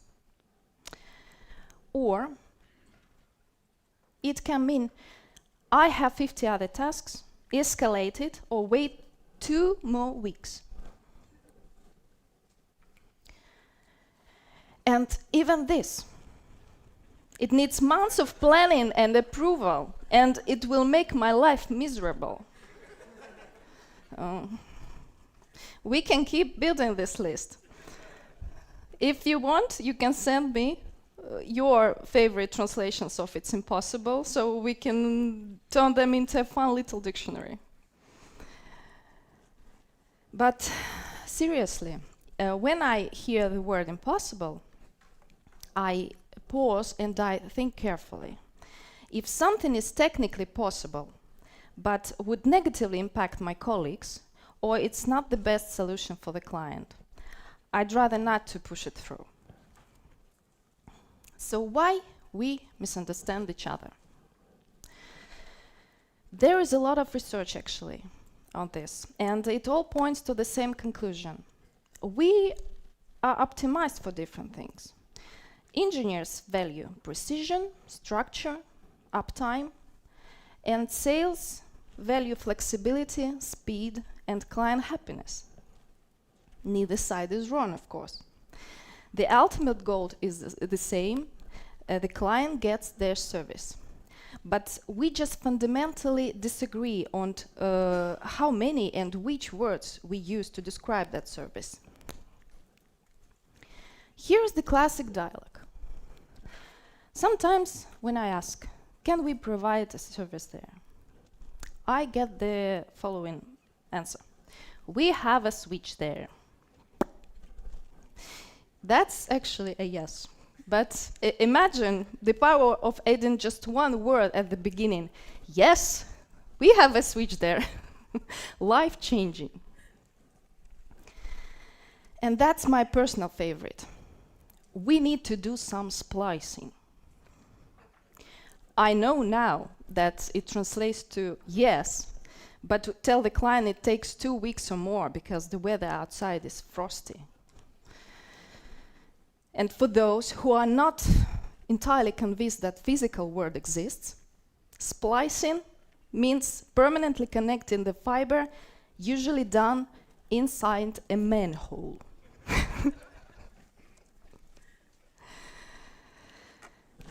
There is also a perception issue. Many people think that salespeople are cold, money-driven creatures. And fair enough, I used to think that too. But in reality, good salespeople just want to help clients solve their problems. And that's the real motivation. And the reason why we ask stupid questions is because we want to find the best possible solution.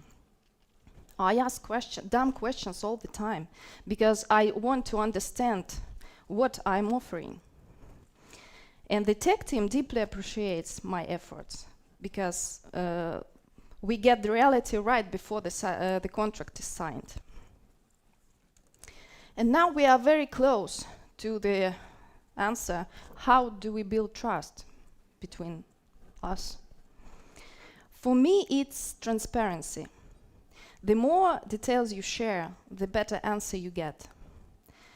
And transparency starts from curiosity. I've always liked the technical side of things.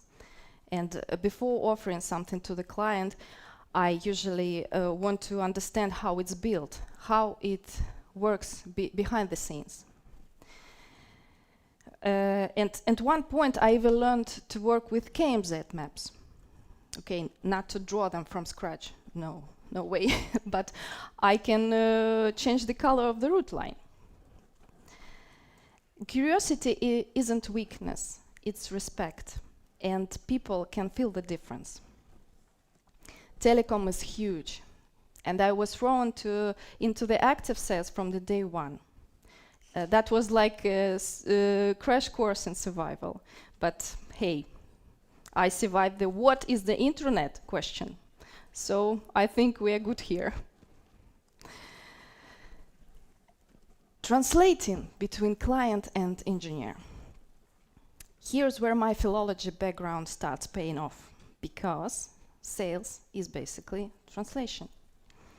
We are interpreters between the client and the company, especially the technical department. The client speaks the business urgency. Engineers speak infrastructure constraints. Both are right, but without translation, both get frustrated.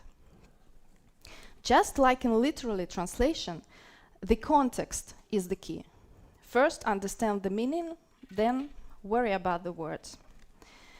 And here how it usually works.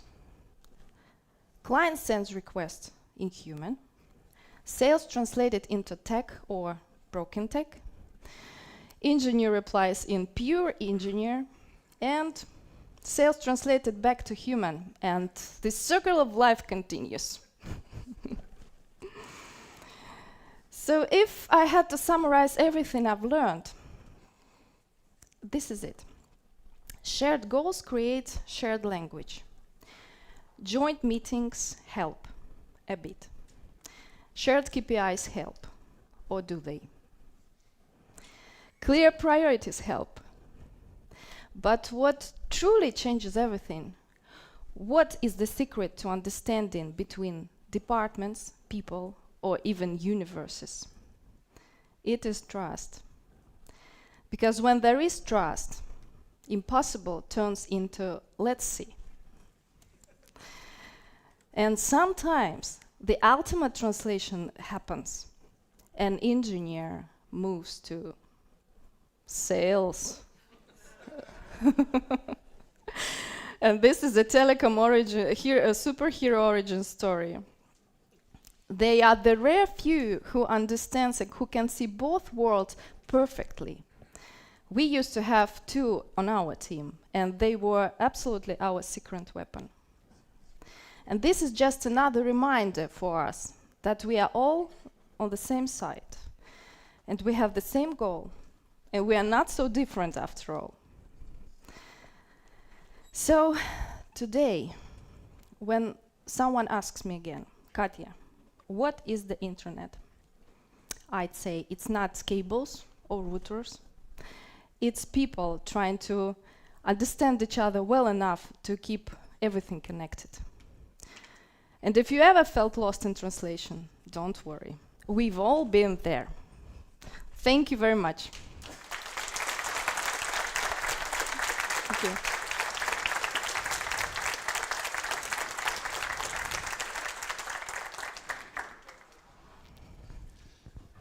Encrypted poetry will live in here for a long time. Oh, thank you wow. very much. Thank you. Thank you. Do we have any questions for Katja? I think I explained everything perfectly, so there's no questions. Yes. Then I'll have a question. Do you also have salespeople still selling an MPLS instead of an IPVPN, a layer 3 service? Because I know some of you still do. Yeah. Fair. Let's say thank you to Katja. Yeah, thank you very much. It's a pleasure. I enjoyed it. Thank you very much. Thank you. Me too. I was supposed to earlier remind you to pick up the polos. Now Lasse is looking at me, so I'll just remind you to pick up your polo. Lasse, quick, it's social time. Not quite. Not quite. I'm sorry. So I asked to do a few announcements, and hopefully the announcements will come up. So this was day 1. I hope you liked it.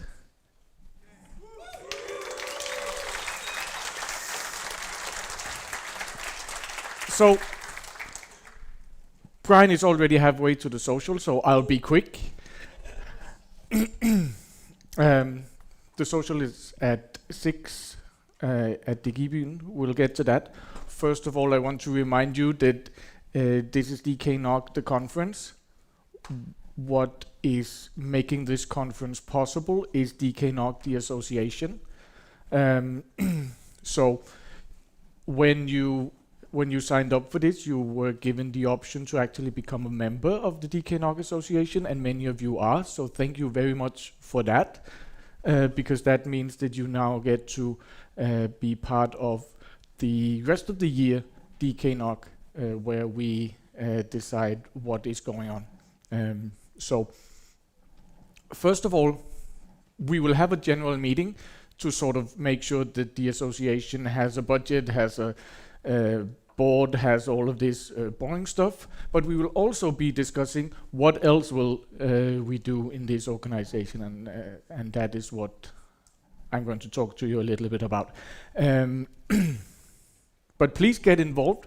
Please come and tell us. You don't have to sit on the board or actually be part of anything. If there's any initiative that you think would be cool to have under the DKNOG umbrella, come talk to us.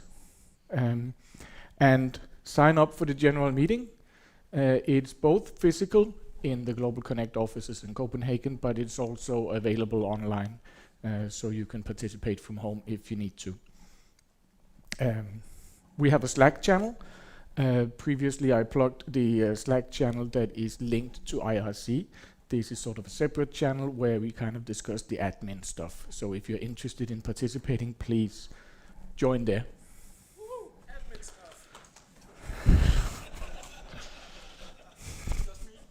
Yeah. So one of the great ideas that we was given to us, was about to say that we had, but actually Valeria had this, was the mentorship program, which is now going to be run for the 5th time. So this is has been running for 2 years. Going into our 3rd year, we have had 20 plus mentorship pairs so far, and many have even come back and signed up again. I can really recommend this. It's about you as one of the old guys, or Martin as the young guy, kind of helping newcomers into the industry, or getting help yourself in how can I progress my career. And it's a mentorship pairing at all levels. So if we have students who wants to come into the industry, we could have a mentor for them that was themselves a student maybe 1 or 2 years ago, and helping them how to get into the industry. All the way to the other level, we could have a very, very senior network engineer being mentored by a network architect about how can I progress maybe into network architecture, if that's what you are looking to do in your career. So please sign up. Some have signed up as both mentor and mentee at the same time. But go here, there's a QR code, there's a link. Look into it. It's really actually quite rewarding to do. And so another thing that we want to announce now that we haven't done before is the DKNOG BOVs. And BOV maybe need a little bit of explaining. BOV means birds of a feather flock together. Basically, it's an informal gathering that we create to sort of discuss a specific topic. The vision of this is that we might do this once a quarter perhaps, or something like that. And the first one we will do is coding for the network engineer. So basically we will all sit around in a big room. I don't know yet how big, depends on how many of you are interested. And basically discuss how can we get started with coding, how can we get into all of the APIs needed to interface with our network equipment, and how do I actually get started with this thing? Similar to what Thomas was up here talking about just about an hour ago. And if you guys have any sort of topics in mind that you would like to see presented here, come forward, let us know. At the moment, what we're seeking is, can you host this? Do you have a meeting room that can fit maybe not this many people, but some of us? Do you maybe work for a company that would like to sponsor this?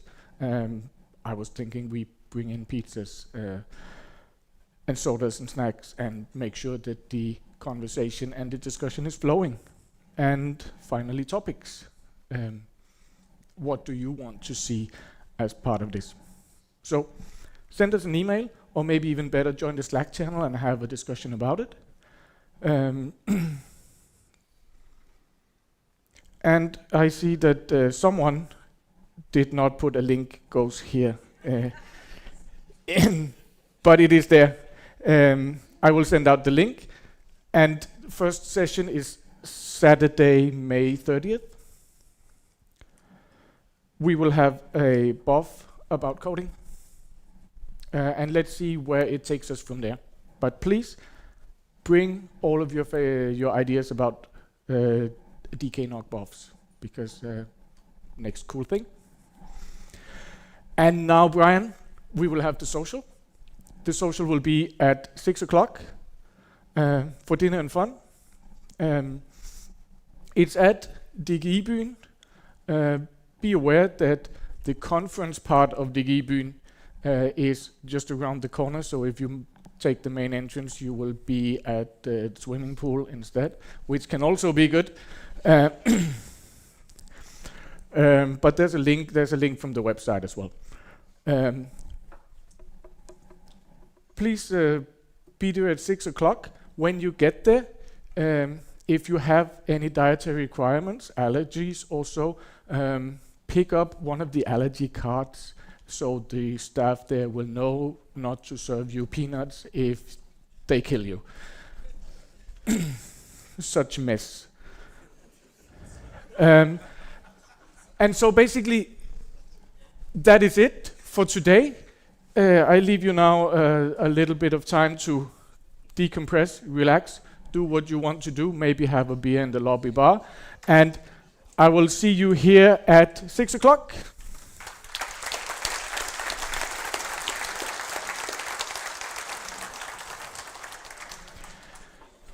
And tomorrow morning we start bright and early here at 10 o'clock.